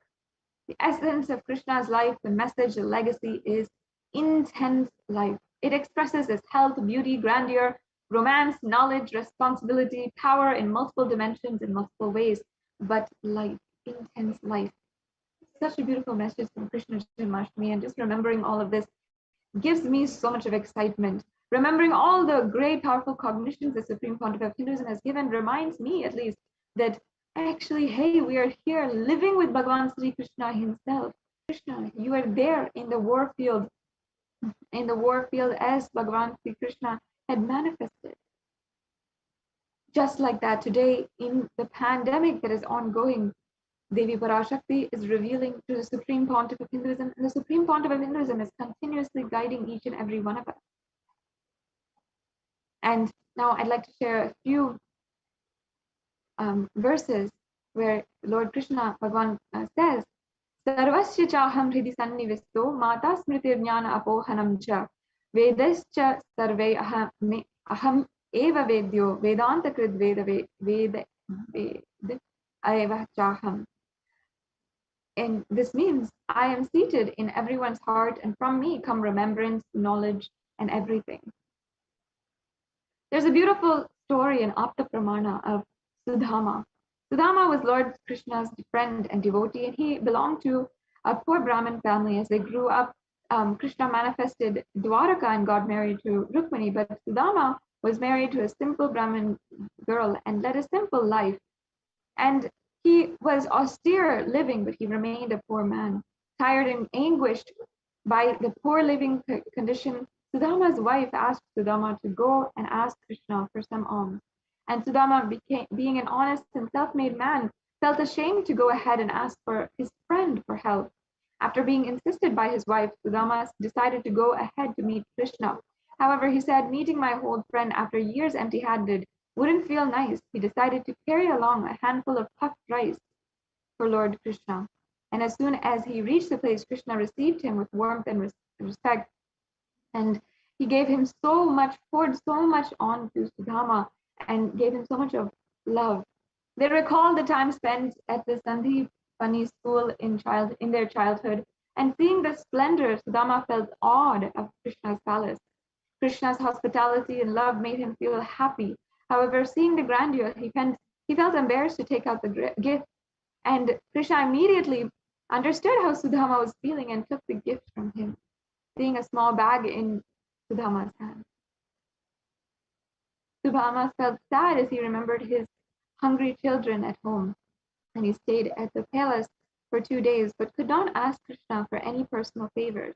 On the third day, he was ready to leave back for home, and he was not able to tell Krishna what he needed. But when he came back home, instead of his old hut, he saw a magnificent palace being built at the same place.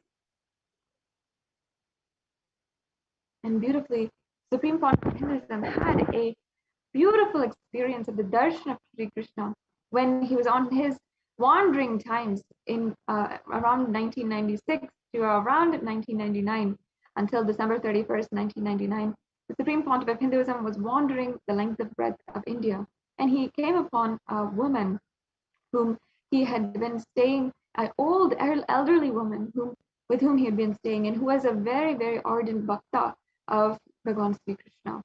And through her, when suddenly he was about to go and she stopped him and just held his hand, she literally, Swamiji says that he had the darshan of Bhagavan Sri Krishna. He says, just as a small baby, as he was described in Bhagavatam, with a small flute in his hands, his face being so innocent, and a peacock feather on his unclean hair, he had seen Bhagavan Sri Krishna. And Swamiji says the shock was from the very root center, and the shock was from the very Mooladhara chakra. And he says, even if he had the smallest doubt that she was a saintly lady, I wouldn't have gone, and I told her that she would come out of this illusion. But she was a simple, unassuming person with no external expressions. She was a simple lady, and just by touching me, she had given me a darshan. Swamiji says, please understand, this was an initiation. And it is not that she held her hand and I was convinced that Krishna was there. Swamiji actually saw Krishna. Clearly he was there. The shock was so much that Swamiji just fell to his feet, and I can remember, and Swamiji says that he can remember very clearly my feet falling at the feet of Kuppamal, my first inspiration and teacher in Tiruvannamalai, meaning that just as Swamiji saw his guru, he saw this woman, this elderly lady in Gujarat who had given him the darshan of Bhagavan Sri Krishna. And he told her, never ever call me as Baba, you are my Mata. Meaning, don't call me as father, Baba means father, you are my mother.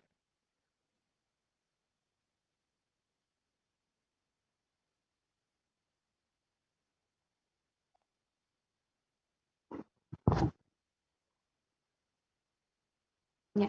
And here is another beautiful verse from Bhagavad Gita where it says, worshippers of the celestial gods take birth amongst the celestial gods. Worshippers of ancestors go to the ancestors, and worshippers of the ghosts take birth amongst such beings. And my devotees come to me alone. Bhagavan Sri Krishna directly reveals in his own divine words that whoever worships him directly merges into him and attains Videha Mukti. Another beautiful verse from the Bhagavad Gita, chapter 9, verse 28, where it says, by dedicating all your works to me, you will be freed from the bondage of good and bad results. With your mind attached to me through renunciation, you will be liberated and you will reach me. By worshipping Bhagavan Sri Krishna, all the karmas and incompletions from the past births are immediately erased and the space of oneness is achieved.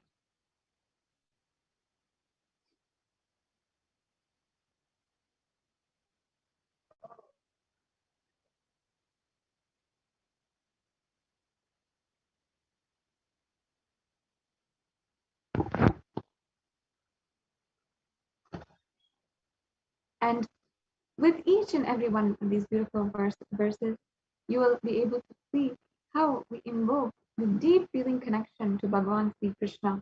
And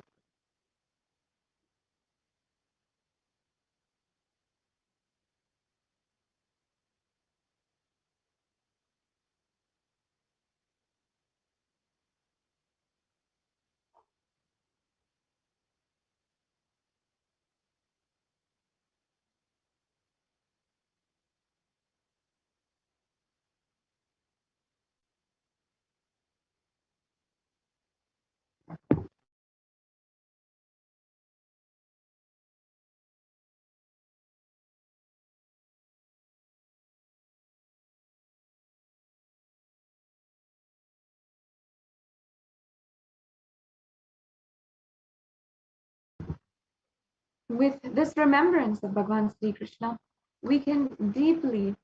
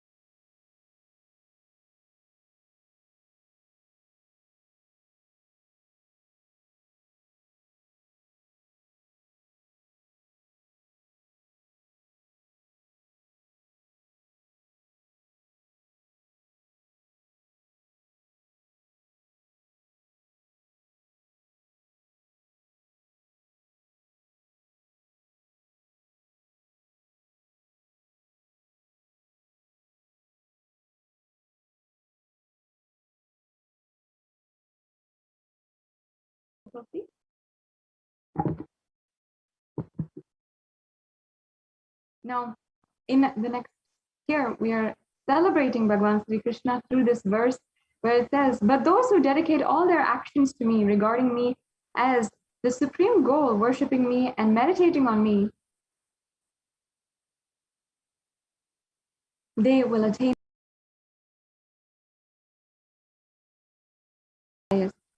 And why? In this segment, we're going to be understanding the various different rituals that we're going to be celebrating with on the day of Krishna Janmashtami.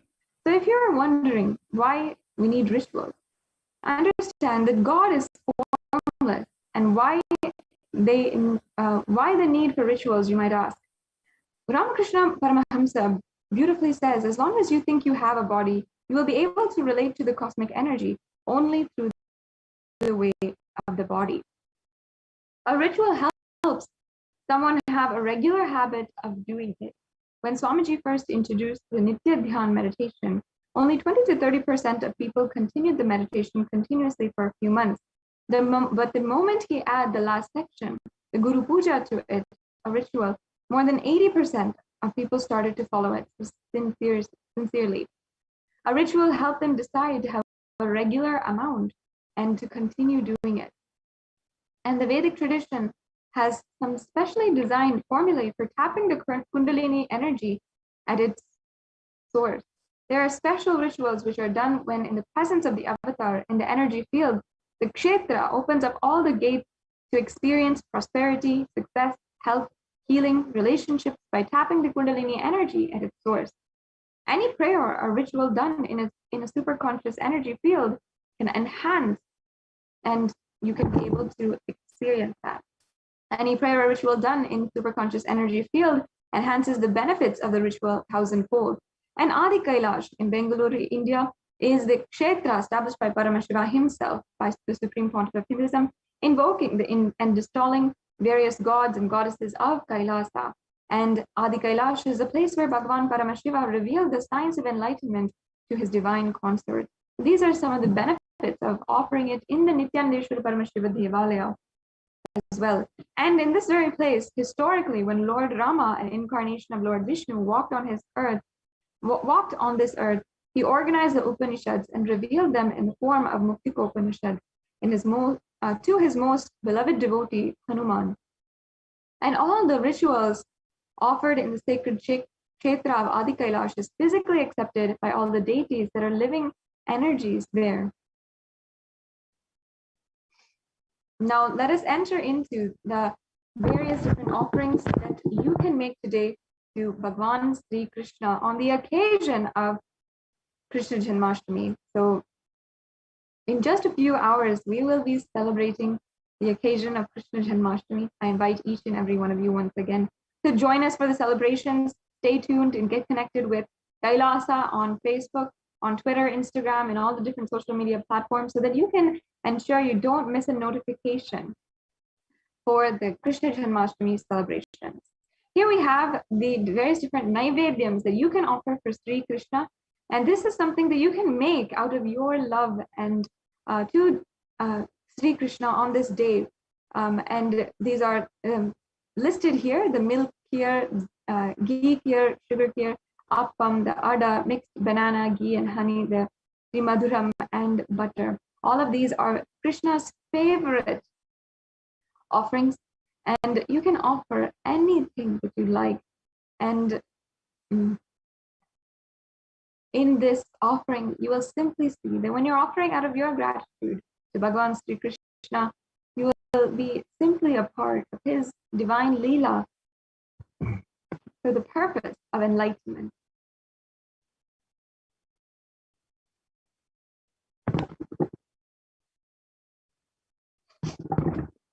Now, the first offering is the offering of butter. Butter is traditionally churning the curds from boiled milk, and this is a refined product in essence of traditional villagers' hard labor for a day in Krishna's birthplace of Gokulam. This very butter is what Krishna comes to steal and eat with his friends. And the need for making butter isn't something that comes under the daily task, as it was a rare commodity, but the Gopikas of Gokulam loved to make it just to see Krishna come and eat their butter. The Gopikas would hide it in the corner and wait for Krishna to come for the butter. And for this offering in the Navanita Seva, the sacred offering of butter pots to Sri Krishna, there is a beautiful verse from the Krishnashtakam saying, Om Navanita Prangaya Namaha, Om Navanitana Namaha, the Lord whose body is smeared with butter and the one who dances for butter. This is from the Krishna Ashtotar Namavali. This butter pot seva is a symbol of the Gopika's love for Sri Krishna. When Sri Krishna was small, was a small child, his mother, Yashoda, would make butter for Krishna, and Krishna would steal and share with his friends. Seeing this, the Gopikas also would make butter every day just so that Krishna would come to their house and steal it. That is the significance of the butter pot seva. And as Krishna loves butter, you can have this butter as well and offer the butter pot seva. The love of the Gopikas for Krishna was such that they would spend all day churning butter, remembering him to make a pot full of it. This offering is recreating that same love that the Gopikas had for Krishna, for our beloved Guru, the supreme pontiff of Hinduism. Just in the remembrance of the Bhagavatam and the Leelas of Krishna, you can offer this butter pot seva.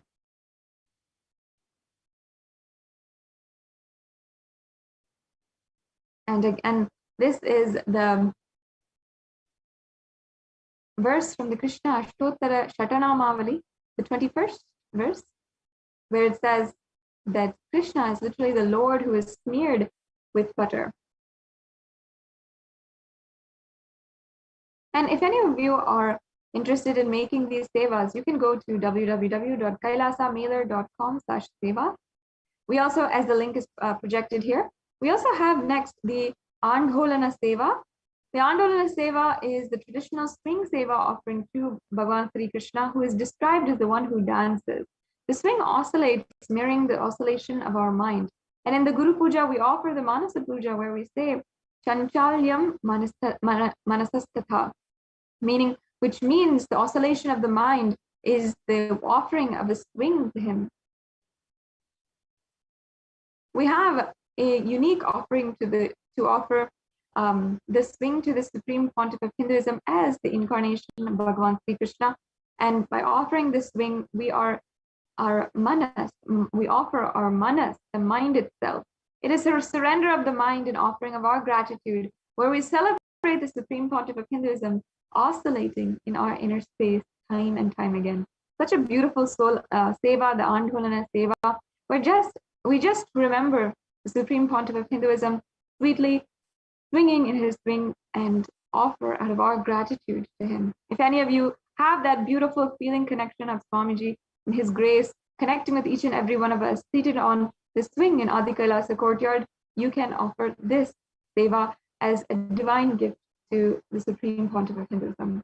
We also have next the Churna Abhishekam, which we'll be understanding next. The Churnabhishekam is an offering of various juices from the varieties of sweet fruits traditionally offered as a sacred bath onto the deity of Sri Krishna. The nectar of Krishna's form and story is celebrated with 25 offerings of fruit juice onto the deity of Sri Krishna. It is a spectacle to witness the celebration of colorful life of Sri Krishna through the offering of various different nectars in many different colors.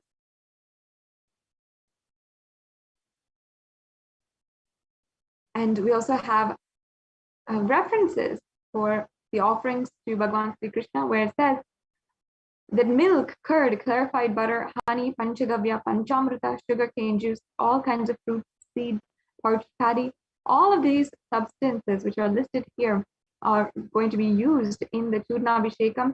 And it says that the Guru should perform the Snapana Abhishekam for the Supreme Lord to nullify all of the various karmas. We also have here the Navanita Tulabharam, the sacred ritualistic offering of butter, measured in the weight against the deity of Bhagavan Sri Krishna.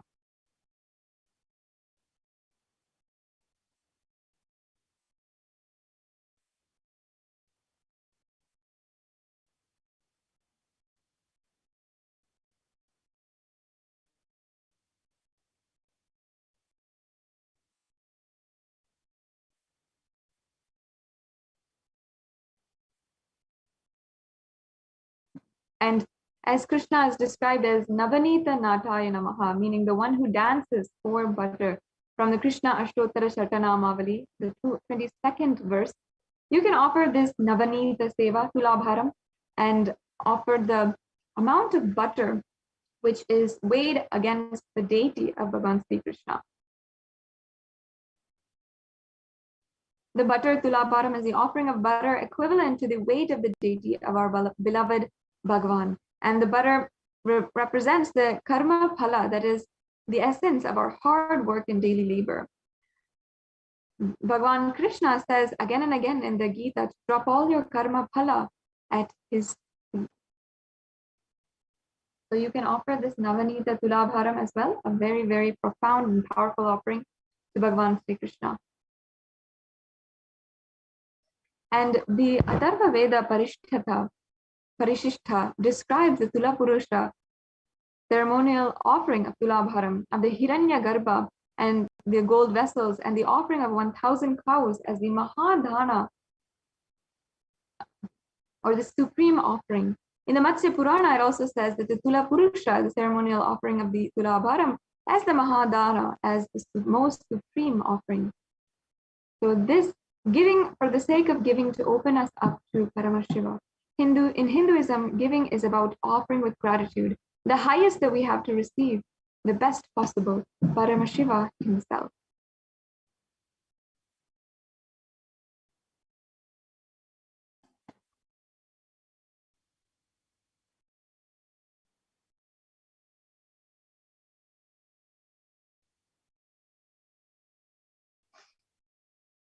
And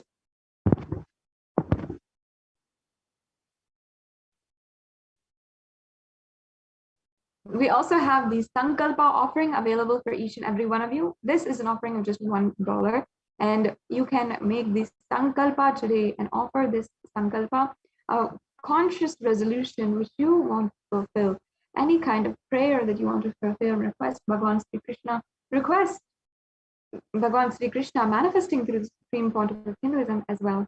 The offering of the Sankalpa at the feet of the divine is sacred and conscious act of aligning our strained mind into empowering our declarations with auspicious will, power, and power manifesting energy of the divine, and manifest intentions into reality for living an enlightened lifestyle. That is the power of the Sankalpa offering.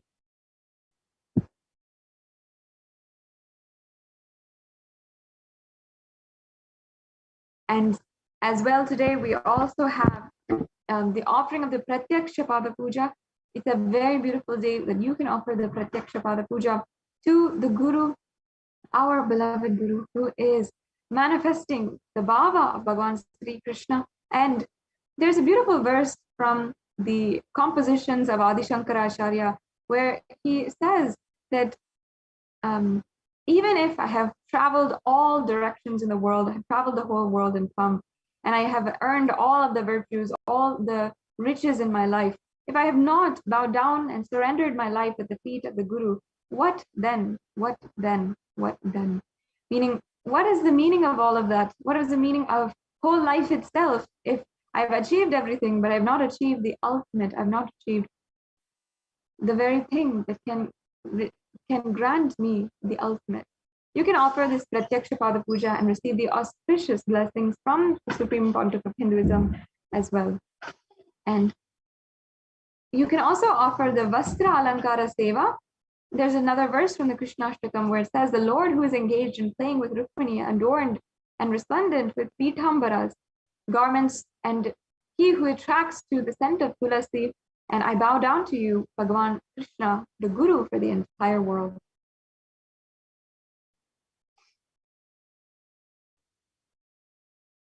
And traditionally, this seva is offered for better physical and mental well-being and healing from any illnesses.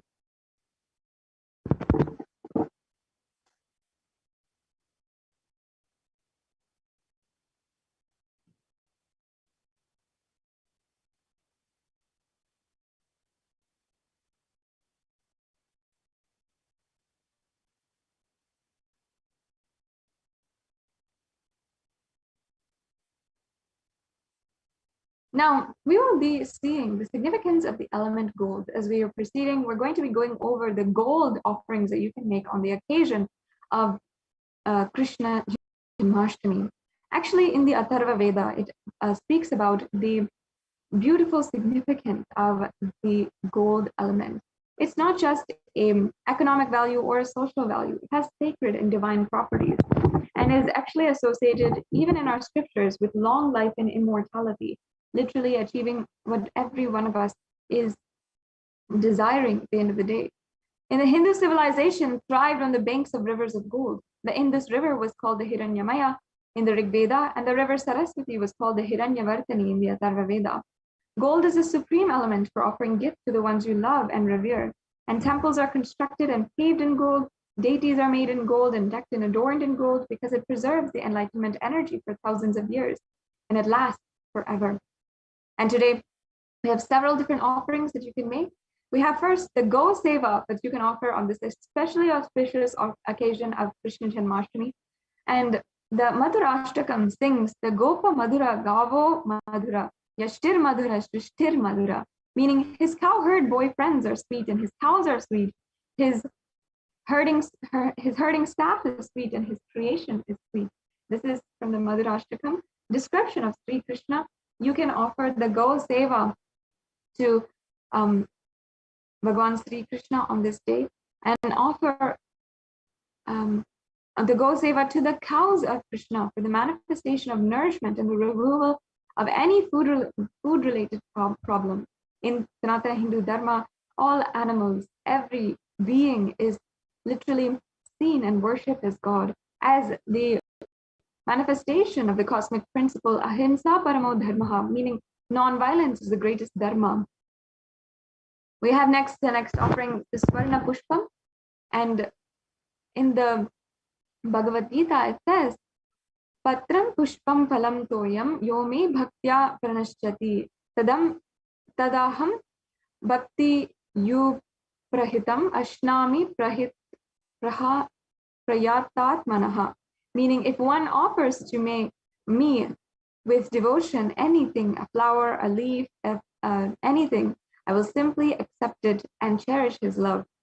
You can offer the Swarna Padma Pushpam, the golden flower, the gold flower to last eternally in oneness with the avatar.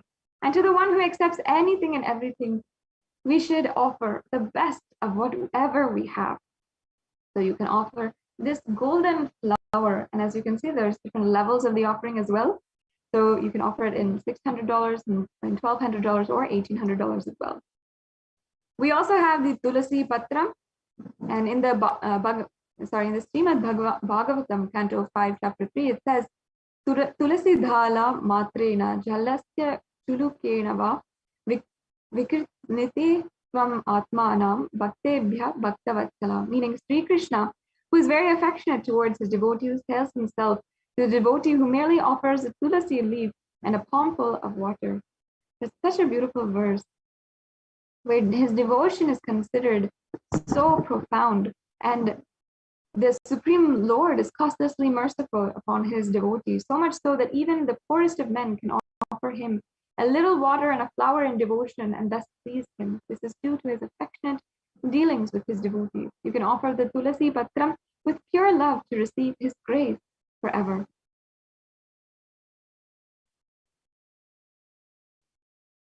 And as you can see, all of these offerings have so many beautiful significances and play out in the life of Sri Krishna beautifully with his Leelas. You can take part of this beautiful grand Leela of the whole universe itself with any one of these offerings that are listed here. And as we saw, many of these offerings have different levels associated with them. So you can always see what option might be best for you.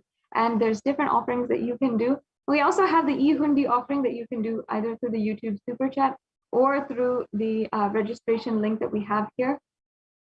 And you can make this offering at any time. Just make an offering out of pure love and devotion, which cannot be underestimated at this time. Literally, you will be able to experience such a breakthrough in your life. And you can take a part of the celebrations of Krishna Janmashtami this year with if your Ishta Devata is Bhagavan Sri Krishna. So now we've come to a conclusion of this segment of today's program, and we are going to be entering into the next segment of today's program. And I invite each and every one of you once again to make the offerings for Krishna Janmashtami. Stay tuned, connect with each and every one of the social media platforms of the Supreme Pontiff of Hinduism and Kailasa, and ensure that you're connected and joined for the celebrations of Krishna Janmashtami, which will be starting in a few hours on in Kailasa. So with this, we'll now be entering into the next segment of today's program and getting ready for the live darshan of Devi Parashakti. Let us now gather for the preparations, and each and every one of us will have the opportunity to get ready for the Devi Parashakti Akashic reading that is starting shortly.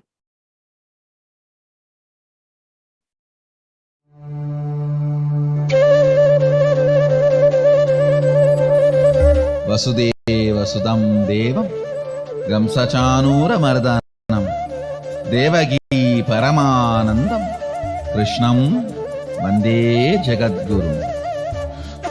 He is the most powerful, greatest embodiment of the cosmos, Sadashiva, ever happened in the cosmos, and the greatest devotee of Sadashiva. If I have to put in one word the life, legacy, message of Krishna, I'll use the word life. Just intense life. It expressed in body as ever youthful. It expressed in intellect as amazing strategist. It expressed in emotion as a most beautiful, pure romance. Essence of Krishna's life, message, legacy is life, intense life. He is so much in love with life, in romance with the cosmos. Everything was just celebration, celebration, celebration.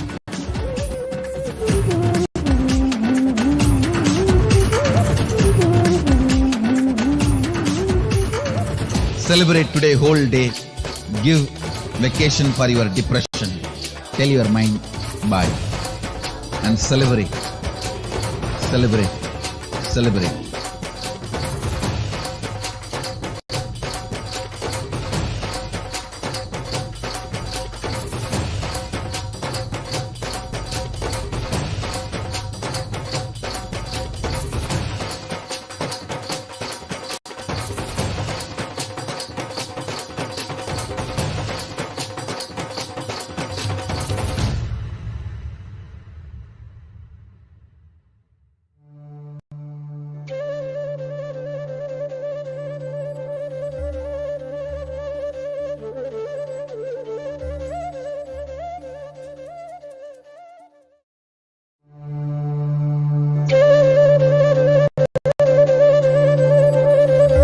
वसुदेवसुतं देवं कंसचाणूरमर्दनं देवकी परमानन्दं कृष्णं वन्दे जगद्गुरुं.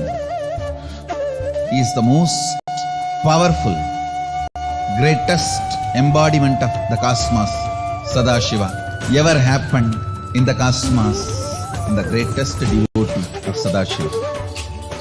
If I have to put in one word the life, legacy, message of Krishna, I'll use the word life. Just intense life. It expressed in body as ever youthful. It expressed in intellect as amazing strategist. It expressed in emotion as a most beautiful, pure romance. Essence of Krishna's life, message, legacy is life, intense life. He is so much in love with life, in romance with the cosmos. Everything was just celebration, celebration, celebration.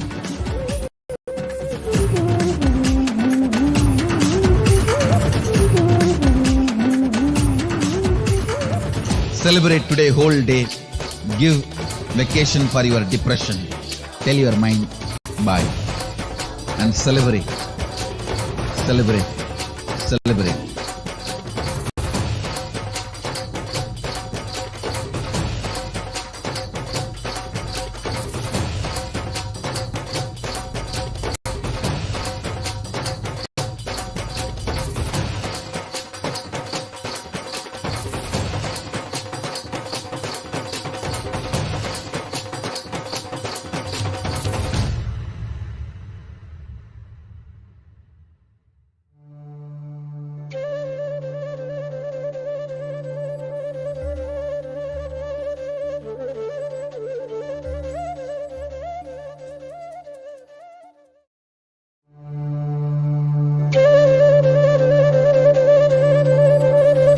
वसुदेवसुतं देवं कंसचाणूरमर्दनं देवकी परमानन्दं कृष्णं वन्दे जगद्गुरुं.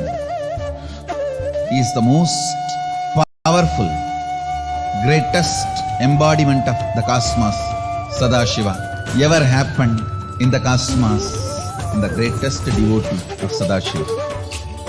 If I have to put in one word the life, legacy, message of Krishna, I'll use the word life. Just intense life. It expressed in body as ever youthful. It expressed in intellect as amazing strategist. It expressed in emotion as a most beautiful, pure romance. Essence of Krishna's life, message, legacy is life, intense life. He is so much in love with life, in romance with the cosmos. Everything was just celebration, celebration, celebration.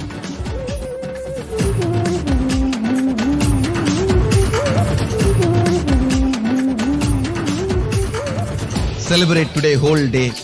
Give vacation for your depression. Tell your mind bye and celebrate, celebrate, celebrate.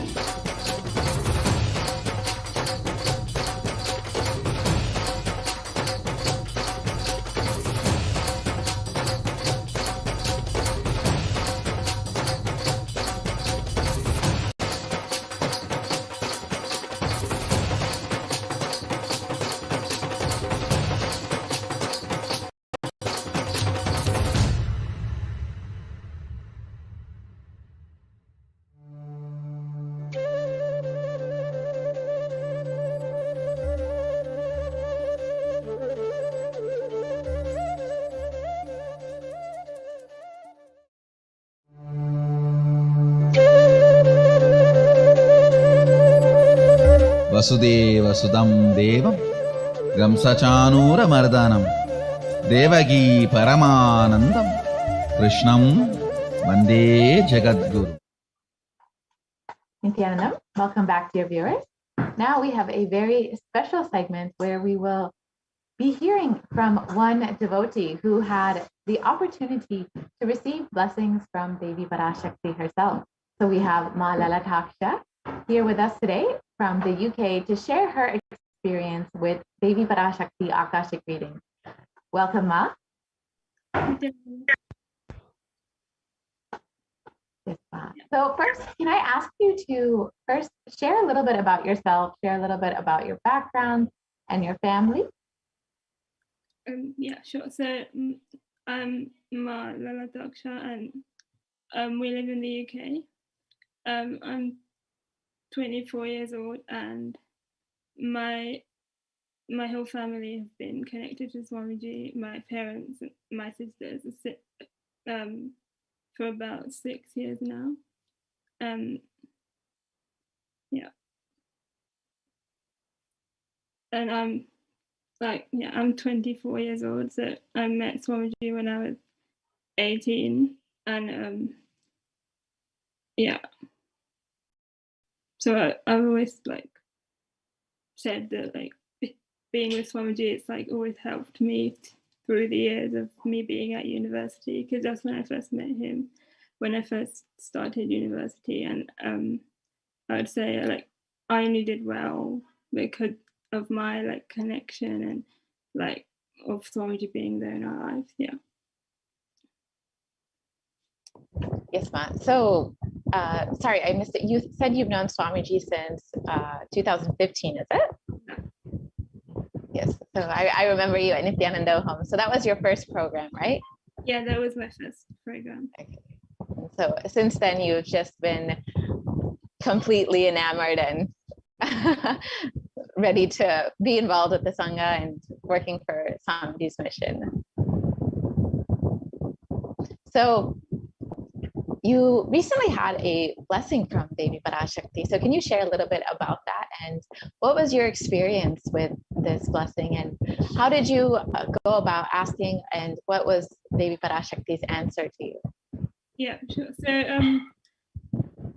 I think last month now, my sister came back from university because she lives at university, and she just came back because she wasn't she just came back quickly with the decision quickly, and then she only realized here when she got here that she got tested positive with COVID, and so we first thought it was her that just had it, and we tried our best to keep her contained and stuff, and then within that week we realized that we all caught it as well, and it was so we all quite got ill and felt ill and stuff, and then we wrote a message during an Akashic reading to Devi asking for protection and healing, and she answered. She said, "Don't worry, I'll protect everyone who lives in your house, all of you, and heal all of you." And yeah, so since then, we could feel obviously her presence and Swamiji's presence, and we quite quickly we all got healed quite quickly. Within a few weeks we were all fine, and now we're all healed completely. And so yeah, I'd say yeah. So this is, just to clarify, that your mother, your father, and both your sisters and yourself were all infected with COVID-19. Yeah. So, wow. And this, with just the blessings of Devi Parashakti, you guys saw a lot of relief from all your symptoms and healing from the disease. Yeah. So that's amazing. And how did you feel? How was it when you received that blessing from Devi Parashakti, knowing that she herself is taking care of you and that you don't have to worry about a thing? Yeah, I think because before that we were quite scared and like worried and like we just weren't well, so we didn't, couldn't really do anything.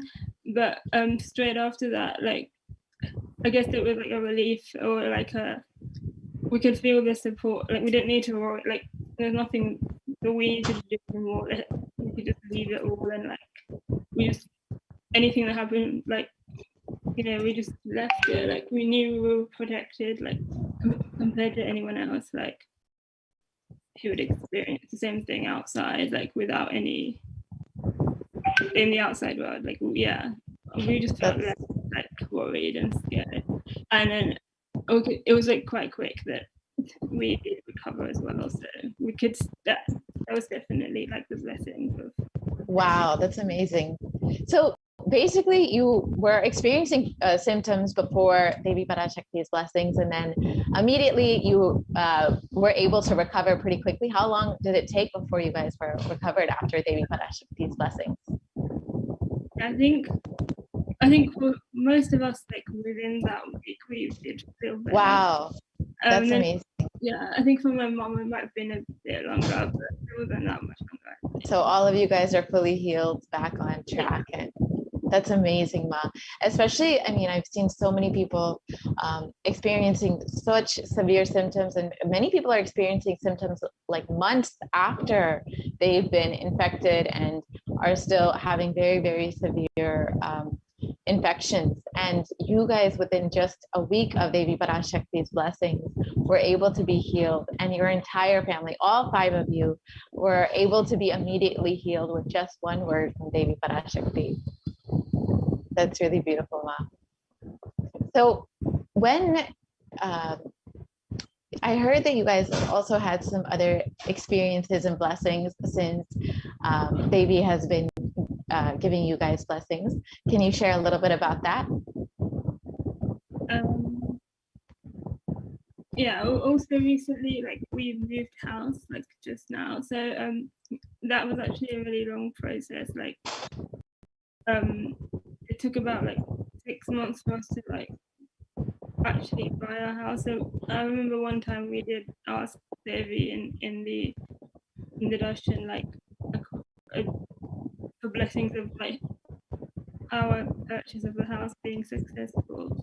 And then back then it was like she said like, yeah, don't worry, like I've got you'll like get a house. My dad asked the question and she answered like, I'll give you a house as big as a palace, or like, so don't worry, like it'll happen.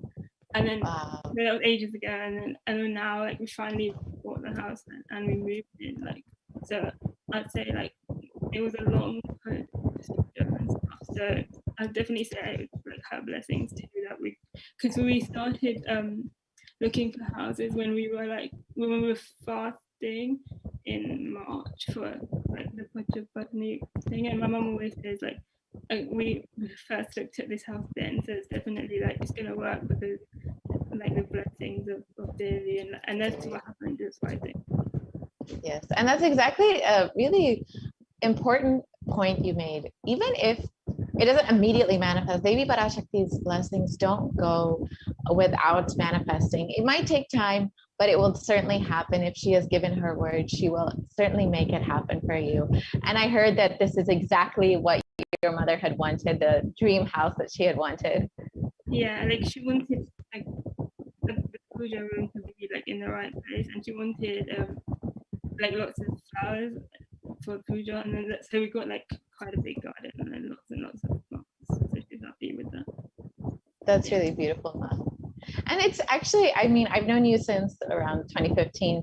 We did Nithyananda Paramashivam together, and I've seen like your whole family growing, and all of you guys are now connected. Even I think I heard some of your other relatives are also connected. It's so beautiful to see how you guys have evolved as a family, how you guys are growing and deepening your connection with Swamiji, and receiving so many beautiful blessings from Devi Parashakti. Can you share a little bit more about your journey with Swamiji as a family?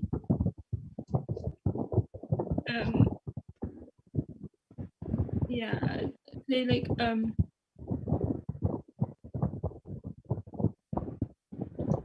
I remember like, I'm sorry. No, go ahead. So I remember as I think it was actually your sister who had initially gotten connected, and then you, and then your mom, and then your younger sister, and then your father also eventually, I remember, came to Nithyananda, if that's right. Yeah, it's like, actually it was my mom first, and then like, oh, your mom first. She took like my sister, Raya, my older sister, because she, like, well, none of us went, and she just went to a like weekend program, and then like we saw that my sister like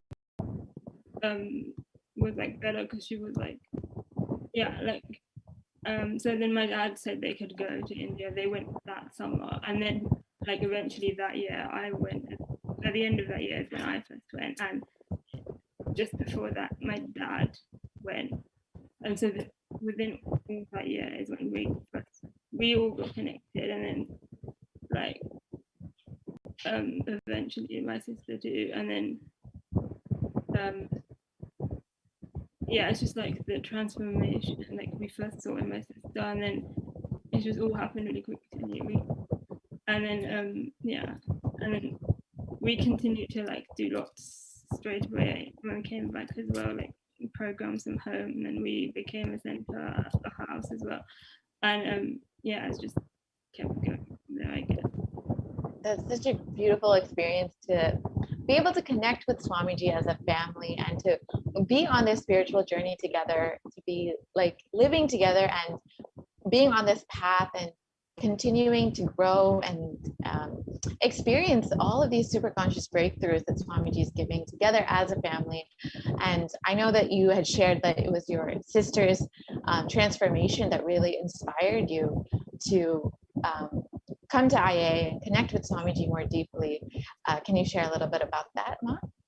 Yeah, so like at home, my sister was like, I guess my parents like wouldn't really be able to like control or whatever, like her behavior, and I think when my mom said lots of like completion happened for my sister with my mom, like while they were both in India, and I think you could see like she was just much better when she came back, and she would like nicely speak to my mom compared to when she did it before that, and yeah, I think it's just gradually like we saw like a massive difference. Yeah, and then like there was, because we already were holding programs like as soon as my parents came back from the first IA, like I was attending every like weekend workshop that was happening in between that time. So I think through all that is when I wanted to go, because like there's always like the December programs, and they always talk about it a lot and try and get everyone to come, and that's like the period of time that I first got connected. So then for the December Thailand program is when I was like, oh, I really want to go. I really want to go. It seems like something I didn't know. I didn't think I knew like then what it was, that I just wanted to go. And then obviously like my parents already went to the IAs a lot, so they spent a lot of money, and so they were just like weren't thinking of going. Well, I was the one. I was like, well, I want to go. Somehow I wanted to go, and then I remember somehow like we found like we got money somehow, and like my dad like agreed to like at least send one of us, like at least let me go, and then it was me. All three of you ended up coming, right? Yeah. And that's a beautiful point, Ma. Just having the intention, to connect with Guru, it will manifest all of your realities in your life. And you just saw like you had, spent maybe previously so much of money on IA, and you didn't know necessarily how this money would manifest, but just having the intention made it manifest for you in your life. Yeah, and also that IA was like, it was my first year of uni, so I just started university, and in the December time that I had to be in Thailand, I wasn't like, I missed uni for like 1 or 2 things, and it was like the last 2 weeks of the exam period. Yeah, and it was like, there's an assignment that I was in when I was away, and I thought like, okay, fine, it's a like online assignment, I can try and do it. But in Thailand, it was like so hard with the Wi-Fi and us moving and everything. Like a lot happened. Obviously, there was no time to like sit at the laptop and do work. So I didn't end up finishing that assignment, and it was like I remember it being really important. Like, and then I was like, I didn't do it, and then I got back and I got the results of that. It was a compulsory module, like to pass the whole year. And then so I didn't do it, and I failed that module. And then I remember being like, oh, I don't know what to do now. Like, so like I was so sad and everything. I was like, oh my god, I just, because of that I didn't. And then I remembered like when we were there in the IA, somebody just said something like, if whatever you left to come here, I'll like, give you that and more, and like, myself. Yeah, and like 10 times more, or like me, like, you don't need to worry or something. I don't know why that, for some reason, even then that line like stuck in me, like one thing I really remembered from what he said. And then I got my, like, it was like around the time I got my results and stuff, and then it was like I failed that module, I mean, and so I couldn't do anything. I remember like emailing like the uni and stuff, and then I messaged, like, I wrote a message on my wall, on my Facebook wall privately, and like tagged Swamiji because he said you can do that around there. And then I was like, I'm just gonna write a message of what happened, and like I came to IA and I didn't pass my thing. And then I remember he liked it, and I think within like that day or whatever, like my dad was like, oh, like, show me your results, like, why did you fail, show me the screen. And then I got the screen up, and it was like that module or that assignment that said that I failed, it changed to say that I passed. And then I was like, yeah, that was like the first experience. That's amazing. That's like so miraculous, especially for a student to be, literally, you just saw it earlier and it said failed, and then we pulled it up later after Swamiji's blessings, and then you passed. That's amazing. It's such a beautiful experience, man. Sounds like from the time that you've known Swamiji, from 2015, you guys have just been having so many miraculous, so many beautiful experiences, and now through Devi, you've experienced such amazing healing and so many other realities fulfilled in your life. So such a beautiful experience, and it's so nice to hear from devotees like you who are just radiating Swamiji. So thank you so much for coming and sharing, Ma. Thank you, Ma. Thank you, Ma. Nithyananda. So now that you heard from the devotees who have experienced all of these beautiful miracles in their life through Devi Parashakti and through Swamiji, we will now get ready for the Devi Parashakti Akashic readings live with Swamiji himself. And we will also be having the opportunity to ask and experience these miracles for ourselves. So stay tuned and make sure that you leave a comment in the comment section and ask your prayers, your boons, whatever you want to receive from Devi Parashakti, and you too can experience these beautiful miracles in your life. So with this, we will be taking a short break and entering into the preparation for the Bhava Samadhi darshan. Thank you. Nithyananda.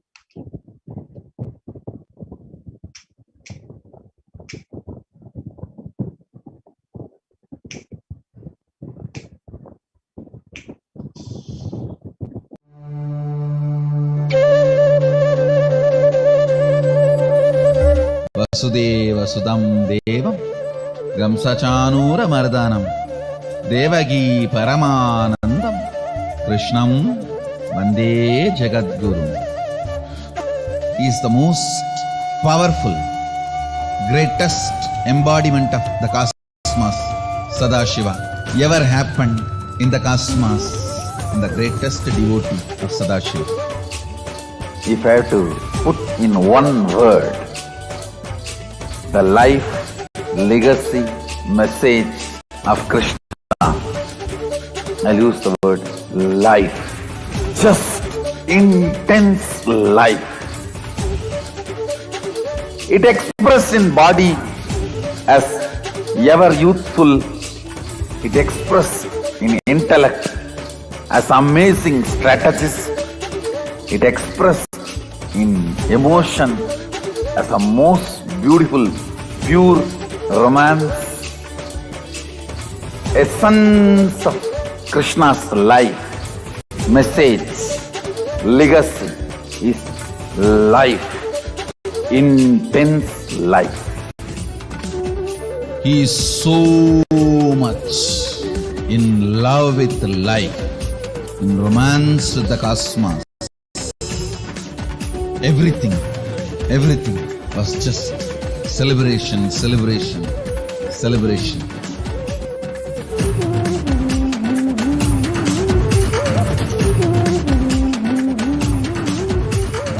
Celebrate today whole day. Give vacation for your depression. Tell your mind bye. And celebrate. Celebrate. Celebrate.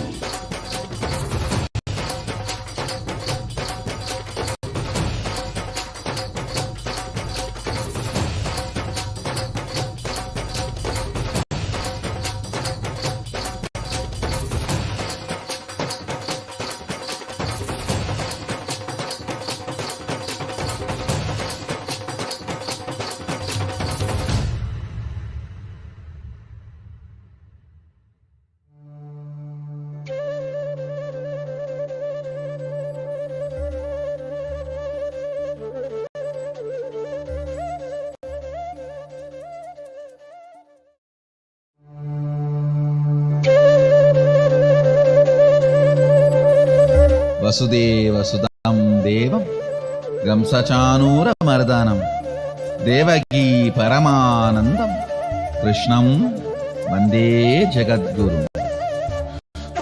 He is the most powerful, greatest embodiment of the cosmos, Sadashiva, ever happened in the cosmos, the greatest devotee of Sadashiva. If I have to put in one word the life, legacy, message of Krishna, I'll use the word life. Just intense life. It expressed in body as ever youthful. It expressed in intellect as amazing strategist. It expressed in emotion as a most beautiful, pure romance. Essence of Krishna's life, message, legacy is life, intense life. He is so much in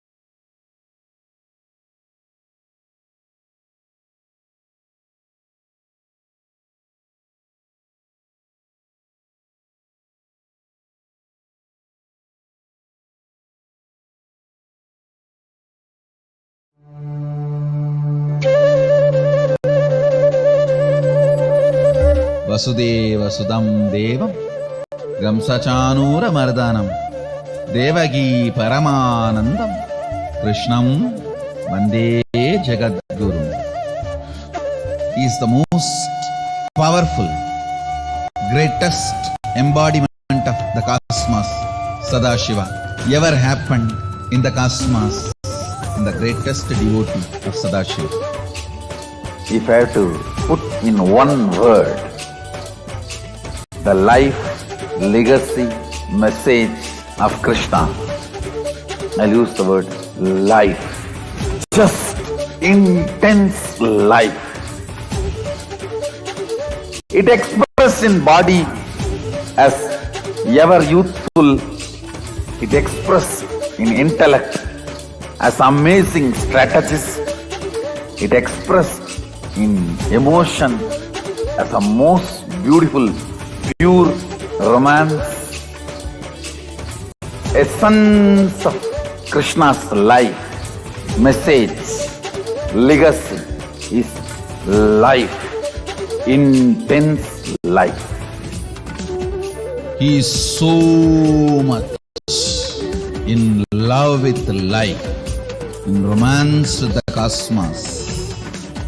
Everything was just celebration.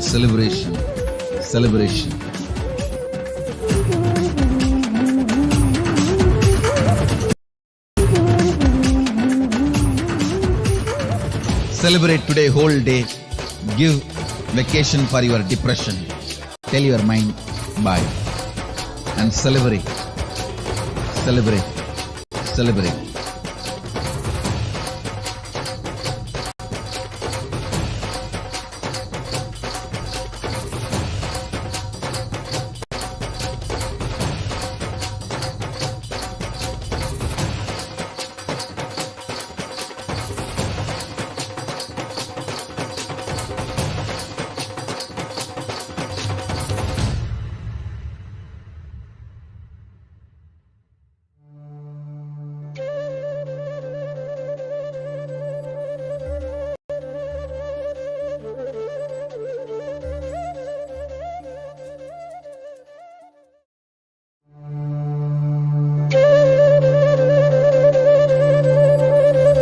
Vasudeva Sudam Devam Gamsachanura Mardanam Devagi Paramanandam Krishnam Vande Jagadguru.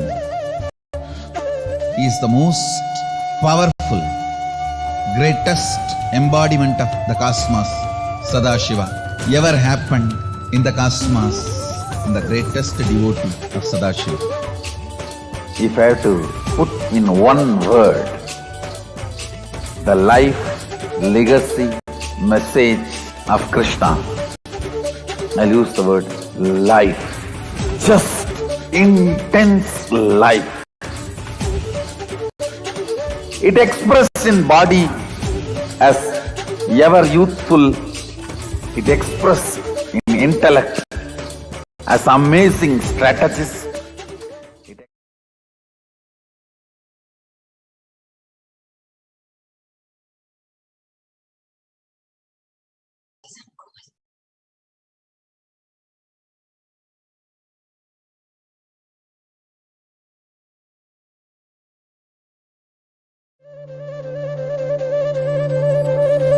Vasudeva Sudam Devam Gamsachanura Mardanam Devagi Paramanandam Krishnam Vande Jagadguru. He is the most powerful, greatest embodiment of the cosmos, Sadashiva, ever happened in the cosmos, and the greatest devotee of Sadashiva. If I have to put in one word the life, legacy, message of Krishna, I'll use the word life. Just intense life. It expresses in body as ever youthful. It expresses in intellect as amazing strategist. It expresses in emotion as a most beautiful, pure romance, essence of Krishna's life, message, legacy is life, intense life. He is so much in love with life, in romance with the cosmos. Everything was just celebrations. Welcome back. Nithyananda, welcome back to all the viewers, each and every one of you that are here. And so far we have been enjoying as we are all preparing ourselves for the Bhava Samadhi Darshan. Now let us see what is Bhava Samadhi Darshan. As all of us are awaiting the presence of Devi Parashakti, Kathana Shakti Padadva Yadva Padavalokanat Prasadat Swaguru Samyak Prapyate Paramam Padam. By the enlightening teachings of the Guru Kathana, by the Shakti Pada, the graceful transmission of the spiritual powers, by looking at the sacred feet of the Guru, or by the complete loving favor of the Guru Prasada, the ultimate goal and space, the Paramam Padam, is attained. Bhava Samadhi Darshan is not an event in space and time. Rather, it is a moment that lifts you out of space and time. Bhava is defined as directing and activating the emotional and spiritual energy that is created through the meditation on the avatar. The brain neurons mirror, activate, and process all the observed movements and information of the avatar just by seeing. That means without any other physical act of meditation, where our entire body silently, without any movement, recreates what's happening in the avatar distances far away. And we experience that superconscious energy radiated by the avatar. See, the science of Bhava Samadhi Darshan knows no distance. The modern science is just discovering this as the quantum tunneling. So when you enter into this space, you experience that thoughts per second rate drastically reduces, and you become mentally at ease in coexisting dimensions beyond duality, where we and the divine become one, unconditioned by the parameters of time and space. So it's the quantum tunneling is defined thus, how like an electron, and it has to cross over its energy barrier. It cannot do so as a particle, but it can as a wave, because it can just propagate through it. This is the same science that is imposed upon us when the darshan happens, the mirror neurons happen. This is a beautiful incident from Sri Krishna's life, where once, when Krishna saw his own reflection on extraordinary sweetness reflected in a jeweled wall, he was amazed and said, "How unprecedented and astonishing is this deep, indescribable sweetness of mine. Alas, when I see it, even I become greedy to enjoy its sweetness, just like Radhika. When I see my own sweetness in the mirror, I become eager to taste it, but I can't.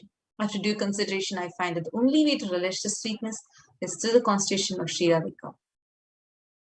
So the science of Bhava Samadhi Darshan is where the Nijavatara, manifesting Paramashiva consciousness, expresses the being of Paramashiva through the Divya Sharira and manifests as Nijavatara, the physical form, the embodied form, for us to experience Paramashiva. So this science is like how we are going to be experiencing it today, is where Devi Parashakti, the pure consciousness, the formless, expresses through the being of Rajarajeshwari and manifests in the physical form of Devi Meenakshi. So the consciousness, see, we need to understand the Archavatara, the deity, reflects the consciousness, because we are not mature enough directly to receive from the deity itself. To bridge this gap, the avatar comes down. So he gives us that experience. When we had the Bhava Samadhi Darshan of the Nijavatara, manifesting beings of various dimensions of Paramashiva, the auspicious components and the powerfulness of those dimensions of Paramashiva are awakened in us. The dimension of Paramashiva manifesting in the Nija Avatara, for us to experience the same, is Bhava Samadhi Darshan. Bhava Samadhi Darshan is a direct experience of costless bliss, During Bhava Samadhi Darshan, our being comes alive and celebrates with the energy wave of existence. Our very muscles learn to imbibe and radiate Paramashiva. Bhava Samadhi Darshan is like a window to the infinite expanse of consciousness, allowing us to glimpse the formless in a way we understand.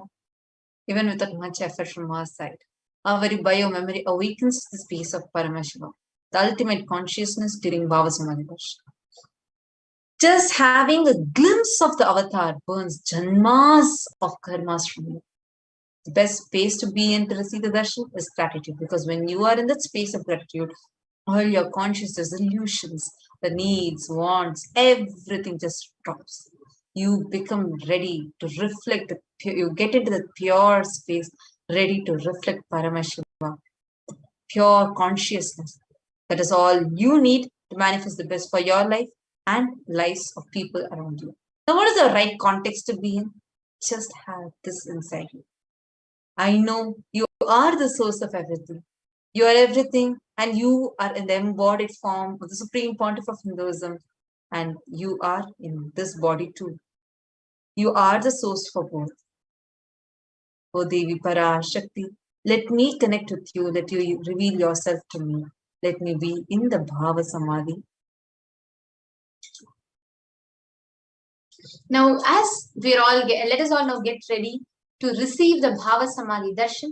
The next step that we are all going to do is entering into the Paramashiva Dhyana Mantra. But before that, we request all of you to take a few minutes, set up your Panchopachara Puja kit. The items that you need to do the Panchopachara Puja include sandalwood paste, flowers, incense, lamp, offering of food, Naivedyam, etc. Please get ready to receive Devi Parashakti. Now let's enter into the Paramashiva Dhyana Mantra. The Supreme Pontiff of Hinduism has blessed the Paramashiva Dhyana Mantra as an initiation, Diksha, that transmits the energy, experience, and powers in the form of sacred mantras, just like how the Avatar transmits just by a look, Nayana Diksha or Touch Sparsha Diksha, the Shaktis are transmitted to us. Same way, the Avatar literally births himself as the mantra, that encompasses all his Shaktis, energies, and transmits those Shaktis to the devotees. Anyone to whom this mantra is chanted from the space of oneness and deep blissful awareness, that person is bestowed with health, well-being, wealth and abundance, prosperity, love, fulfilling relationships, enormous growth, success in business, job, finances.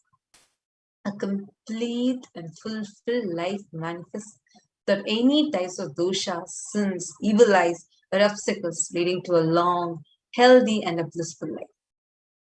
With the grace and blessings of the Supreme Pontiff of Hinduism, Kailasa's Department of Human Services and Kailasa's Department of Religion and Worship is offering the Paramashiva Dhyana Mantra, the prayer service on behalf of all of you for the following benefits.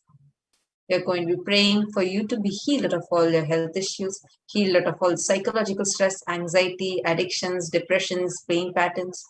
We are also praying for you to have an improved career and a healed relationship, whether it's your spouse, family, or profession. We're also praying for you to have a breakthrough in the wealth dimension. We're also praying for all the children that were orphaned during the pandemic to be protected.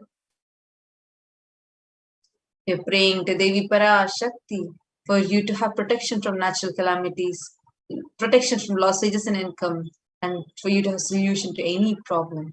And for you to experience breakthrough in creativity, increased inspiration, and for you to be able to move out of debt. For you to be able to experience increased energy and vitality. For you to be able to be healed from all the insecurities. For you to be protected from any direct or indirect effects of the pandemic. We are praying for the leadership consciousness to be awakened in you. And for you to be healed from any genetic or inherited disorder. And experience complete completion in your muscle memory, completion in your bio memory, and completion with your biological mother. And open up yourself and deeply experience the feeling connection with the cosmic mother. We are praying for the divine feminine consciousness to be awakened in you, for the grace, blessings, and protection of the Supreme Pontiff of Hinduism to always be with you. Let's enter into the Paramashiva Dhyana Mantra. Om Nithyananda Paramashivoham Om Nithyananda Paramashivoham. Om Nithyananda Paramashivoham. Om Hrim Nithyanandaya Namaha. Om Ham Ham Shivaya Namaha. Om Nithyanandam Paramasukadam Kevalam Jnanamurtim Dvandvatitam Gagana Sadrisham Tattvamasya Ekam Nityam Vimalamachalam Sarvadi Sakshi Bhutam Bhavatitam Trigunarahitam Sadgurum Tam Namami.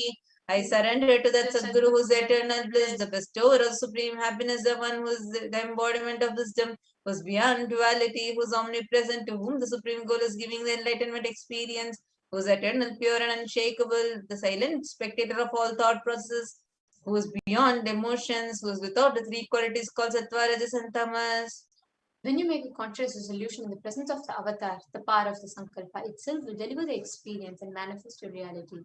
Om Mamo Pata Samasta Duridakshaya Dwara Bhagavat Shri Nithyananda Paramashiva Prityartham. I am taking this conscious resolution today for destroying all my karmas and sins, and in order to please Bhagavan Shri Nithyananda Paramashivam. Asya Deva Devasya Mahadevasya Akhilanda Koti Brahmanda Nayakasya. Who is the God of all gods? Who is the greatest of gods? The Lord of universes and multiverses. Who is the Lord of the cosmos?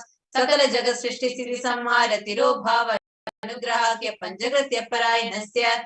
The one who does the cosmic actions of creation, sustenance, rejuvenation, pulling out the illusion and liberation. Adimadhyantarahitasya Aprameya Parakramasya Tattvartha Gocharasya. The one who is the beginning, middle, and end. The one who is immeasurable. Akara Ukara Makaratmaka Pranavatmakasya Vrishabharudhasya Mahadevasya Kamikadivatulanta Mahatantrakya Shaiva Gamaswarupasya Sakala Nigama Gamaswarupasya Shuddhadvaita Shaiva Swarupasya Nityananda Padastasya Nityananda Swarupasya Shuddha Sachidananda Vigrahasya Rupa Rupatitasya Sakala Nishkala Swarupasya Nitya Niranjana Niramaya Nirvikara Khandadi Visheshanasya Shri Nityanandeshwari Parashakti Sameta Shri Nityanandeshwara Paramashivasya Shri Nityanandeshwari Parashakti Sameta Shri Nityanandeshwara Paramashiv Avatar Bhutasya Sarvadeva Devi Swarupasya Bhagavataha Shri Nityananda Paramashivasya Cha Prityartham Shubhe Shobhane Muhurte Adya Brahmana Madhya Pararte Shri Shvetavaraha Kalpe Vaivasvatamanvantare Ashtavimshati Tame Nitya Yuge Prathame Pade Jambu Dvipe Bharata Varshe Bharata Khande Mero Dakshine Pashve Shakabde Asmin Vartamane Vyavaharike Prabhavadinam Shtyaha Samvatsaranam Madhye Shubhanama Samvatsare Shubhayane Shubharatau Shubhamase Shubhapakshe Shubhatitau Shubhavasara Yuktayam Shubhanakshatra Shubhayoga Shubhakarana Evam Guna Viseshana Visishtayam Asyam Shubhaditau Adi Kailase Kalpavrikshasya Daha Nityananda Nagare Smrita Smritana Muktidayake Mahakshetre. Now we request all the participants, whether you're offering this mantra for yourself or for someone else. If you are offering this for a male, kindly chant the male names now.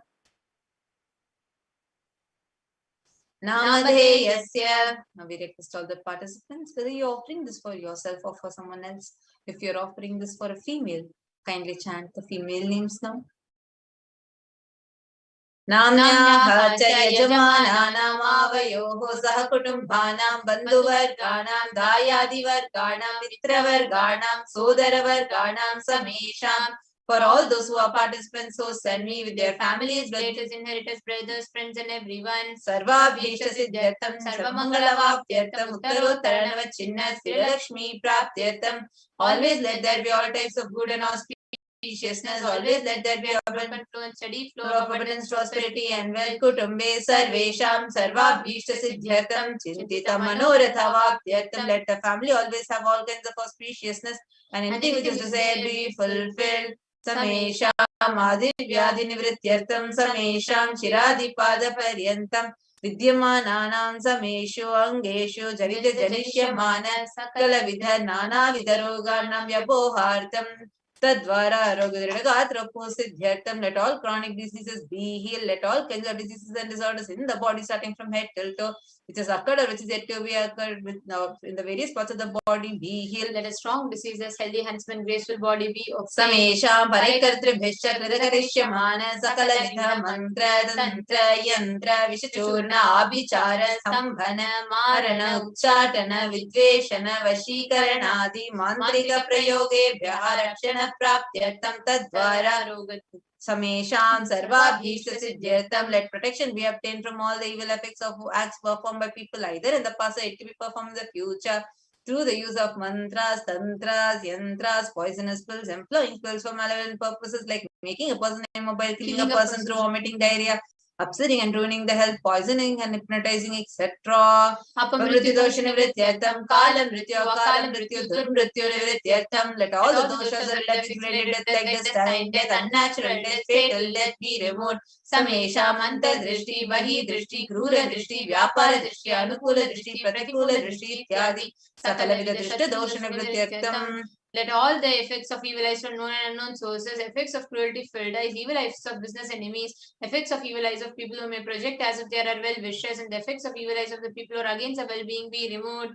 Samesham anta shatru bahi shatru krura shatru vyapara shatru anukula shatru pratikula shatru ityadi sakala vida shatru badha nivrityartam. Let all the effects of inner enemies, outer enemies, fears enemies, business enemies, enemies who project themselves as good, and enemies who work against our well-being be removed. Samesham matrusha padi sakala vida shapanam vyapohanartam. Let the effects of all the curses right from the mother be removed. And adi avidyavasanaya pravartamane asmin mahati samsara chakre vichitra bhihi karmagati bhihi vichitra suyo nishu punah punahane kadajanatva. From time immemorial, due to ignorance, we get caught in the vast cycle of birth and death. Due to the effects of our action, we take birth again and again in various bodies, which is quite strange. Kenapi punyakarma sheshena bhagavataha Nithyananda Paramashivasya Parimitaya Kripaya Idanintana Manushya Janma Praptavatam. Yet, due to some good action, with extreme and immeasurable compassion and grace of Bhagavan Shri Nithyananda Paramashivam, we have been blessed with a human body. Samesham iha janmani purva janmani janma janmantareshu sarvaihi kritana Shiva ninda devi ninda guru ninda dosha vyapohartam Shiva parada devya parada gurva parada dosha vyapohartam. Any kind of abuse we may have done to Paramashiva, Parashakti and Guru in the present birth, past birth, or in any of the births be removed. Any kind of crimes or offences committed against Paramashiva, Parashakti and Guru be removed. Brahma Hatya Sura Pana Swarnasteya Guru Talpa Gamana Tatsansargakya Panchamahapatakadi Samasta Papa Vitiriktatam. Let the 5 great sins like killing a Brahmin, drinking prohibited alcohol, stealing gold, having illicit relationship with Guru's wife, one's own mother, elder sister, and other such motherly figures, and associating with those people who have committed one of the above mentioned sins be removed. Apicha sarvai balye vayasi kaumare yovane vardhake. Let all the karmic effects of action done as a child, adolescent, youth, and as an old age person, Jagrat Swapna Sushupti Avastasu. Let all the karmic effects of action done in the wakeful dream or deep sleep state, Karmendriya Jnanendriya Vyaparai Sambhavitanam. Let all the sins done through Karmendriyas, that is the 5 organs which perform action like speech, hands, feet, excreting, and reproductive organs, and Jnanendriyas, that is the 5 organs which receive information like ears, eyes, nose, tongue, and skin. Rahasyakratanam, Prakashakritanam, Atipatakanam, Upapatakanam, Sankalikaranam, Maliniikaranam, Apatikaranam, Jati Brahmchakanam, Prakiritanam, Evam Navanam, Navavidhanam, Bahunam, Bahuvidhanam, Sarvesham, Papanam, Sadhyaha. Let the sins which were done openly or secretly, the greatest of the great sins, minor or the minor sins, multiple sins like raping of women, unjustifiable sin of destroying the caste system, narrow-minded sin, such 9 sins and 9 types of sins, more sins and more types of sins be removed immediately and instantly. Apanodana dwara samasta mangala praptyatam Shiva bhakti devi bhakti guru bhakti siddhyatam Paramashivatva Paramashiva shakti Paramashiva siddhi siddhyatam. The removal of sins let us be showered with all auspiciousness. Paramashiva Bhakti devi bhakti guru bhakti be obtained. Let the state of Paramashiva, space of Paramashiva, and powers of Paramashiva be obtained. Kutumbe sarvada sanmangala praptyatam anyonya prema bhivridyartam purnatva siddhyatam sarva panivridyartam. Let the whole family always be showered with all auspiciousness. Let mutual love bloom among all the people. Let completion happen. Let all all the mishap be removed. Kshetrarogya-vaptyatam ayurvriddhyatam, let healthy body be obtained instantly and immediately. Let longevity be bestowed. Vyapari-udyoge sarvajanvashikaranaatam tadvara-unnatonnatastana-praptyatam. Let your charisma impress everyone in business and job, and through that let you attain the best of the best position. Bahudana saukya praptyatam griha kanaka pashuputra paudra dhanadhanya saukya praptyatam. Let extreme and wealthy happy life happen. Let various wealth be showered in the form of house, gold, cattle, children, grandchildren, money, grains, and all the comforts related to world. Life aditya dina vanam grahana dosha pida nivaranatam aditya dina vanam grahana manukulyata siddhyatam. Let all the malefic effects of the 9 planets be removed, and let auspiciousness be bestowed by the grace of all 9 planets. Bhumyantarikshe vidyamana bhuta preta pishacha rakshasa brahma rakshasa vetala Kushmanda, Dakini, Shakini, Ityadi, Sarvarishta Nivaranartham. Let all the evil effects that cause calamities on planet Earth, the evil effects of various demonic beings like Bhuta, Preta, dead people, Pishacha, demon, Rakshasa, Brahma Rakshasa, Vetala, Ghost, Kushmanda, class of demons, Dakini, little devil, Shakini, kind of female demon be removed, Manovyakulata Nivaranartham. Let the mental confusion and worry be removed. Prarabdhe karmani karishyamane karmani adidaivika adibhautika adhyatmika vigna nivaranartham. Let all the obstacles be removed with regard to actions done or going to be done relating to God, world and spirituality. Samasarana nivaranatham dhana lakshmi dhanya lakshmi santana lakshmi saubhagya lakshmi Vidya Lakshmi, Shaurya Lakshmi, Vijay Lakshmi, Vidya Lakshmi, Ityadi Ashtalakshmi, Paripurna Kripa Kataksha Siddhyartham. Let all the loans be removed. Let all the Ashtalakshmis, Exana Lakshmi, wealth, Dhanya Lakshmi, food and grains, Santana Lakshmi, offspring, Saubhagya Lakshmi, fortune, Vidya Lakshmi, knowledge, Shaurya Lakshmi, bravery, Veera Lakshmi, heroism, Vijay Lakshmi, success be showered. Pariksha Sunnata Sthane, Vijaya Praptyatam, Sarva Vidya Parangata Siddhyatam, Medha Shakti, Grahana Shakti Abhiruddhyatam. Let the top rank be obtained in examination. Let all the excellence be acquired in all the fields of knowledge. Let memory, power, understanding, ability be increased. Ityadi Sakala Vida Sanmangalani Guru Kripa Katakshina Praptyatam. By the grace of the Guru, let all the above auspicious be showered upon Shri Kailasa Nadadvadashanta Shyamala Pitha Roda Shri Meenakshi Sundareshwara Abhinna Sarupa Parashyaputra Ratna Kumara Gurumanya Tulyavatara Shri Parvati Sanyapan Labda Divya Jnana Vishuddha Sakala Nigama Gamasara Bhuta Dravida Veda Pravartre Srimad Paramashiva Karuna Samadhikata Muktama Chitra Shreyana Giyamana Chatra Chamara Shri Chinha Kahaladi Samasta Virada Valyalankrita Jnana Vijnana Chakravarti Sarvajana Sangha Sadhyo Nirvana Diksha Vyapavarga Varsha Vishrana Ji Muta Paramatakalabe Sari Shaiva Siddhanta Stapana Charya Shri Rajadi Raja Pandya Maharaja Guru Shapana Shakyadi Mahandakara Nivarana Jnana Bhanu Vikshana Narhar Dvajo Chedana Purvaka Srimad Rishabhadvaja Stapaka Shaiva Samaya Kartre Acharya who established the Shaiva Siddhanta, the Rajaguru of the Pandya King, the Supreme King of all kings. The Guru is also the Pandya King, the Supreme King of all kings. The enlightening sun that removes utter darkness of the illusion, the one who installed the Vrishabha flag, the creator and reviver of Shaivism. Sarvajna Pitha Ruda Shri Jagat Guru Shri Jnana Sambandha Deshika Swami Vagish Sundara Manikya Vachaka Swamina Avatara Bhuta Shri Jnana Sambandha Swami Punaritirtha Shamala Pita Sarvajna Pita Sanavati Uttara Drishatama Guru Mahasannidhana, the one who is the ruler of Sarvajna Pita, the seat of omniscience, O the avatar of such the above mentioned attributes, the Guru of the whole world, Shri Jnana Sambandha Deshika Swami Appar Sundara and Manikya Vachaka Swami, O the ruler of the kingdom of enlightenment, the Shamala Pita Mahasamastana, which was created and revived by Jnana Sambandha Swami, O the one who has ascended the seat of omniscience, the 293rd Guru Mahasannidhanam, Arunagiri Yogeshwara Paramparagata Arunachala Sarvajna Pita Guru Mahasannidhana, Kailasa Paramparagata Kanchi Kailasa Sarvajna Pita Tricentual Uttradrishtama Guru Mahasannidhana, the one who has ascended the seat of Kanchi Kailasa Sarvajna Pita as 233rd Pontiff Guru Mahasannidhanam in the lineage of Kailasa. Nityotsava Nitya Mangala Nitya Kalyani Tirtha Kailasa Paramparagata Adi Kailasa Nithyananda Pita Mahasamastana Mahasimhasana Pita Kartre, the creator of Nithyananda Pita Mahasamastana Mahasimhasana Pita, is eternally celebrating auspicious festival and having the attractive energy of enriching.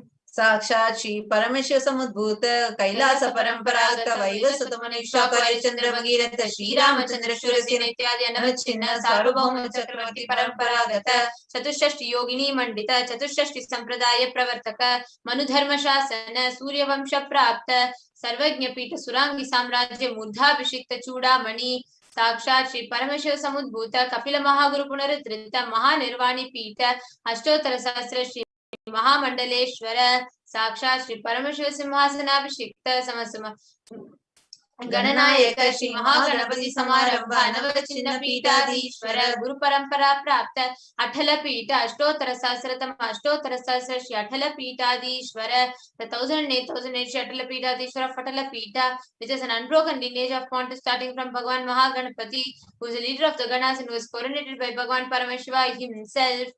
Shri धर्म मुक्ति स्वर्गपुर स्वर्ण पीठ त्रयोविंश गुरु महासन्निधान कैलास परंपरागत आदि पीठ सर्वज्ञ पीठ Jagat Guru of आदि पीठ सर्वज्ञ पीठ in the lineage of Kailasa Shri Kailash पुनरुद्धारक Shri Kailash परमाचार्य Shrimad Paramhans परिव्राजकाचार्य वर्य सच्चिदानंद प्रणव स्वरूप श्रोत्रिय ब्रह्मनिष्ठ श्रीमद जगत गुरु श्री भगवत श्री नित्यानंद परमेश्वर श्री ज्ञान संबंध देशिक परमाचार्य स्वामी नाम प्रीत्यर्थम who is in the state of Paramahamsa, the acharyas of all sannyasis and parivrajakas, the embodiment of pure truth consciousness and bliss, embodiment of sacred syllable Om, the knower of the Vedas, one established in the super consciousness. Tesham padar vindayoho bhakti siddhyartham guru kripa kataksha siddhyartham kshema stairya virya vijaya ayura roga aishwaryana abhiruddhyartham dharmata kamoksha surida pala purushartha siddhyartham mama samasudrito upashantyartham samasta mangalavaptyartham bhagavad shri nityananda paramashiva prasadena sakutumbasya jnana vairagya jivan mukti praptyartham cha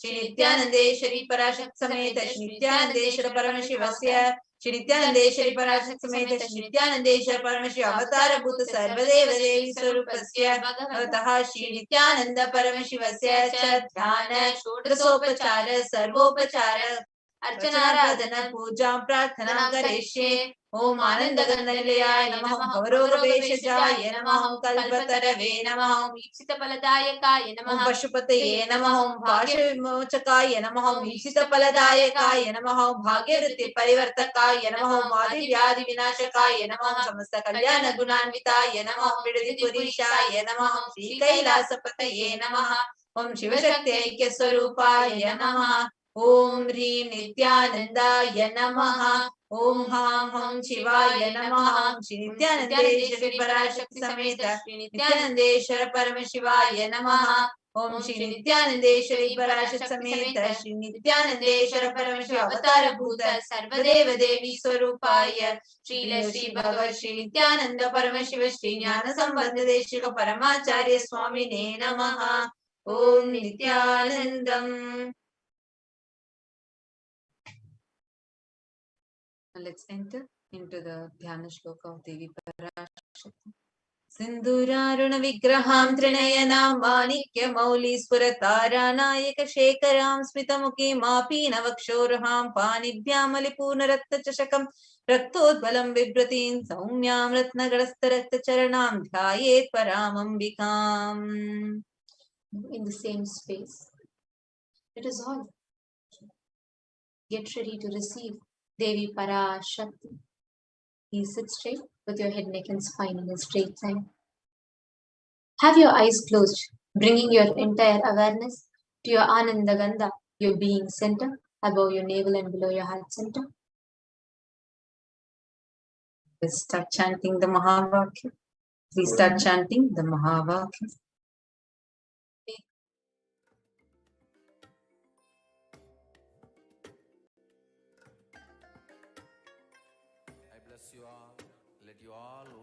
All your three eyes and manifest the powers of Mahasadashiva. Om Nithyananda Paramashivoham. Om Nithyananda Paramashivoham. Om Nithyananda Paramashivoham. Om Nithyananda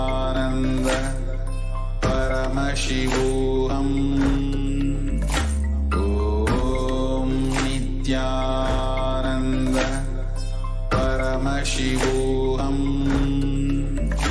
Om Nithyananda Paramashivoham. Om Nithyananda Paramashivoham. Om Nithyananda Paramashivoham. Om Nithyananda Paramashivoham. Om Nithyananda Paramashivoham. Om Nithyananda Paramashivoham. Om Nithyananda. Om Nithyananda Paramashivoham. Om Nithyananda Paramashivoham. Om Nithyananda Paramashivoham. Om Nithyananda Paramashivoham. Om Nithyananda Paramashivoham. Om Nithyananda Paramashivoham. Om Nithyananda Paramashivoham. Om Nithyananda Paramashivoham. Om Nithyananda Paramashivoham. Om Nithyananda Paramashivoham. Om Nithyananda Paramashivoham. Om Nithyananda Paramashivoham. Om Nithyananda Paramashivoham. Parashakti, along with the mantra. Yopam pushpam veda pushpavan prajavahan pushpavan bhavati chandramavapam pushpam pushpavan prajavahan pushpavan bhavati evam veda yopamayatana veda ayatanavan bhavati pushpai pujayami. Please take a little Paramashivoham. slowly wave it, Parashakti, along with the mantra. Please ring the bell. Nithyananda Purvantam durvadayohosman duraditam durvayam vayam durvamastam devanamasi tasnitamam papritamam dushtatamam vannitamam devahootamam vritamase avartanam trigumasvamatva amitrasya tvajaksha prekshema bherma samvikta matva hitasisham rupamagrapanyami. Om Nithyananda And slowly wave it Paramashivoham. along with the mantra. And please ring the bell as you do so. Om Buddhi sajata vedopagnirdam mama pashugashamahyamavaha jivanam chadisho disha manandi sijata vedo gamashram purusham jagat avipradagnagahi shriyama paripasaya deepam darshayami. Paramashivoham. Devi Parashakti. Om Nithyananda Om madhuvatarayate madhuksharanti sindhavaha madvihina santoshadhihi madhunaktamutoshasi madhumasvarti umrajaha madhudhyaurattanah pita madhumanyo vanaspatir madhumagamastu suryaha madhirgavo bhavantu naha madhu madhu madhu naivedyam nivedayami.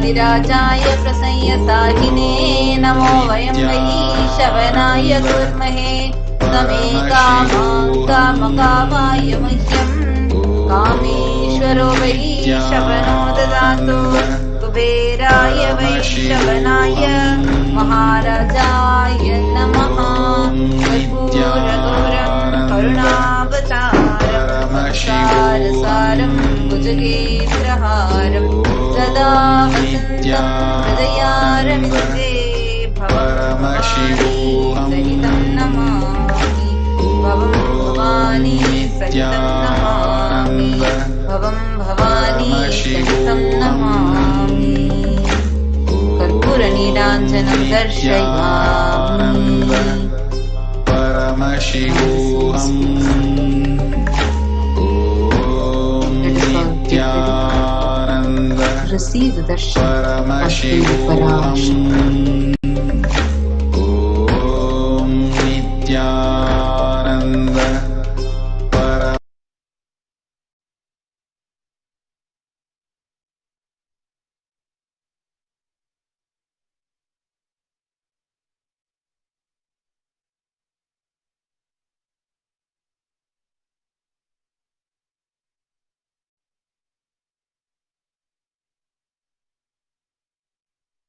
Connecting with the divine with your eyes closed is meditation. Connecting with the divine with your eyes open is darshan. Come, let us all now move from meditation to darshan. Slowly, very slowly, please open your eyes.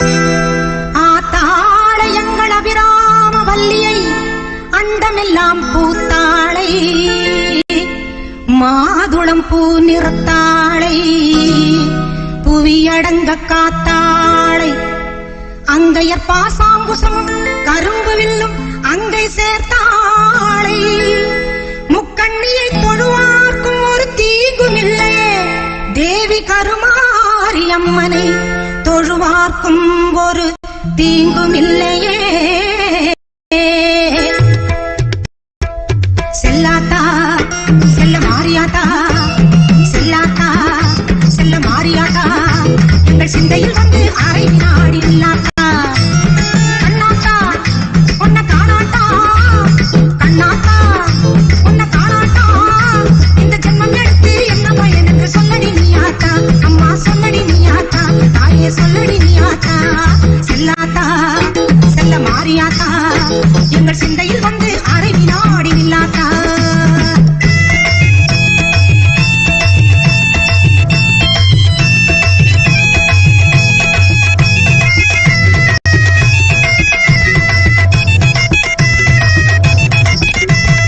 ஆசை தீர உன் அழகை பார்த்து மாறியாத்தா அந்த பாசத்தோடு வந்தேனடி தாய மாறியாத்தா ஆசை தீர உன் அழகை பார்த்து மாறியாத்தா அந்த பாசத்தோடு வந்தேனடி தாய மாறியாத்தா பொன்னு பொருளும் தந்தருமாய் கருமாறியாத்தா பொன்னு பொருளும் தந்தருமாய் கருமாறியாத்தா என்னை புகழோடு வைத்திடுவாய் ஆதி சக்தி மாதா என்னை புகழோடு வைத்திடுவாய் ஆதி சக்தி மாதா அம்மா அம்மா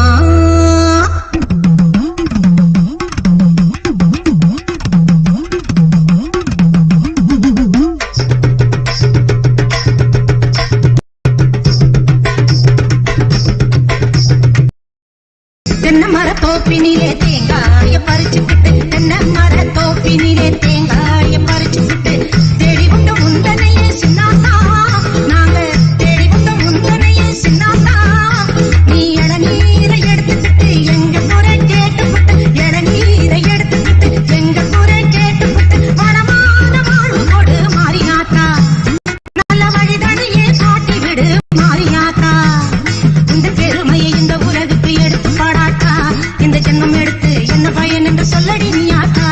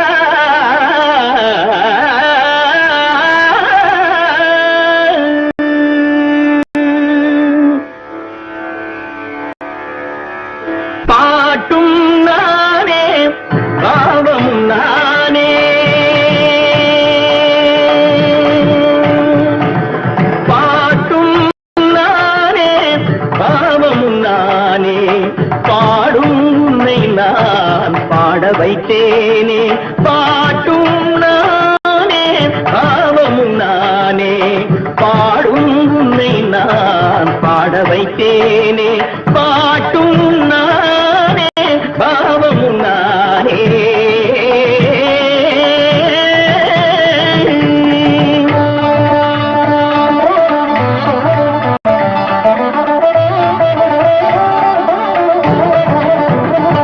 கூட்டும் இசையும் கூட்டின் முறையும் காட்டும் என்னிடம் கதை சொல்ல வந்தாயோ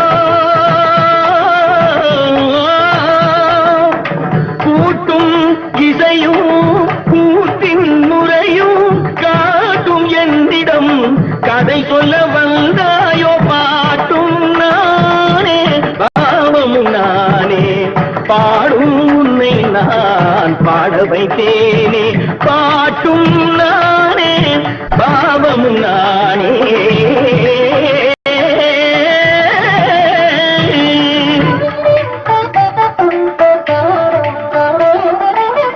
அசையும் பொருளில் இசையும் நானே அசையும் பொருளில் இசையும் நானே ஆடும் கலையில் நாயகன் நானே அசையும் பொருளில் இசையும் நானே ஆடும் கலையில் நாயகன் நானே எதிலும் இயங்கும் இயக்கம் நானே எதிலும் இயங்கும் இயக்கம் நானே எல் இசை நின்றால் அடங்கும் உலகே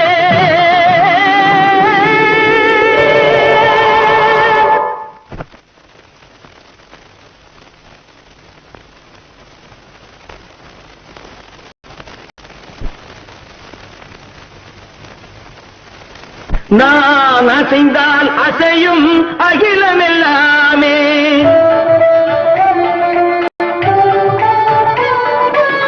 நான் அசைந்தால் அசையும் அகிலமெல்லாமே அறிவாய் மனிதவும் ஆணவம் பேரிட நான் அசைந்தால் அசையும் அகிலமெல்லாமே அறிவாய் மனிதவும் ஆணவம் பேரிட ஆடவாயனோடு பாட வந்தவனின் பாடுவாயை இனி மூட வந்ததும் பாட்டும் நானே பாவமும் நானே பாடும் உன்னை நான் பாட வைத்தேனே பாட்டும் நானே பாவமும் நானே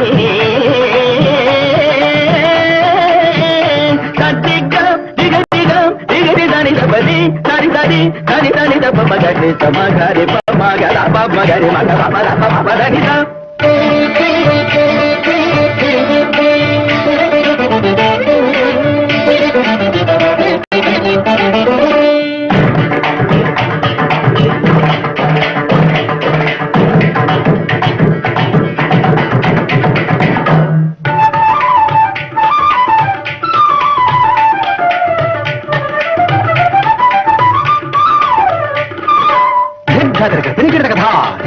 झुमक झुमक जाना झुमक जाना झुमक झुमक दिंदा दिंदा आ झुमक झुमक दिंदा इंदा सगरी सगरी दरी ददा दरी दनी दब मामा नहीं दरी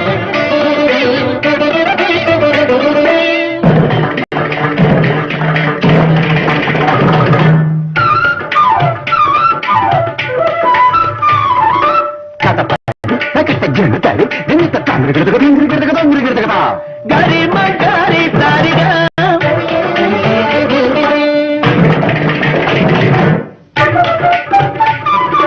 कजम कजम करा निधरी गमा धुंदर गिरते कथा गरी जाम तरी करता पारनी गिरी करते सागरी रे मग गजा पप मग पपरी मग पपरा पानी दासा नी सागरी मग करी दनी जाम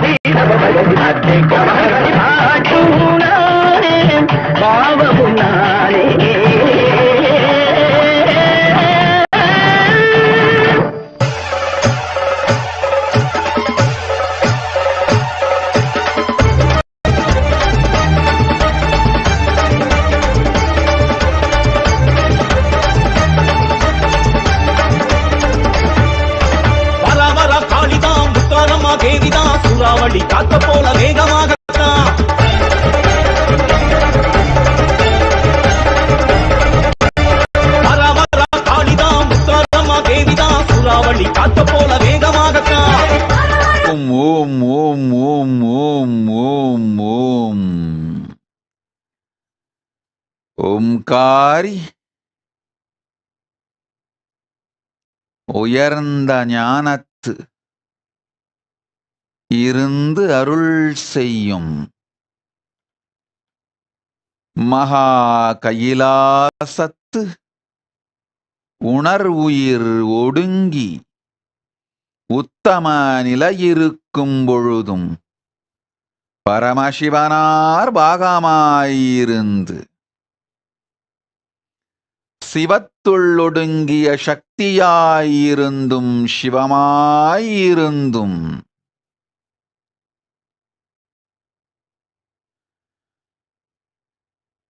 இருப்பதையும் இயற்கையையும் முறையாய் நடத்தும் பரமேஸ்வரி பராசக்தி பண்டிமாதேவி பரஷோடசி மீனாட்சி கண்மலர்ந்தேன் நிஜாவதாரம் நித்யானந்தன் வடிவம் தாங்கி ஆசிகளோடு ஆனந்தமும் அனைவர்க்கும் அளித்தோம் இங்கு இணைந்திருக்கும் எல்லோர்க்கும் நன்மை தங்கிடட்டும் தீமை அழிந்து தீவினை ஒழிந்து நன்மையொடு சுகமும் நான்மறை ஞானமும் உண்மையொடு ஆகமத்தின் உத்தம அறிவும் தன்மையுள் மலர்ந்து பரமசிவத்துவம் பாங்காய் அமையட்டும். ஓம் ஓம் ஓம் ஓம் ஓம்.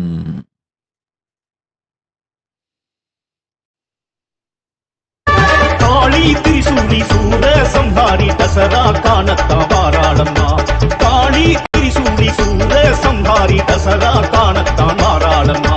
துளசையிலே குடியிருக்கும் முத்தாரம்மா, நம்ம துறைகளைத்தான் தீர்த்து வைக்க வாராளம்மா.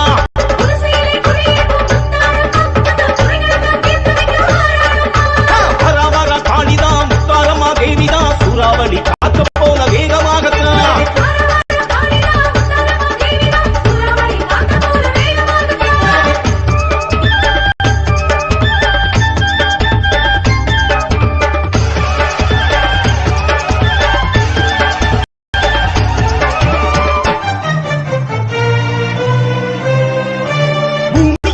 நடுங்க வானம் எல்லாம் கிடுகிடுங்க சூலமதை ஏந்திக்கிட்டு வாராளம்மா.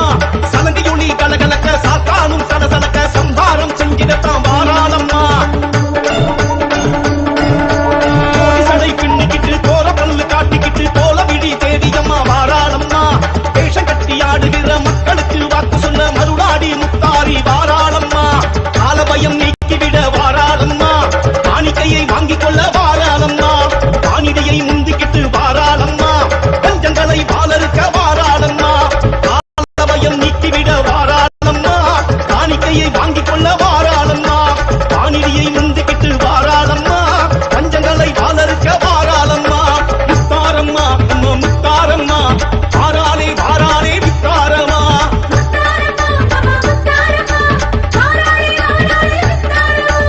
காளியம்மா திரிசூலியம்மா காட்டாறு வெள்ளம் போல வாராளம்மா.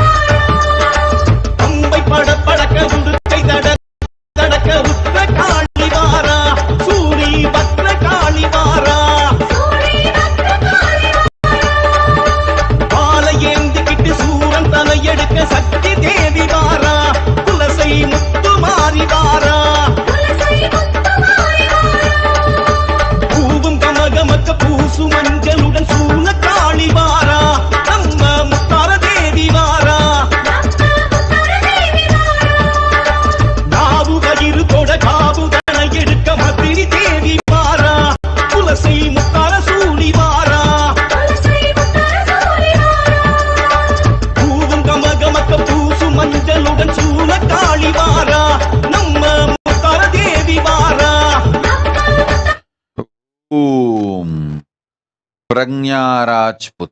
Tatast. I will protect your child. Don't worry. Om, Om, Om.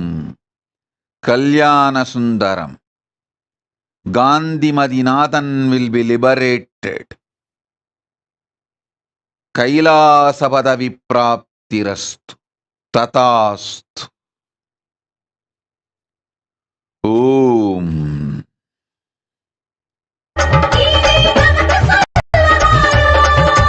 துளசி மாறிவாரா தசரா ஆட்டம் போட்டு வாரா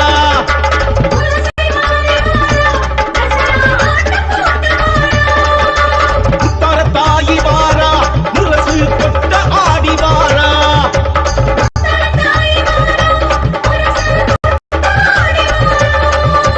மனசு தீர ஆடி நமக்கு மங்களம் கொடுக்க வாரா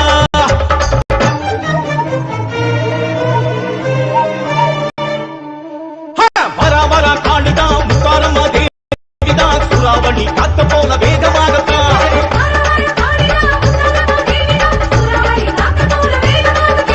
துளசியிலே குடியிருக்கும் முத்தாரம்மா நம்ம புலைகளைத்தான் தீர்த்து வைக்க வாராரம்மா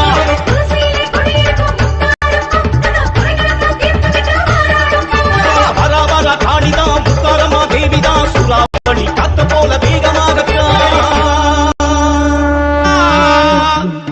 அஞ்சனமையிட்டு ஆடியே வந்திடம்மா என் தாயே Mutharamma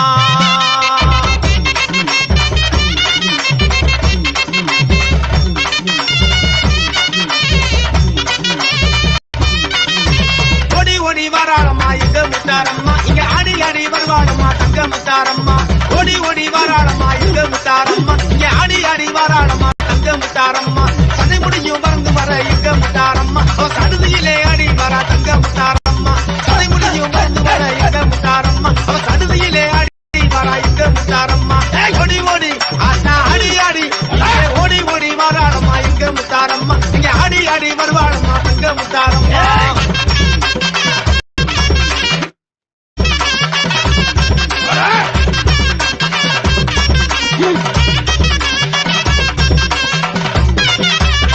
Om. Sobi Raghunathan Tatast. குலத்தையும் குழந்தைகளையும் வம்சத்தையும் நன்றாய் காக்கின்றேன். வாழ்வீர் வள்ளத்தொடு போய்வா. பச்சரிசி பல்லழகி எங்க முத்தாரம்மா இந்த பழவினைகள் திட்டிடுவா தங்க முத்தாரம்மா பச்சரிசி பல்லழகி எங்க முத்தாரம்மா இந்த பழவினைகள் திட்டிடுவா தங்க முத்தாரம்மா ஓடி ஓடி ஆட்டா ஆடி ஆடி இங்கே ஓடி ஓடி வராளம்மா எங்க முத்தாரம்மா இங்க ஆடி ஆடி வருவாளம்மா தங்க முத்தாரம்மா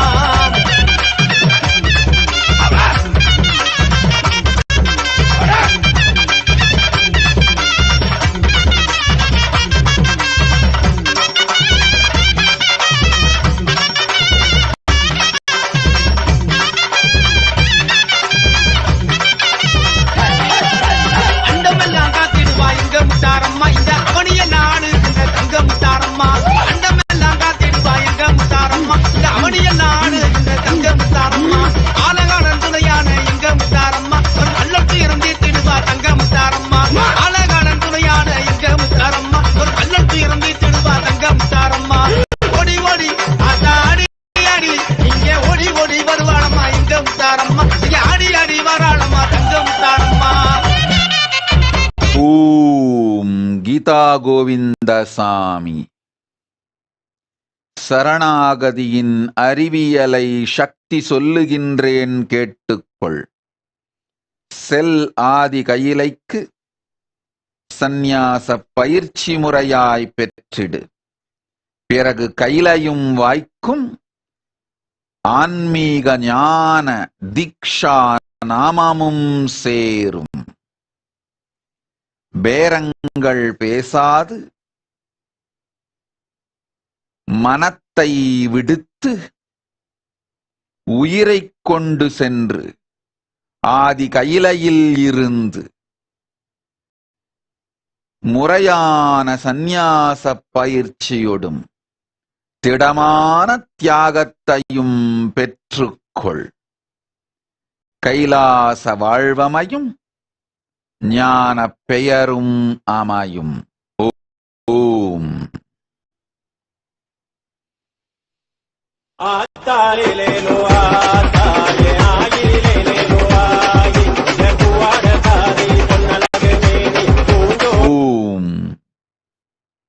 மதன்குமார். ததாஸ்து. கிடைத்தபடி வேலையும் கிடைக்கும், பெரும் பணமும் கிடைக்கும். நிலைத்த வாழ்வமையும் நிம்மதி சுகம் கிடைக்கும். போய் வா. ஓம்.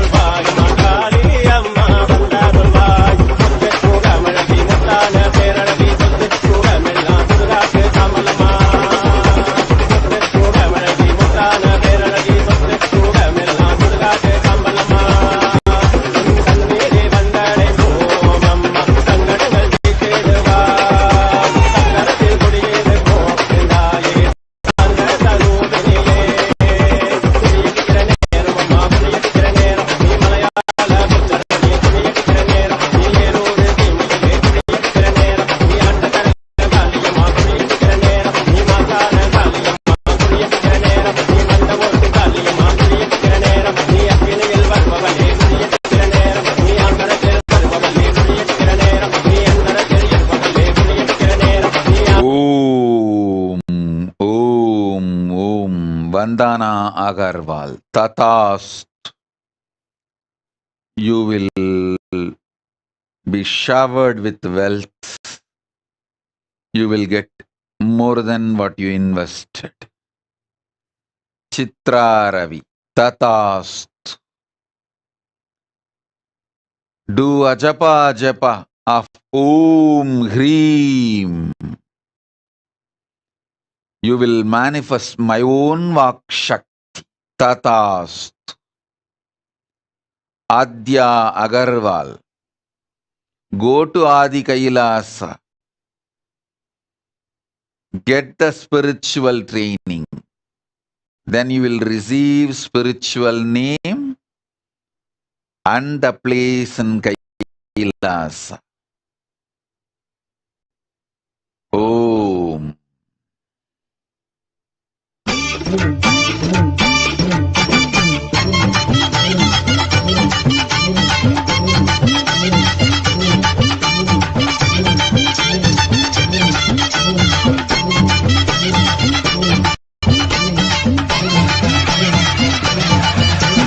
ஆனந்த மலை காடு அது ராக்கிறதுக்கு வீடு பழமுதிரும் சொல்ல நான் பார்க்க போற மேல அந்த பழமுதிரும் சொல்ல நான் பார்க்க போற மேல மலை வாசாகி எங்கள் குலகேசா திருப்பதி மலை வாசா ஜெகம் புகழும் ஸ்ரீனிவாசா திருப்பதி மலை வாசா ஜெகம் புகழும் ஸ்ரீனிவாசா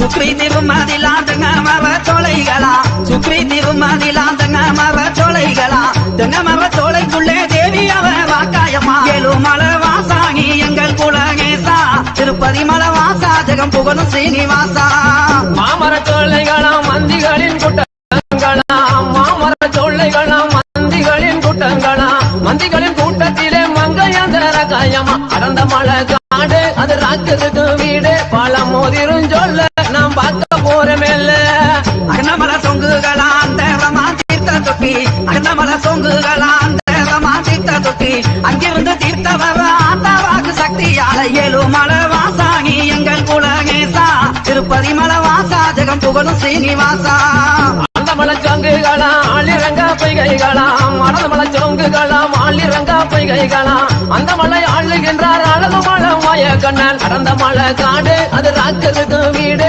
பழம் மோதிரும் சொல்ல நாம் பார்க்க போற மேல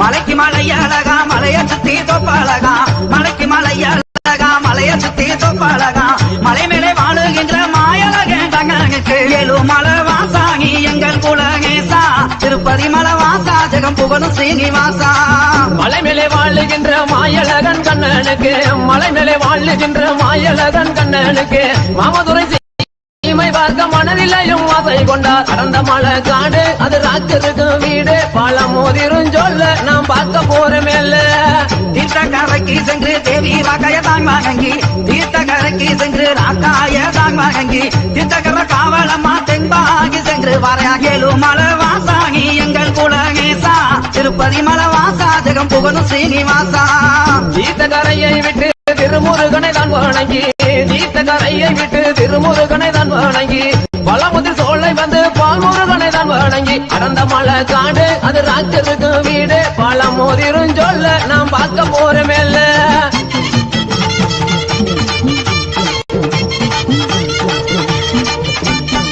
பழமுதிரும் சோலை விட்டு பால்முருகனை தான் வணங்கி பழமுதிரும் சோலை விட்டு பால்முருகனை தான் வணங்கி பாருங்க கம்பகி கருப்பங்க பால்குடனே வழங்கினாரா மலை வாசாகி எங்கள் குலகேசா திருப்பதி மலை வாசா ஜெகம் புகழும் ஸ்ரீனிவாசா இத்தனை பேரிடத்தில் இன்பமுடன் விடையும்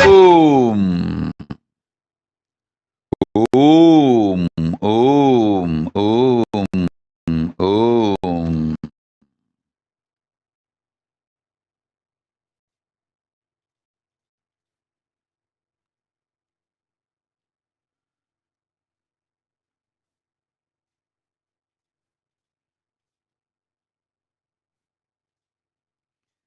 அழகம்மை காசி ததாஸ்து ஆகட்டும் செய் அன்பளிப்பாய் கீதையும் ஜீவன் முக்தியும் அனைவர்க்கும் அளித்திடு உனக்கு ஜீவன் முக்தியையே அன்பளிப்பாய் அளிக்கின்றேன் போய் வா Smitha Sahay ததாஸ்து be unclutched you will experience me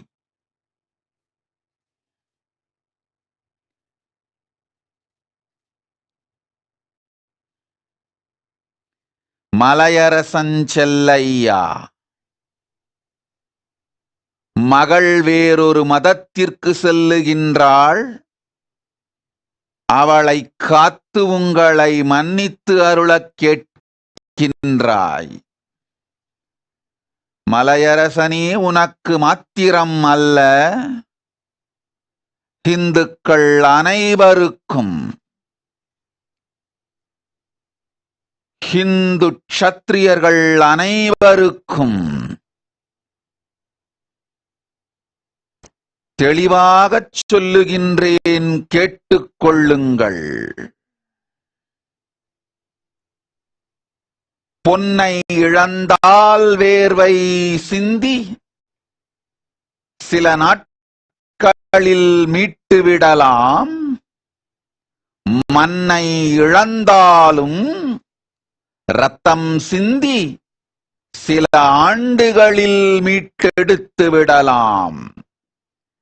பெண்ணை இழந்தால் இனம் இழப்பீர், புரிந்து கொள்ளுங்கள். பெண்ணை இழப்பது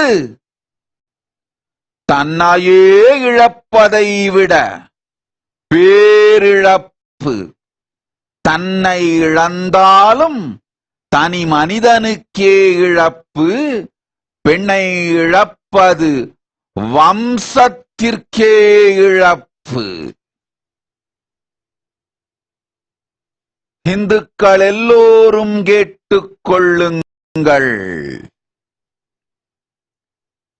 நீங்கள் இழக்கும் ஒவ்வொரு பெண்ணும் உங்கள் சேனையில் இழக்கப்பட்ட நபர் மட்டுமல்ல, எதிரிகள் சேனைக்கு ஒரு வம்சத்தையே அளிக்கப் போகும் உயிர் வாழ்வு. ஹிந்து மதத்தின் சத்தியங்களுள் ஒன்று, பெண் வெறும் சுகபோகப் பொருள் அல்ல.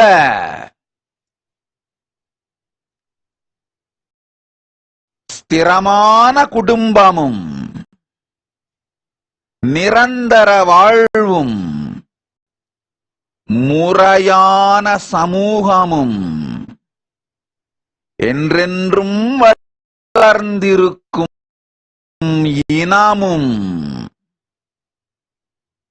இனத்தின் சிற்றலகான குடும்பமும் பேரலகான அரண்மனைகளும் இயங்குவதற்கான தேர் அச்சாணி மூலம் நல்ல வம்சத்து பெண்.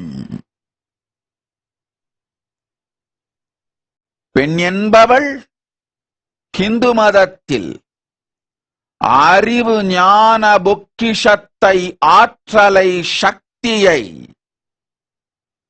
மரபணுவிற்குள்ளேயே விதைத்து இனத்தை காத்திட உருவாக்கப்பட்ட மிகப்பெரிய சக்தி பொக்கிஷம்.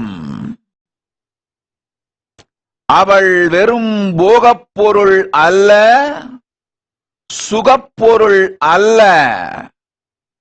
வம்சத்தை ஆக்கவும் காக்கவும் நடத்தவும் இனத்தின் தேருக்கு அச்சாணி.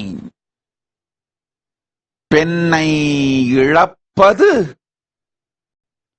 தன்னையே இழப்பதினும் பெருங்கொடுமை. ஹிந்து மதத்தில் ஒவ்வொரு குலத்தின் பெண்களும் தனித்துவமான வாழ்வியல் முறை, ஆற்றல், அறிவு, உயர்வான நேர்மை கற்பொடு நித்திய வாழ்வளிக்கும். ஆற்றல், சக்தி, அறிவெலாம் மரபணுவில் விதைக்கப்பட்ட மங்கள லக்ஷ்மி. இந்துக்கள் எல்லோருக்கும் சொல்லுகின்றேன், உங்கள் பெண்ணை இழக்காதீர்கள்.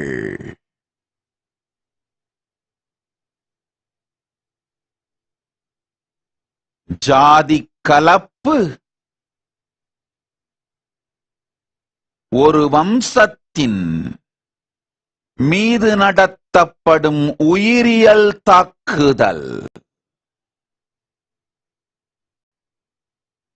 மதமாற்றம் ஒரு வம்சத்தின் மீது நிகழ்த்தப்படும் மெய்யியல் தாக்குதல்.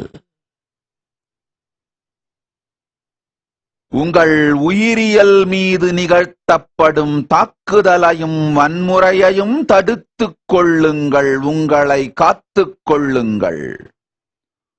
உங்கள் மெய்யியலின் மீது நிகழ்த்தப்படும் வன்முறையையும் தாக்குதலையும் தவிர்த்து உங்களை காத்துக் கொள்ளுங்கள். ஜாதி கலப்பும் வன்முறை, மதமாற்றம், தீவிரவாதம், சாதி வெறியும் சாதி திணிப்பும் ஆகாது, சாதி கலப்பும் ஆகாது. மலையரசன் செல்லையா, தும்பை விட்டு வாலை பிடிக்கும் வேலை செய்கின்றீர். ஞானத்தொடு மலர்ந்து ஞான வம்சத்தை உருவாக்கியிருக்க வேண்டிய பெண்ணை குருவிடமிருந்து பிரித்து வேறொரு வம்சத்திற்கு பலமாக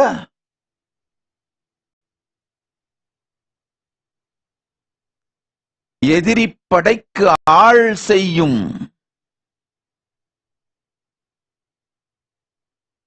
சூழலுக்குச் சென்றீர். இப்பொழுதாவது புரிந்து கொள்ளுங்கள். பெண் சுகபோகப் பொருள் அல்ல. நிரந்தரமான ஸ்திரமான சமூகத்தின் தேருக்கான அச்சாணி. பெண் வளர்க்கும் பெற்றோரெல்லாம் நன்றாய் புரிந்து சனாதன ஹிந்து தர்மத்தின் சத்தியங்களையும் வாழ்க்கை முறையையும் ஸ்திரமான வாழ்க்கை முறையையும்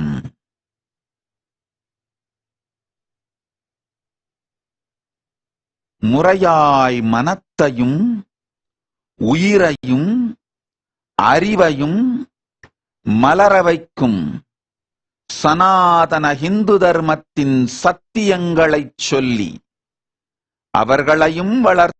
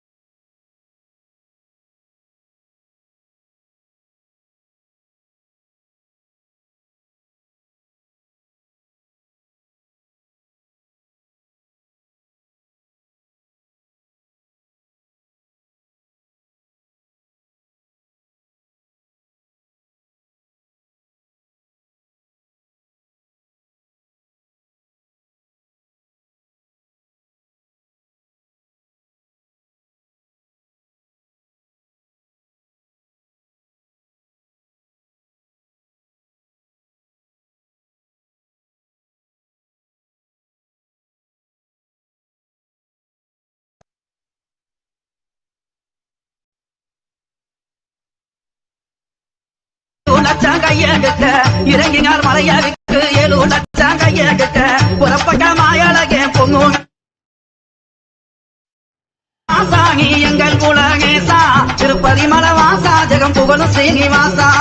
பொண்ணு நல்ல பல்லாக்கிலே பெருமாளுமே தானும் ஏறி, பொண்ணு நல்ல பல்லாக்கிலே பெருமாளுமே தானும் ஏறி புறப்பட்டு வந்திட்டாராம் பொண்ணு. ஓம் மலையரசன் செல்லையா,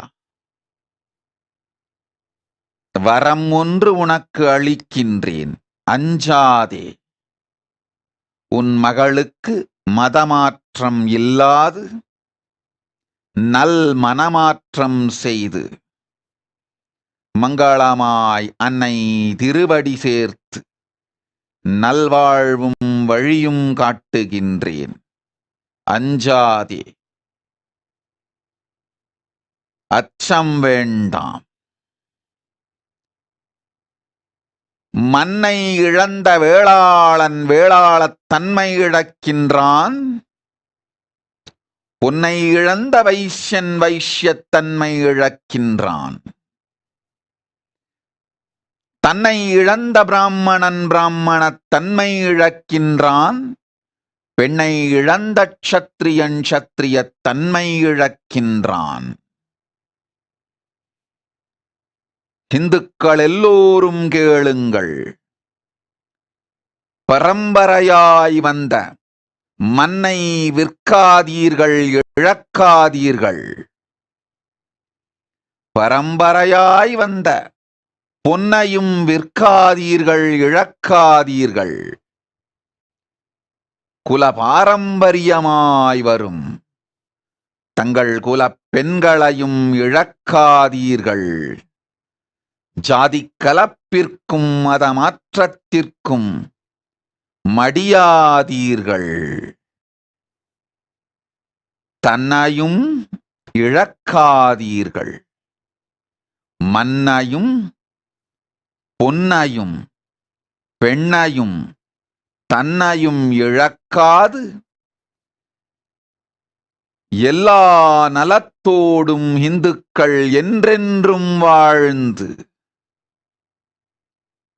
ஆல்போல் தழைத்து அருகுபோல் வேரூன்றி மூங்கில் போல் சுற்றம் சூழ பெருவளங்கள் 16 மாதமும் மாறி பெய்து மங்களம் பொங்க வாழ்வாங்கு வாழ்ந்து உலகுக்கெல்லாம் வளம் செய்திட அன்னை ஆதிசக்தி அருளுகின்றேன். ஓம் ஓம் ஓம்.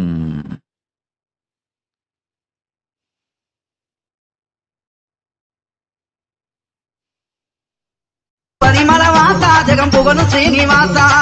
தங்க நகை என்று சொல்லி தான் மதித்த கள்ளருக்கு, தங்க நகை என்று சொல்லி தான் மதித்த கள்ளருக்கு, ஒளி நகை என்று சொல்லி பொய்யான வார்த்தை சொல்லி அறந்த மலை காடு அது ராஜருக்கு வீடு பல மோதிரும் சொல்ல நாம் பார்க்க போற மேல.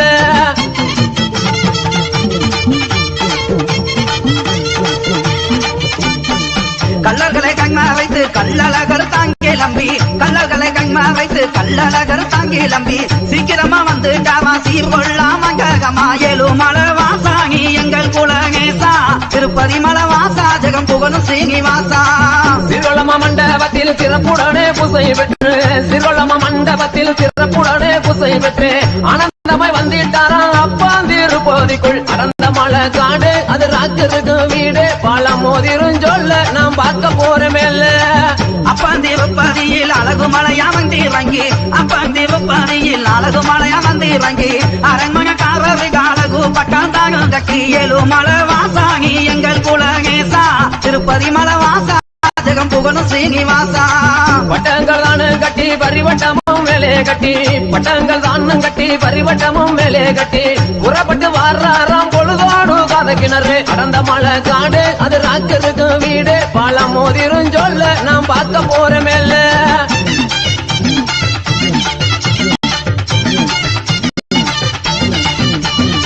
காடகிணறு விட்டு ககச்சகேந்தல் தானும் விட்டு, காடகிணறு விட்டு ககச்சகேந்தல் தானும் விட்டு கற்கங்கர வந்து காவா 3 மாகி எல்லைக்குமே ஏழுமலை வாசாகி எங்கள் குலகேசா.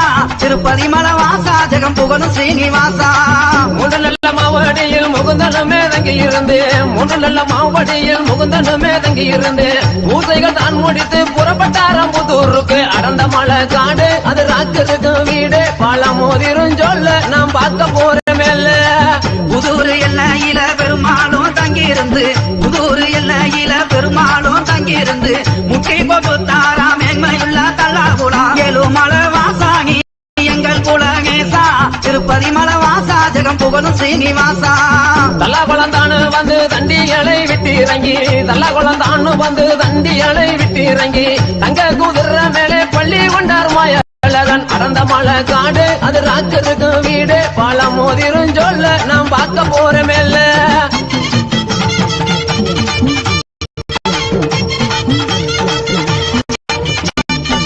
தங்க குதிரையில தகசையா தாங்கி இருக்க, தங்க குதிரை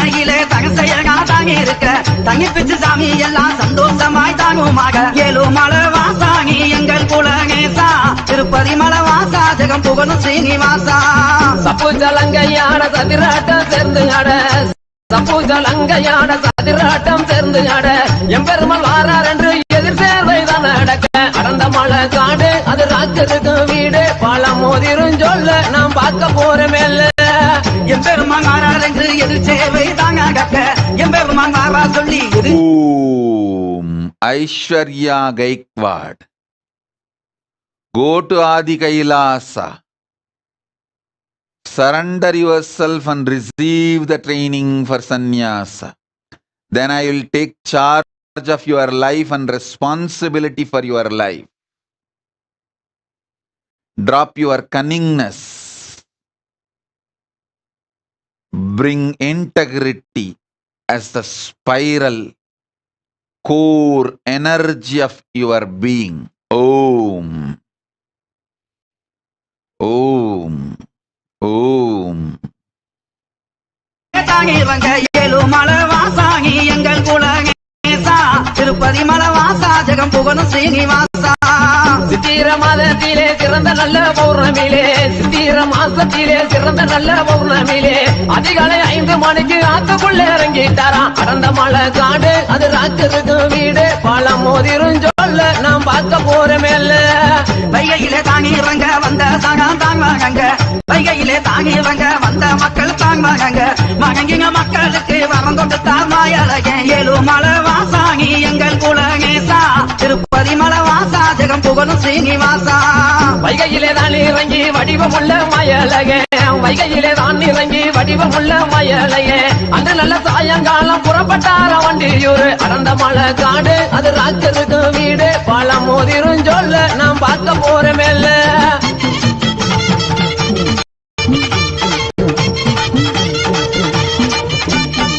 வண்டியில் போகி வாவா வடிவமுள்ள மாயழகே வண்டியில் போகி வாவா வடிவமுள்ள மாயழகே நாட்டியவன் மகைக்கு நாவாயகே போகையில ஏழு மலை வாசாகி எங்கள் குலநேசா திருப்பதி மலை வாசா ஜெகம் புகழும் ஸ்ரீனிவாசா அழகரு வரார் என்று ஆனந்தமாய் பார்த்திருக்க அழகரு வரார் என்று ஆனந்தமாய் பார்த்திருக்க நாராயணன் தன்வரவை நாச்சியாரும் எதிர்பார்க்க அடர்ந்த மலை காடு அது ராஜருக்கு வீடு பழம் மோதிரும் சொல்ல நாம் பார்க்க போறமேல்ல நாட்டியார் மங்ககத்தில் நாராயணன் தானுடைய நாட்டியார் மங்ககத்தில் நாராயணன் தான் ஓம் ஓம் ஓம் கிம் Geely.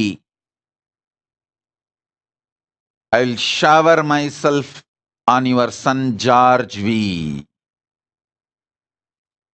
My blessings, I will protect him. I will complete him, make him healthy, blissful.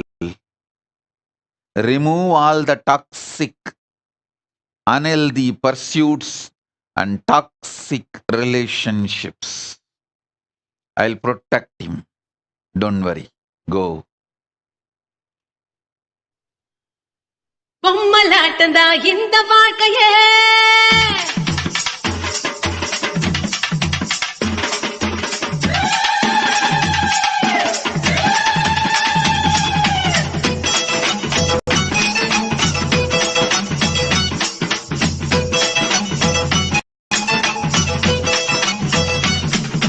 பொம்மலாட்டந்தா இந்த வாழ்க்கையே பூமியின் மேடையில் தினம் தினம் ஆசை நூலிலே ஆட வைப்பது ஆதிசக்தி என் அருள்வரம் தங்கட தங்கடத்தோம் தங்கட தங்கடத்தீம் தல்லாங்கு தக்கதி மிதத்தோம் தத்தோம் திங்கட திங்கடத்தோம் திங்கட திங்கடத்தீம் தக்கதி மிதத்தோம் தத்தோம் பொம்மலாட்டந்தா இந்த வாழ்க்கையே பூமியின் மேடையில் தினம் தினம் ஆசை நூலிலே ஆட வைப்பது ஆதிசக்தி என் அருள்வரம் தங்கட தங்கடத்தோம் தங்கட தங்கடத்தீம் தல்லாங்கு தக்கதி மிதத்தோம் தத்தோம் திங்கட திங்கடத்தோம் திங்கட திங்கடத்தீம் தக்கதி மிதத்தோம் தத்தோம்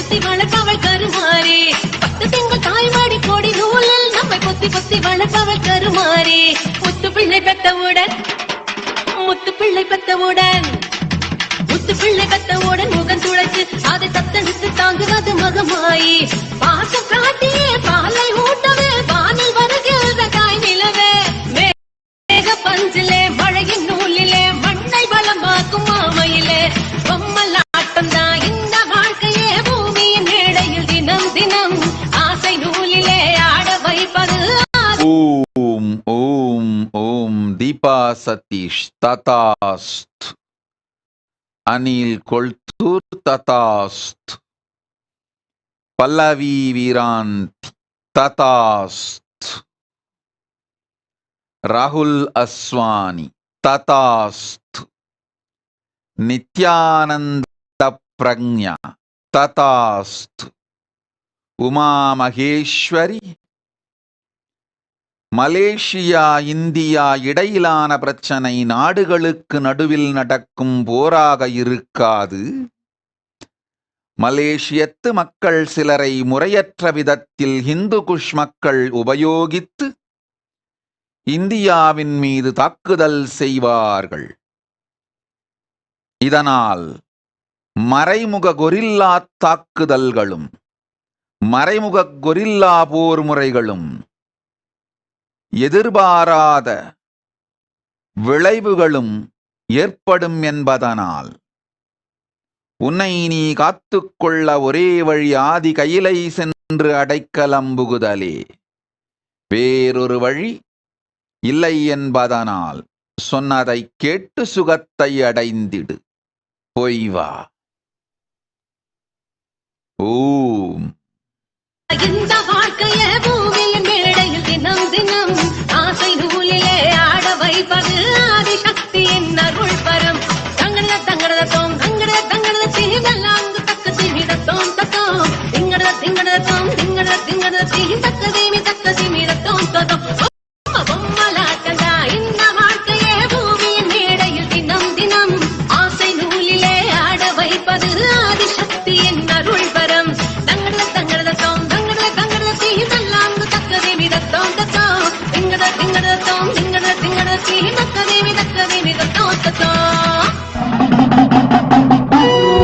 பூவாடக்காரி பொன்னழகி உனக்கு பொங்கலிட கிடைச்சது பாக்கிய எனக்கு. மீன்கார வீடெங்கும் மீன் வாசம் இருக்கும். அடி மீனாட்சி நீ வந்தா நீ வாசம் அடிக்கும். ஆத்தாடி மாரியம்மா சோறு ஆக்கி வச்சம் பாடியம்மா. ஆளாக்கி அரிசிய பாழாக்க வேண்டாம் தின்னு புட்டு போடியம்மா. ஆத்தாடி மாரியம்மா சோறு ஆக்கி வச்சம் பாடியம்மா. ஆளாக்கு அரிசிய பாழாக்க வேண்டாம் தின்னு புட்டு போடியம்மா. அருணாருணாகரங்கிதாட்சீம் திருதபாசாங்குஷ புஷ்பபாணசாபாம்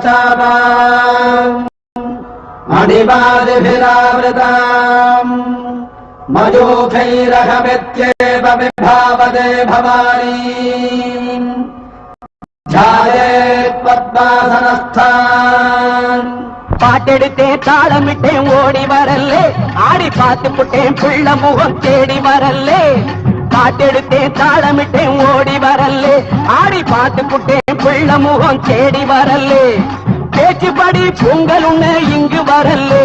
நான் முச்சடக்கி உன்னிடத்தில் அங்கு. ஓம் ஓம் ஓம் ஓம். கீர்த்தி புனேகர் ததாஸ்து. ஏஞ்சலிகா ததாஸ்து. ரஞ்சன் பட்டேல் ததாஸ்து. Sonali Gupta. For now, manifest Kailasa wherever you are. We'll call you to Maha Kailasa soon. Till then, manifest Kailasa where you are. ஓம் ஓம் ஓம்.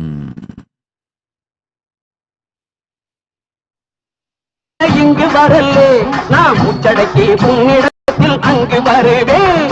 ஆத்தாடி மாரியம்மா சோறு ஆக்கி வச்சும் மாரியம்மா, ஆளாக்கு அரிசிய பாழாக்க வேண்டாம் சின்ன புட்டு போடியம்மா. லக்ஷ்மீம் க்ஷீர சமுத்திரராஜதனயாம் ஸ்ரீரங்கதாமேஸ்வரீம் தாசீபூத சமஸ்த தேவ பலிதாம் லோகைக தீபாங்குராம் ஸ்ரீமன்னந்த கடாட்சலப்த விபவ பிரம்மேந்திர கங்காதராம் ஸ்வாம் त्रयोद्य कुटुम्बिनीं सरसिजां वन्दे मुकुन्द प्रियाम्.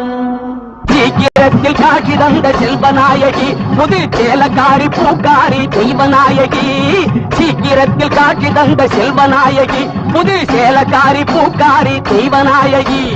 பத்திரகாளி ருத்ரகாளி பாரடியம்மா இந்த பாவி மகன் வீட்டிலே போய் ஓரடியம்மா. பத்திரகாளி ருத்ரகாளி பாரடியம்மா இந்த பாவி மகன் வீட்டிலே போய் ஓரடியம்மா. காத்தாடி மாரியம்மா சோறு ஆக்கி வச்ச மாரியம்மா, ஆளாக்கு அரிசிய பாழாக்க வேண்டாம் சின்ன புட்டு போடியம்மா.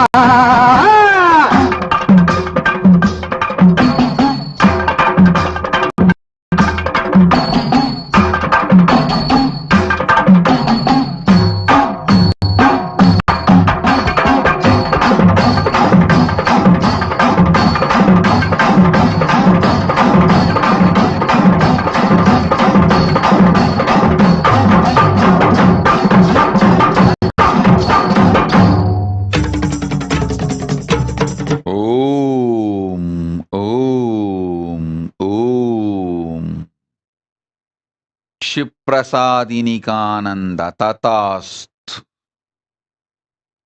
गात्यायनी कृष्ण तथास्तु. குகசரண்யா அறிவழகன் செல் ஆதி கையிலைக்கு எமையங்கு எப்பொழுதும் தரிசிக்கலாம்.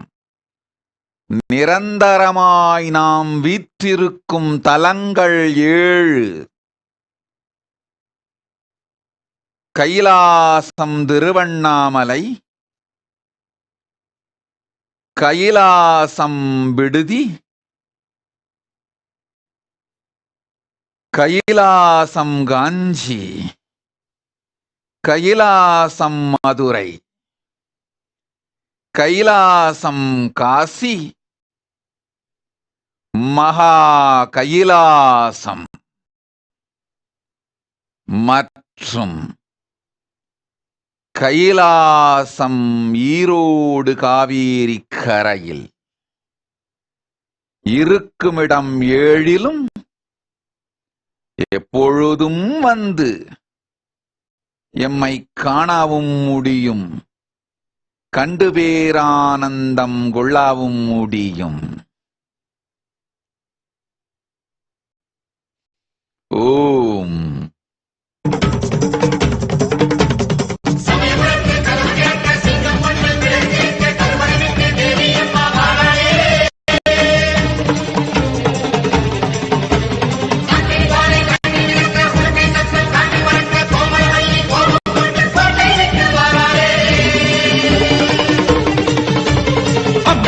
வந்திருக்க ஆவேசம் கொண்டிருக்க சொல்லாம ஓடுங்களே சொல்லதரும் மாயங்களே.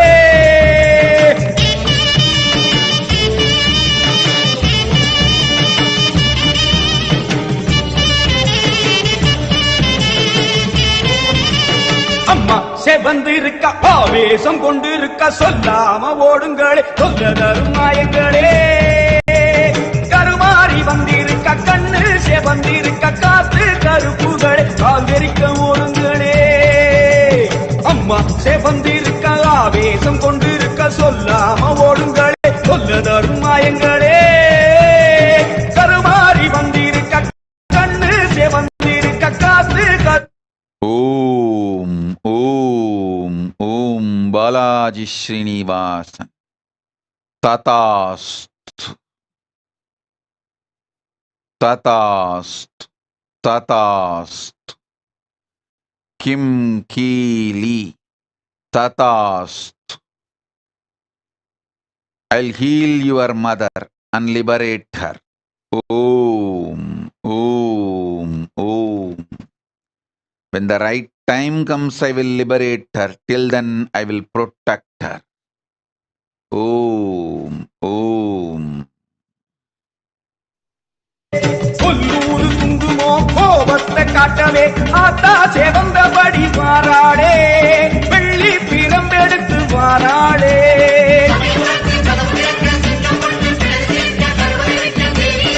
Om Ajita Naveen Tatast.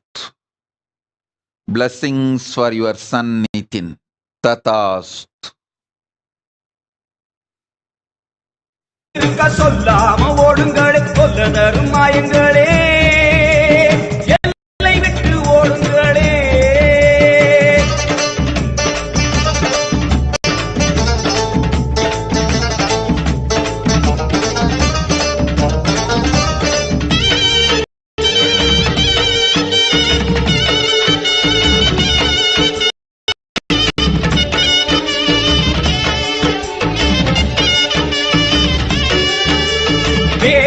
மரத்தடி பூச நடக்குது வேதவல்லி வரசேரி பம்ப சொல்லுது வேப்ப மரத்தடி பூச நடக்குது வேதவல்லி வரசேரி பம்ப சொல்லுது பூத காத்துல ஊரும் பிடிகளை ஓட சொல்லி அம்மா விட்ட சூலம் வருது பூத காத்துல ஊரும் பிடிகளை ஓட சொல்லி அம்மா விட்ட சூலம் வருது வெப்ப இலையிலே கத்தி போலவே அத்தா இருக்கிறா தெரியலையா ஆடி காத்திலே ஏறி வருகிறா கொல்லாமாயமே ஓடலையா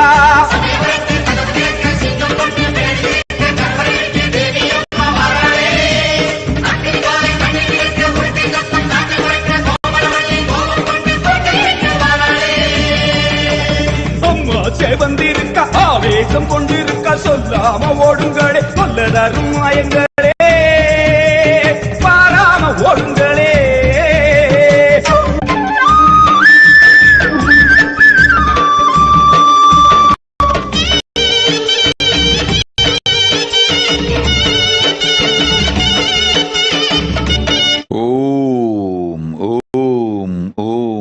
Ananta Rupananda.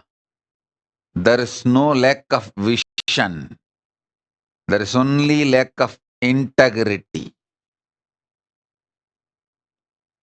For an ecosystem to happen, not just individual integrity, collective integrity need to be manifested.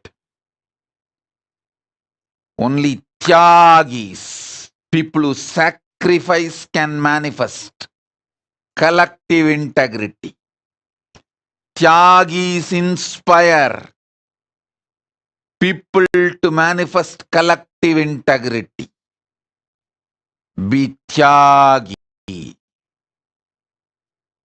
You will manifest collective integrity.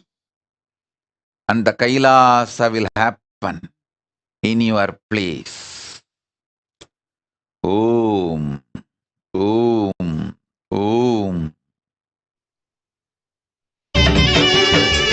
காலம் காலமா காக்கும் தெய்வமா மாரியம்மா வந்து விட்டால் தொல்லை இல்லையே காலம் காலமா காக்கும் தெய்வமா மாரியம்மா வந்து விட்டால் தொல்லை இல்லையே பாசம் அங்குசம் பார்வதியோ கைவசம் பாவங்களே உங்களுக்கு வேலை இல்லையே பாசம் அங்குசம் பார்வதியோ கைவசம் பாவங்களே உங்களுக்கு வேலை இல்லையே நெத்தி மணந்திட சுட்ட சாம்பலா சக்தி இருக்கிறா தெரியலையா பட்ட குங்குமம் தீயாய் வருகிறே பொல்லாமாயமே போகலையா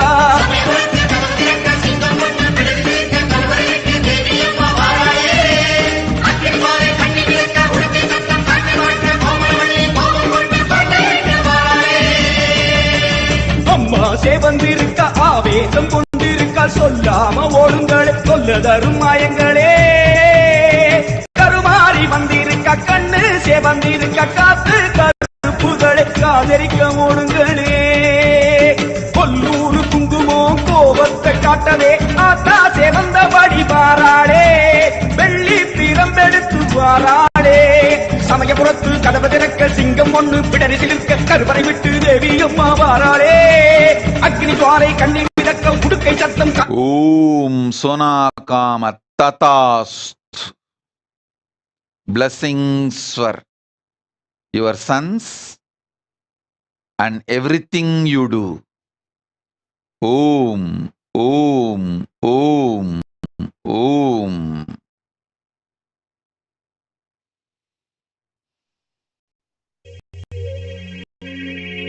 செல்லாத்தா செல்ல மாறியாட்டா உன் புகழை பாடிடுவேன், உன் நாமம் போற்றிடுவேன். நல்ல குறி சொல்ல நேரில் வந்து நில்லு ஆயிரங்கண்ணுடைய அடியானந்த சித்துடைய.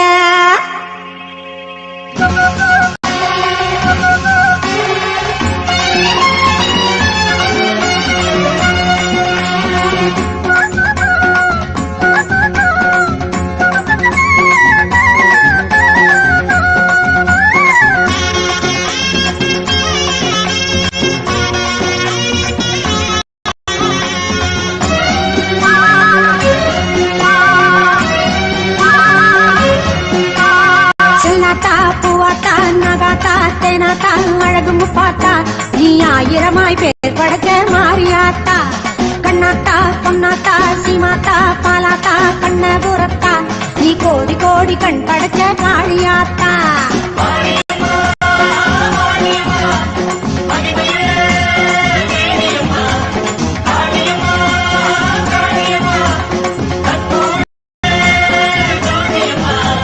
செல்லாத்தா பூவாத்தா நகாத்தா தேனாத்தா அழகு முப்பாத்தா நீ ஆயிரமாய் பேர் படைச்ச மாரியாத்தா.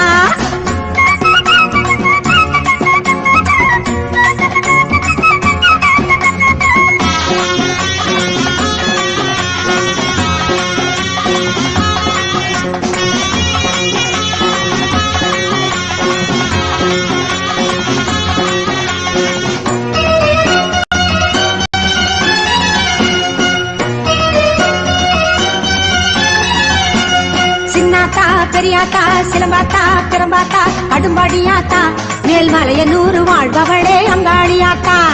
கன்னியாத்தா பொன்னியாத்தா சேனியாத்தா சீயாத்தா திரௌபதியாத்தா நீ தென்குமரி நின்ற எங்க பகவதியாத்தா.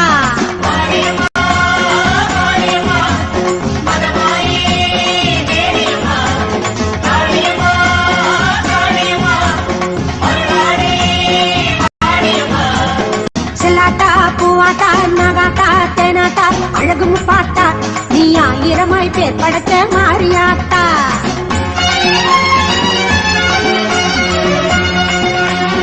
ஓம் ஓம் ஓம் ஓம் ஓம் ஓம் ஓம்.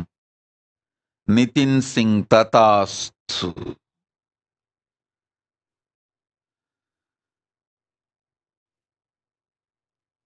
ராணி ஐயர் ததாஸ்து. மாசாணியாத்தா நீ சேலம் ஜில்லா ஆளுகின்ற கோட்டையாத்தா. குன்னாத்தா கோனியாத்தா நாச்சியாத்தா பேச்சியாத்தா வடிவுடையாத்தா நீ ஆதி பராசக்தி என்னும் மறுவூராத்தா.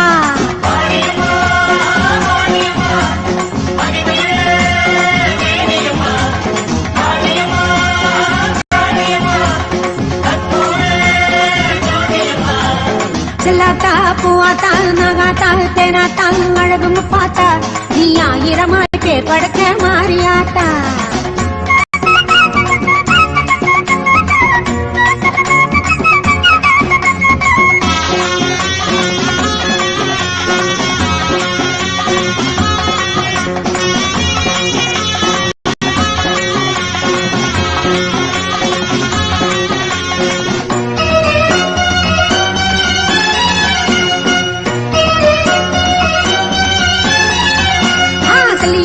பொன்னியாத்தா வள்ளியாத்தா தில்லையாத்தா கோலவிழியாத்தா நீ கொங்கு நாட்டு தங்கமடி தண்டு மாறியாத்தா படவேட்டா பாளையத்தா ஆலயத்தா சாலையாத்தா பண்ணாரியாத்தா அடிவேம்பு தேரில் ஏறுகின்ற வேம்புலியாத்தா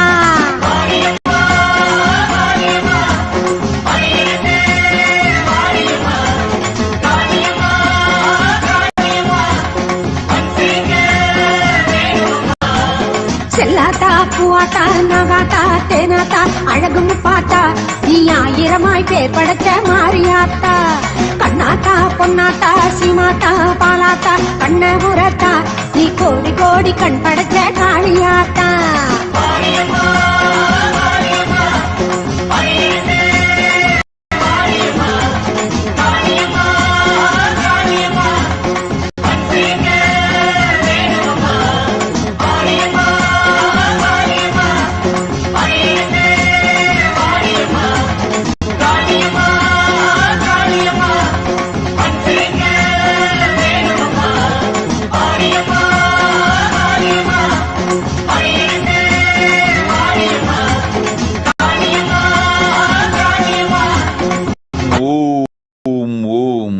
பிரதீப் டி. முத்துவேலு என்பதம் அடைந்து விட்டார். சிவன் முக்தியும் தந்தோம், கைலாச பதவியும் தந்தோம், அச்சம் வேண்டாம், அவர் நம்முடனே இருக்கின்றார். உங்கள் குலத்திற்கும் உங்களுக்கும் என்றும் நன்மை செய்வார். வாழ்வீர்கள், வளத்தொடு போய் வாருங்கள். ஓம்.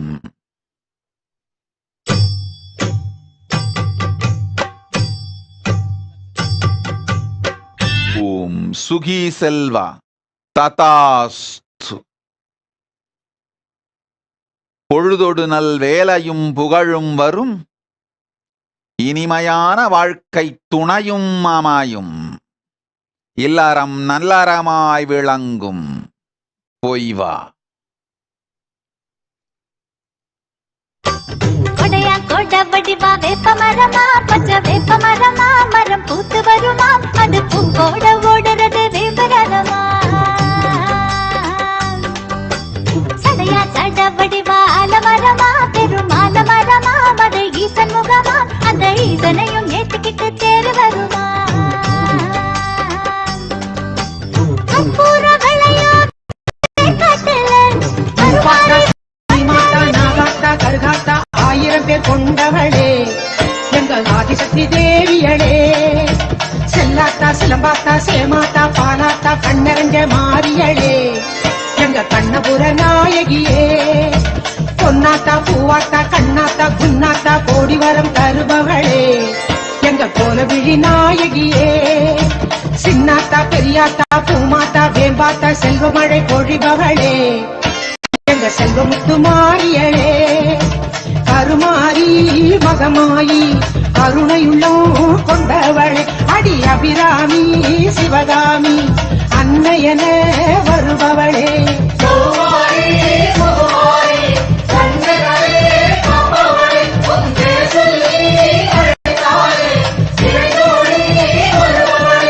வேலாத்தா வீராத்தா சூலாத்தா துலுகாத்தா நல்லவளே மாறியளே எங்க நடுவூரு நாயகியே விசுவாத்தா பசுமாத்தா பிறம்பாத்தா பேச்சியாத்தா வரமருளும் தேவியளே எங்க வண்டியூரு மாறியளே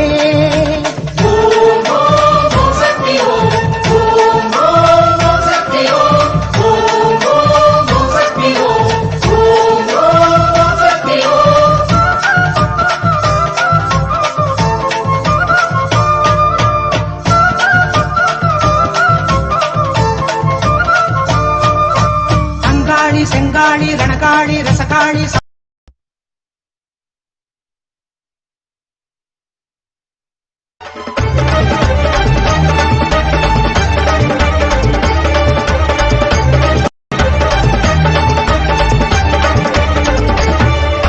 வர வர காளிதான் முத்தாரம்மா தேவிதான் சூறாவளி காத்த போல வேகமாகத்தான்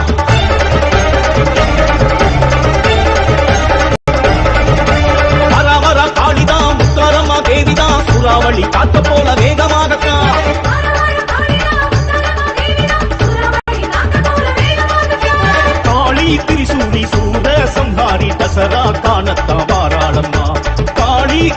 சூரி சூர சம்ஹாரி தசரா காணத்தான் வாராளம்மா.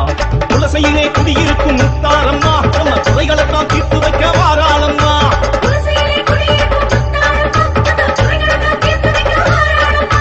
வர வர காளிதான் முத்தாரம்மா தேவிதான், சூறாவளி காற்று போல வேகமாகத்தான்.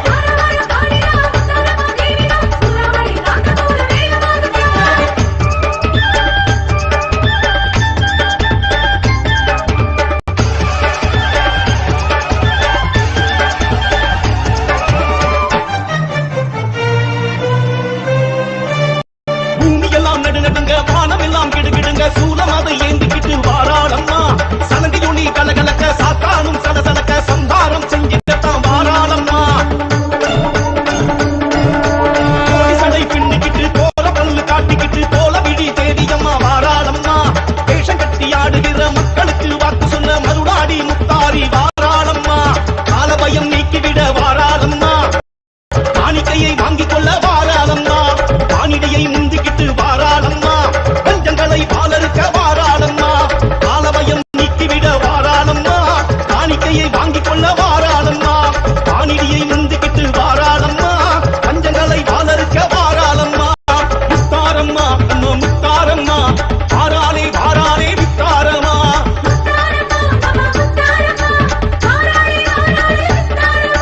காளியம்மா திரிசூரியம்மா, காட்டாறு வெள்ளம் போல வாராளம்மா.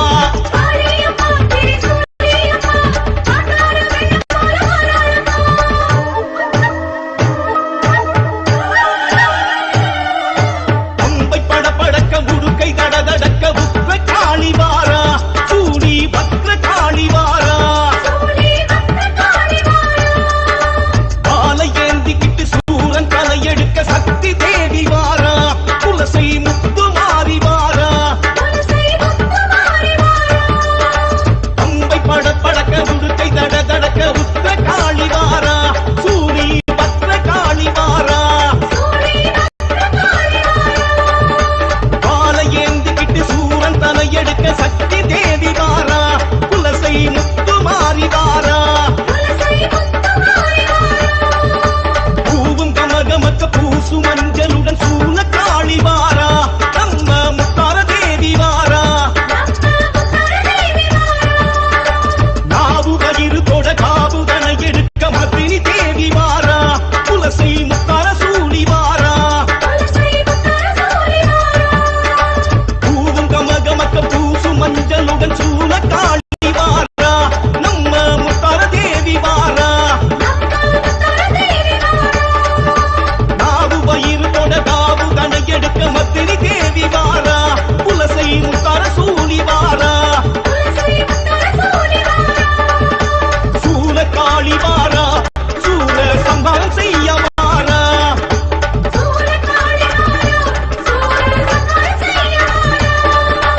நீலி தேவி வாரா, நீதி நமக்கு சொல்ல வாரா.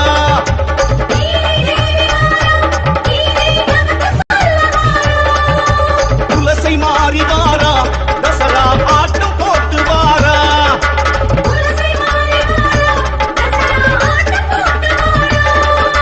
முத்தார தாயி வாரா, முரசு கொட்ட ஆடி வாரா.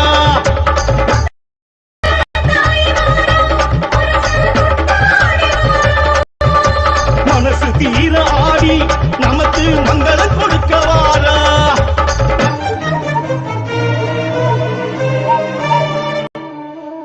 வர வர காளிதான் முத்தாரம்மா தேவிதான், சூறாவளி காத்த போல வேகமாகத்தான்.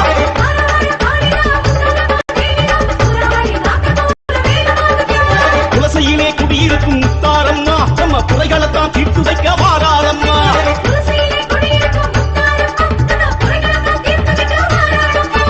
வர வர காளிதான் முத்தாரம்மா தேவிதான், சூறாவளி காத்த போல வேகமாகத்தான்.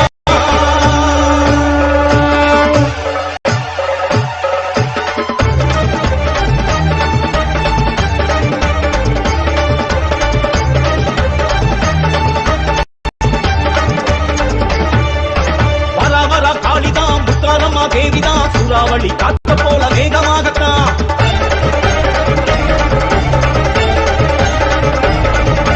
வர வர காளிதான் முத்தாரம்மா தேவிதான், சூறாவளி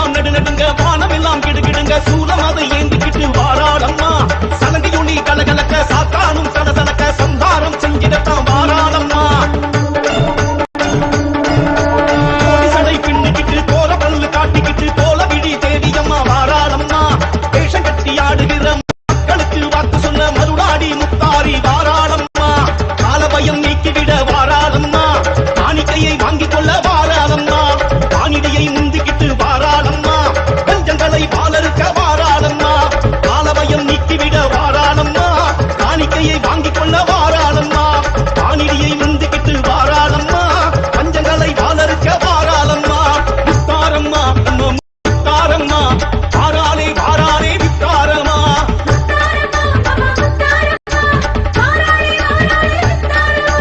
காளியம்மா திரிசூலியம்மா, காட்டாறு வெள்ளம் போல வாராளம்மா,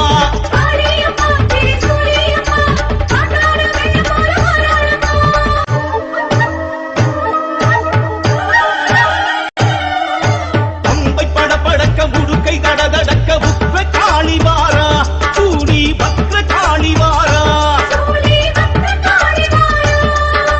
காலை ஏந்திக்கிட்டு சூரன் தலை எடுக்க சக்தி தேவி வாரா, துளசை முத்து மாறி வாரா, பம்பை படபடக்க முடுக்கை தடதடக்க உக்ர காளி வாரா, சூடி பக்ர காளி வாரா,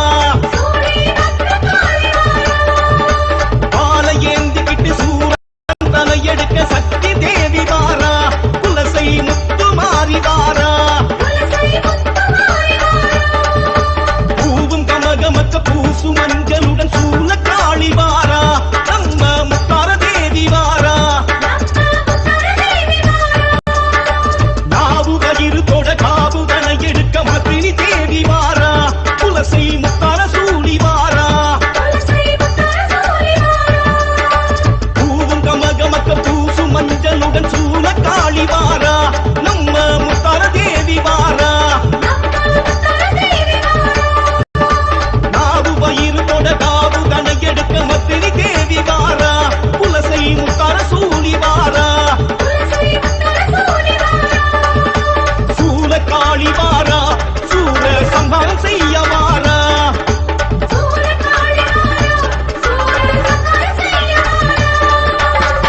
நீலி தேவி வாரா, நீதி நமக்கு சொல்ல வாரா,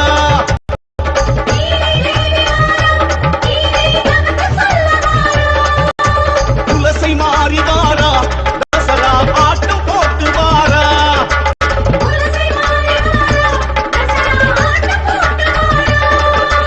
முத்தார தாயி வாரா, முரசு தொட்ட ஆடி வாரா,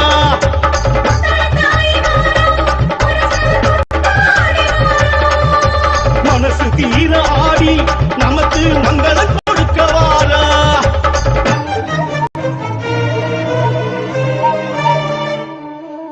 வரா வரா காளிதான் முத்தாரம்மா தேவிதான், சூறாவளி காத்த போல வேகமாகத்தான்,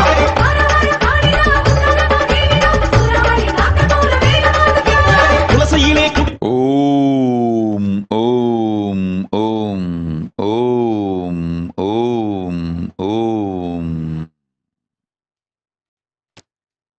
மா சுகயோக ததாஸ்து சர்வஞபீடகர்த்த சிவபுண்ணியப்ராப்திரஸ்து ஓம்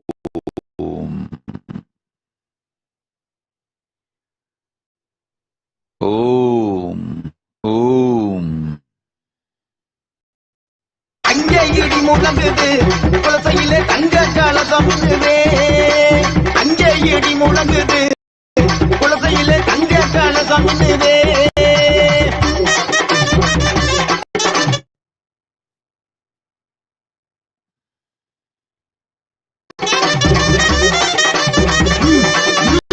அஞ்சல் நிற சேலை கட்டி மங்களமாய் இருப்பவளாம், வேங்க இங்க ஏறி நின்று வேண்டும் வரம் தருபவளாம்,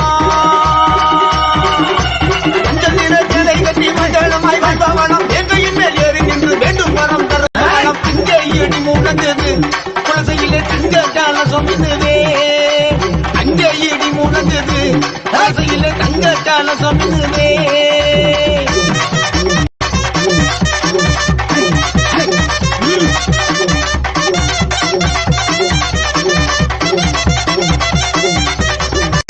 நல்ல பொட்டு வச்சு வடிவழகாய் இருப்பவளாம், மண்புலி மேல் வலம் வந்து வல்லோரை காப்பவளாம்,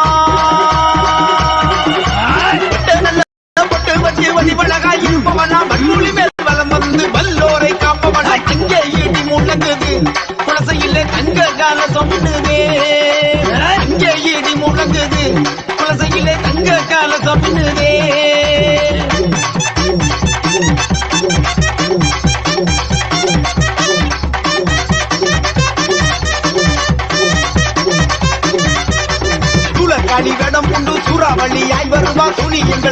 செய்பவரை சுற்றி ஓட செய்திடுவார். சூழக்காட்டி வேடம் உண்டு சூறாவளியாய் வருவார். சூரியர்கள் செய்பவரை சுற்றி ஓட செய்திடுவார். அங்கே இடி முழங்குது குலசையிலே தங்க கலசம் மின்னுதே. அங்கே இடி முழங்குது குலசையிலே தங்க கலசம் மின்னுதே.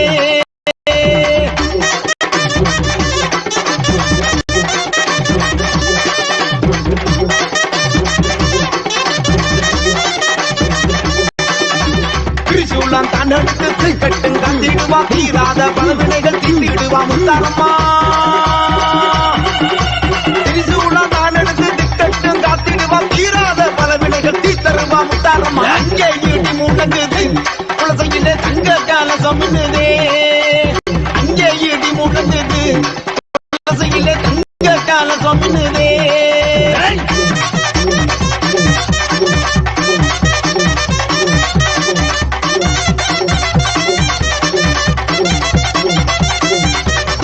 ஓடி ஓடி வந்துடுவா ஓங்கார ரூபினியாய் ஆட்டமாடி வந்துடுவா ஆங்காரி முத்தாரம்மா. ஓடி ஓடி வந்துடுவா ஓங்கார ரூபினியாய் ஆட்டமாடி வந்துடுவா ஆங்காரி முத்தாரம்மா. அங்கே இடி முழங்குது குலசையிலே தங்க கலசம் மின்னுதே. அங்கே இடி முழங்குது குலசையிலே தங்க கலசம் மின்னுதே.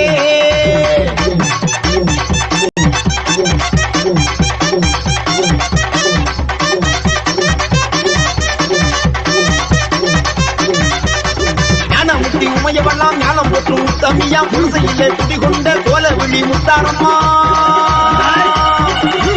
ஞானமூர்த்தி உமையவெல்லாம் ஞானம் போற்றும் உத்தமியா. குலசையிலே குடிகொண்ட கோலவிழி முத்தாரம்மா. அங்கே இடி முழங்குது குலசையிலே தங்க கலசம் மின்னுதே.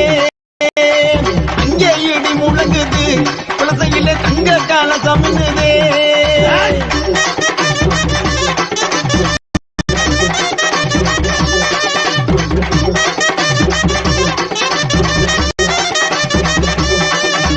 கருங்காடி வேடம் உண்டு காற்றாக வந்திடுவா. எவள் பிள்ளி சென்றவரை ஏகத்தில் கலந்திடுவா. கருங்காடி வேடம் உண்டு காற்றாக வந்திடுவா. எவள் பிள்ளி செய்தவரை ஏகத்தில் கலந்திடுவா. அங்கே இடி முழங்குது. ஓம் ஓம் ஓம் Kanishka Arora. Sangadroha is Guru Droha. Abusing the Sangha is abusing the Guru. I'll protect you. Go and be in Salem Adinam. I will protect your family. Go and be in Salem Kailasa. Om. Om. Guhasaranya Arivalagan Tatast. Lalatakshananda. Parashakti. Paramashakti. My vision for you is Princess of Kailasa in UK. Evolve yourself for that. When I ordain, I sustain. Tatast.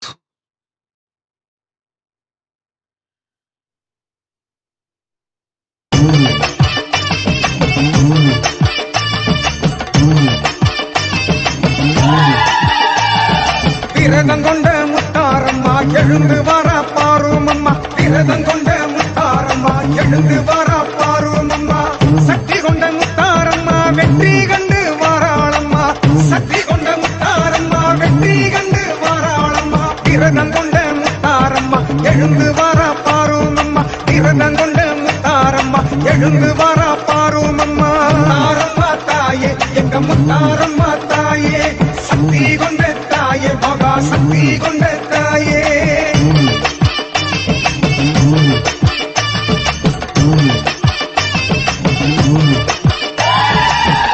கடலின் ஓரத்திலே திருக்காட்சி தருபவளா.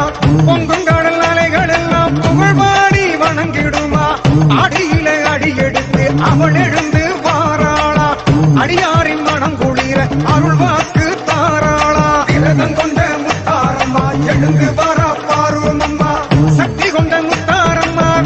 கண்டு வாராளம்மா சக்தி கொண்ட முத்தாரம்மா வெற்றி கண்டு வாராளம்மா விரதம் கொண்ட முத்தாரம்மா எழுந்து வாரா பாரும் அம்மா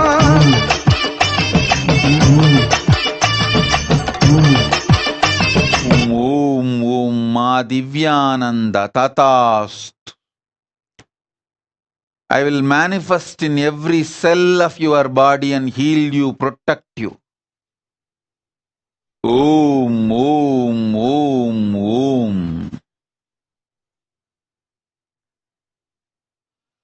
அங்காரம் கொண்டு வாரா தேவலோக கண்ணியர்கள் திருவடியை வணங்க வாரா எழுலக தாயாக எழுந்து நின்று காட்சி தரா அக்கினி சக்தி காரி ஆவேசம் கொண்டு வாரா விரதம் கொண்ட முத்தாரம்மா எழுந்து வாரா பாரும் அம்மா விரதம் கொண்ட முத்தாரம்மா எழுந்து வாரா பாரும் அம்மா சக்தி கொண்ட முத்தாரம்மா வெற்றி கண்டு வாராளம்மா சக்தி கொண்ட முத்தாரம்மா வெற்றி கண்டு வாராளம்மா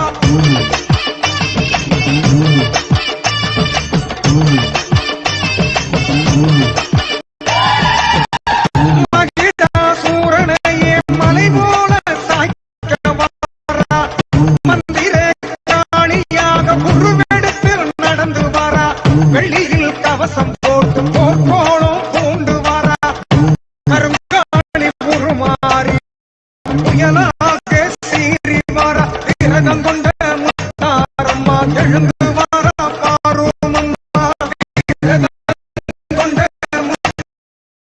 முத்தாரம்மா எழுந்து வாரா பாரும் அம்மா சக்தி கொண்ட முத்தாரம்மா வெற்றி கண்டு வாராளம்மா சக்தி கொண்ட முத்தாரம்மா வெற்றி கண்டு வாராளம்மா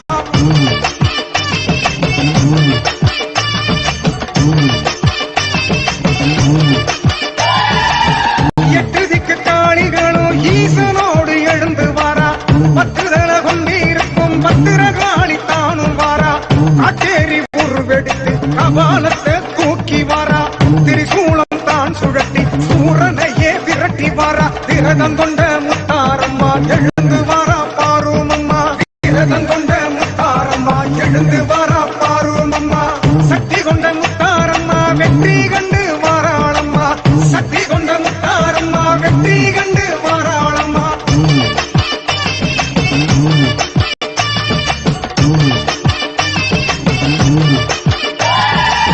மண்டமெல்லாம் நடு நடுங்க அலறி ஓடும் சூரனையே ஆயிரம் கரங்கொண்டு சம்ஹாரம் செய்யுறாளே அடியவர்கள் ஒன்று கூடி அமைதி காக்க வேண்டுகிறார். ஓம் ஸ்ரீ நித்ய பிரிய பிரேமானந்த ததாஸ்து. மகா Saraswati, I myself will manifest in you. Om, Om, Om.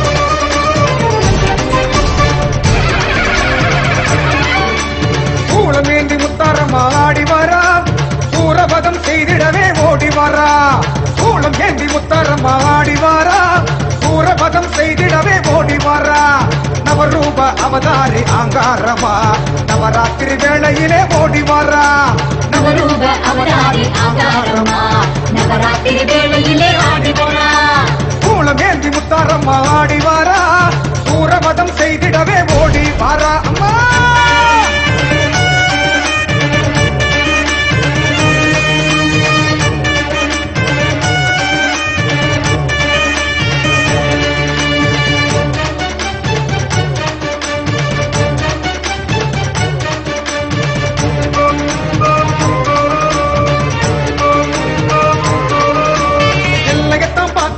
கொள்ளையத்தான் காக்குறா கும்பம் போட்டு படைகள் வச்ச சந்தோஷமா சிரிக்கிறா, எல்லையத்தான் பாக்குறா, கொள்ளையத்தான் காக்குறா, கும்பம் போட்டு படைகள் வச்சா சந்தோஷமா சிரிக்கிறா. குலசை நகர் வீதிகள்லாம் குலுங்கிடவே அவ கொலுசு சத்தம் சலசலங்க ஆடி வரா. மஞ்சள் ஆட கட்டிக்கிட்டு மாகாளியா அவ வேப்பிலைய வீசிக்கிட்டு ஆடி வரா. எங்க குலம் காக்க வந்த முத்தாரம்மா அவ தங்க மனம் கொண்ட ஞான சக்தி அம்மா. எங்க குலம் காக்க வந்த முத்தாரம்மா அவ தங்க மனம் கொண்ட ஞான சக்தி அம்மா. காளியம்மா நீலியம்மா சூழியம்மா வடிவாகி காலமெல்லாம் காக்க வர முத்தாரம்மா. சூளம் ஏந்தி முத்தாரம்மா ஆடி வாரா, சூரபதம் செய்திடவே ஓடி வாரா. தாயே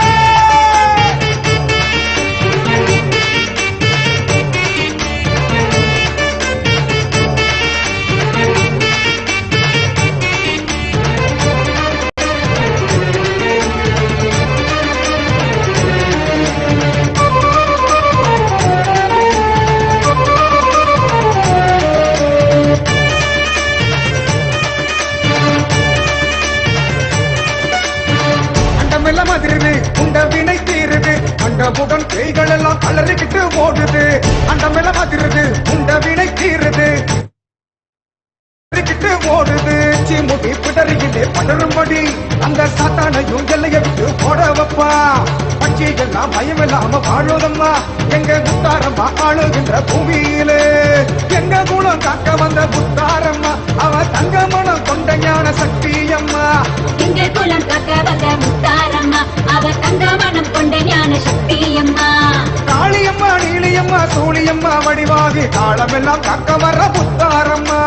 சூளம் ஏந்தி அம்மா ஆடி வாரா, சூரபதம் செய்திடவே ஓடி வாரா.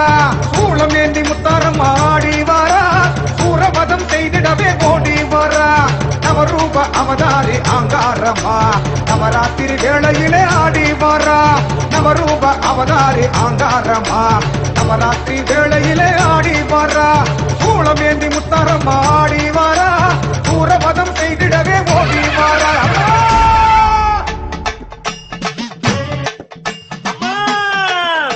ஒரு காலத்திலே திருமுலைவாயனிலே அவராய் பச்சையனாய் பச்சையம்மா வாழம் ஒன்று குலை காக்க வாழை பந்தலிலே சூடமுடன் அமர்ந்தவளே பச்சையம்மா. ஆங்கார 7 பேரு மகா முனிவரையும் வாசலுக்கு காவல் வைத்தாய் பச்சையம்மா. பச்சைமலை குலத்தியாய் அங்கும் இங்கும் ஆடியே அழகான கோயில் கொண்டாய் பச்சையம்மா. தாயே காடு வெட்டி அம்மா முல்லை எடுத்து முல்லை எடுத்து கட்டி வைத்த சிறு முள்ளவனம். காடு வெட்டி தாயை முல்லை எடுத்து கட்டி வைத்த சிறு முள்ளவனம். மேடு வெட்டி தாயை சமப்படுத்தி செஞ்சாளம்மா திரு முள்ளவனம். மேடு வெட்டி தாயை சமப்படுத்தி செஞ்சாளம்மா திரு முள்ளவனம்.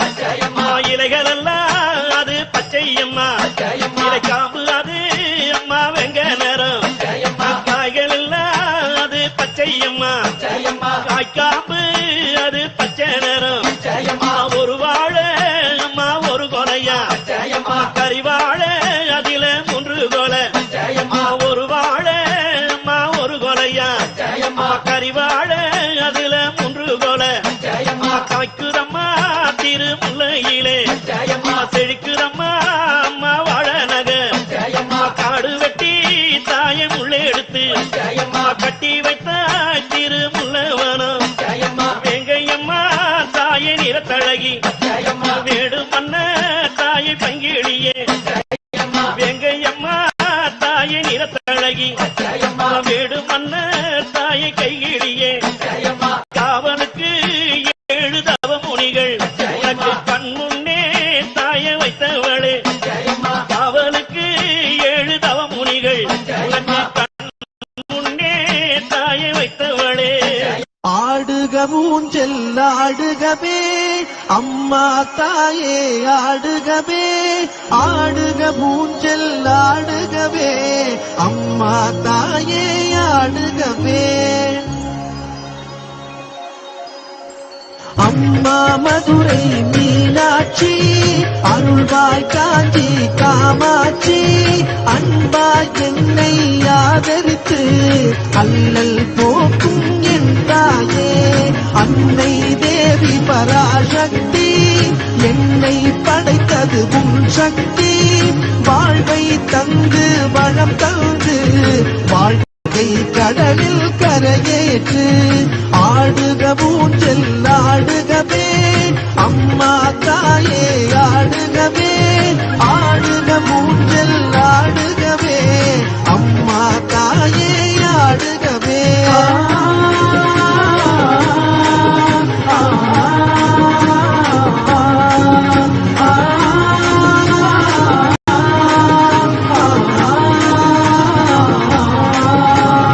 கலியுகம் காக்கும் கண்மணியே கண்களில் இருக்கும் கருமணியே நீ வாழும் எங்கள் ஆலயத்தில் வந்தவர்க்கெல்லாம் வளம் பெறுமே ஓங்கார பொருள் நீதானே உலகம் என்பதும் நீதானே காணும் இயற்கை காட்சிகளும் காற்றும் மழையும் நீதானே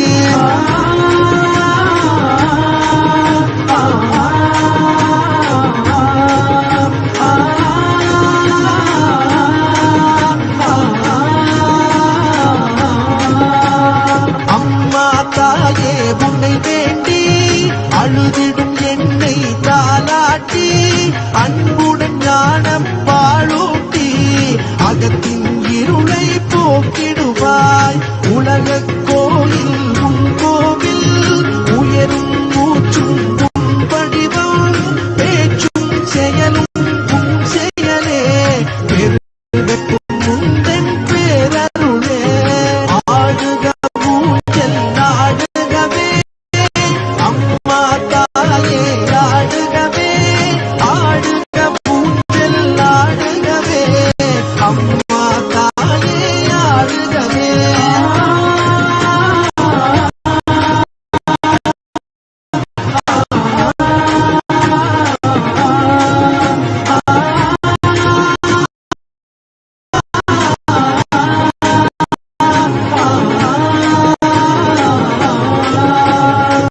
ஆடுக ஊஞ்சல் ஆடுகவே அம்மா தாயே ஆடுகவே ஆடுக ஊஞ்சல் ஆடுகவே அம்மா தாயே ஆடுகவே ஆடுக ஊஞ்சல் ஆடுகவே அம்மா தாயே ஆடுகவே அம்மா தாயே ஆடுகவே அம்மா தாயே ஆடுகவே அம்மா தாயே ஆடுகவே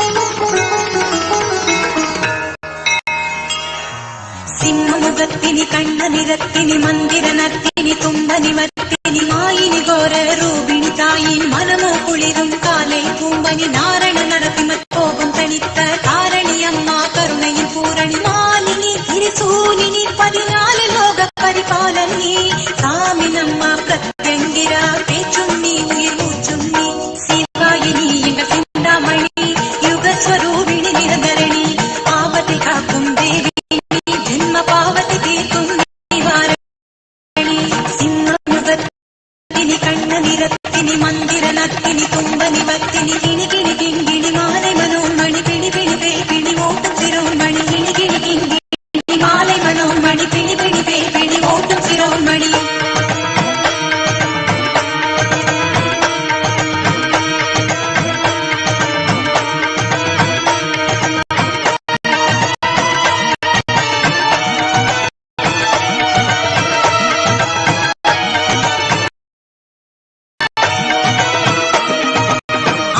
முகத்தினி அழி தரும் கரத்தினி சத்ருகுல நாசினி பைரவரின் பத்தினி ராஜசிம்ம வாகினி சங்கு சக்கரதாரிணி தாயே முக்திதாயினி அம்மா கௌலினி கிங்கிணி யார வாணி கல்யாணி அனங்கினி அம்மா ஆவேச காளினி ஆயிரம் சூரிய பிரகா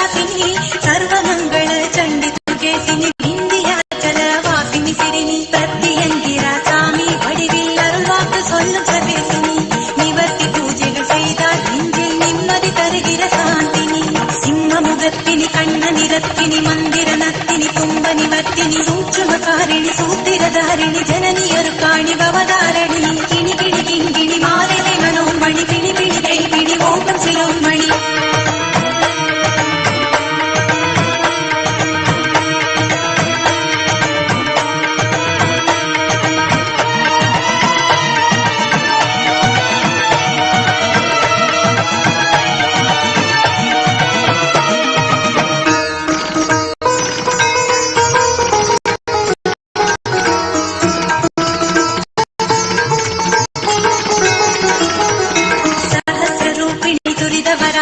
ಆಚಾರ್ಯಪುರಾದನಿ ಅಟ್ಟಹಾಸಿನಿ ಯಾಮಿಸಯಾಮಿನಿ ಅದರ್ವಣಿ ಶೋಭಿನಿ ದುರ್ಗಾತಿಕಾರಿಣಿ ಪ್ರತ್ಯಂಗ ದೇವಿನಿ ಮಹಿಷಾಸುರ ಮರ್ದಿನಿ ಯಾರಿಣಿ ನೀಲಾಂಬರಧಾರಿಣಿ ಸೂರಿನಿ ಲಕ್ಷ್ಮಿ ಕಡಾಕ್ಷಿನಿ ಬಲಪ್ರದಾಯಿನಿ ಮನೋಹಾರಣಿ ಏಗೇಶ್ವರಿನಿ ಮಂತ್ರವು ಚಾಡನಿ ಏವಲೆಯರಿക്കും ಅಗ್ಗಿನಿ ಕಾಲಾಲನಿ ಕಪಾಲನಿ ಕದಮವನ ವಾಸಿನಿ ಗಂಭೀರಣಿ ವಿನೋದಿನಿ ಎದಿರಿ ಅಡಿക്കും ಸಂಹಾರಿಣಿ ಸಿಂಹಮುಗತ್ತಿನಿ ಕಣ್ಣ ನಿರತ್ತಿನಿ ಮಂದಿರ ನರ್ತಿನಿ ಕುಂಭ ನಿವರ್ತಿನಿ ಅಂಗಣಿಯ ಮಾನಿ ಅದರ್ವಣಿ ತಾಯೇ ಅನಂದಿನಿ ನಾಗಿಣಿ ಸ್ವರ್ಣ ಪೌರ್ಣಮಿನಿ ಗಿಣಿ ಗಿಣಿ ಗಿಣಿ ಮಾಲೆ ಮನೋಮಣಿ ಪಿಣಿ ಪಿಣಿ ಪಿಣಿ ಓಟಂ ಶಿರೋಮಣಿ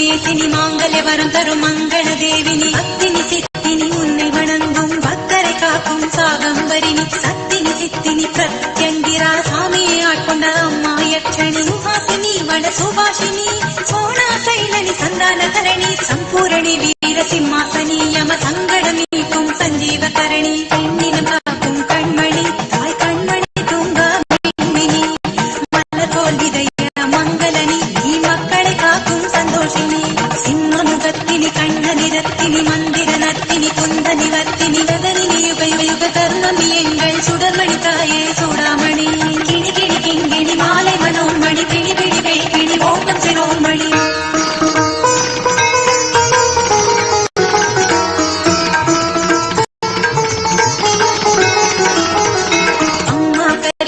ஆனந்த தரிசினியாயிரும் கண் கொண்ட பர்வதவர்த்தினி அருளினிய முதினியோகவேணி நம்பிக்கை காக்கும் உபஹாரிணி அரூபினி லோக ஸ்வரூபினி சின்னினி படை கொண்ட சிங்காரினி ஜல் ஜல் ஜல் ஜல் சலந்தினி மன சஞ்சலம் தீர்க்கும் மதாங்கினி நல்லோர்கள் தவத்தனி உன் நம்பிக்கையே எங்கள் படையணி ஹம்சினி ஹாரிணி தச்சாயினி அருளாயினியே ஹம்சவர்த்தினி ஆகர்ஷணி பத்மாட்சணி ஐஸ்வர்யதாரணி நாராயணி சிம்மமுகத்தினி கண்ண நிறத்தினி மந்திர நர்த்தினி துன்ப நிவர்த்தினி ஆரங்கபாணி தங்கை நீ எங்கள் பவானி தாயே மகேஷினி கிளி கிளி கிங்கிணி மாலை மனோமணி பிணி பிணி கை பிணி ஓட்டம் சிரோமணி கிளி கிளி கிங்கிணி மாலை மனோமணி பிணி பிணி கை பிணி ஓட்டம் சிரோமணி கிளி கிளி கிங்கிணி மாலை மனோமணி பிணி பிணி கை பிணி ஓட்டம் சிரோமணி கிளி கிளி கிங்கிணி மாலை மனோமணி பிணி பிணி கை பிணி ஓட்டம் சிரோமணி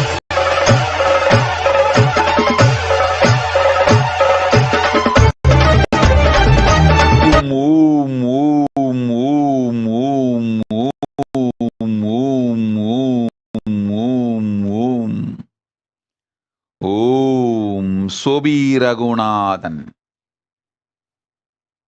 நன்றாய் கேளுங்கள் அன்னை நாம் சொல்வதை, உள்வாங்கி செய்திட்டால் உண்மையில் நன்மை உண்டு.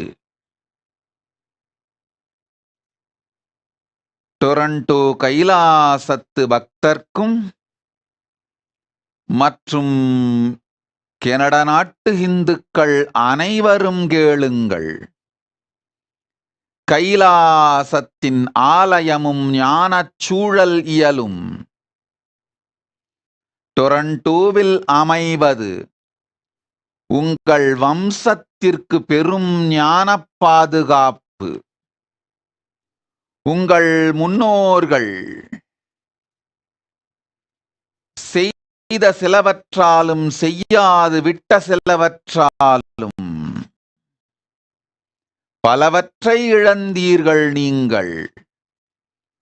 உங்கள் வம்சமாவது பொன்னையோ மன்னையோ பெண்ணையோ தன்னையோ இழந்து விடாமல் சனாதன இந்து தர்மம் தழைக்க டொரண்டோ கைலாசம் செய்து வையுங்கள். கூட்டு முயற்சியாலும் கூட்டு பொறுப்பாலும் தெளிந்த நோக்கத்தாலும் தியாகத்தாலும் மட்டுமே நிகழக்கூடிய அதிசயம் இது. திரளுங்கள் ஒன்றாய், பெரும் தியாகம் செய்திடுங்கள். கைலாசத்து கிளையது கனடாவில் உருவாகட்டும். கைலாச டொரண்டோ ஆலயத்தொடு குருகுலமும் கோஷாலையும் நூலகமும் சேர்ந்து மிக பெரும் கைலாச ஞானச் சூழல் இயலாய் நன்று மலரட்டும். நீங்கள் எல்லோரும் எல்லா மங்களத்துடனும் வாழ்வீர்களாக. வாழட்டும் டொரண்டோ கைலாசம். வாழட்டும் கைலாசத்து மக்கள். வாழ்வீர்கள் வளத்தொடு. ஓம்.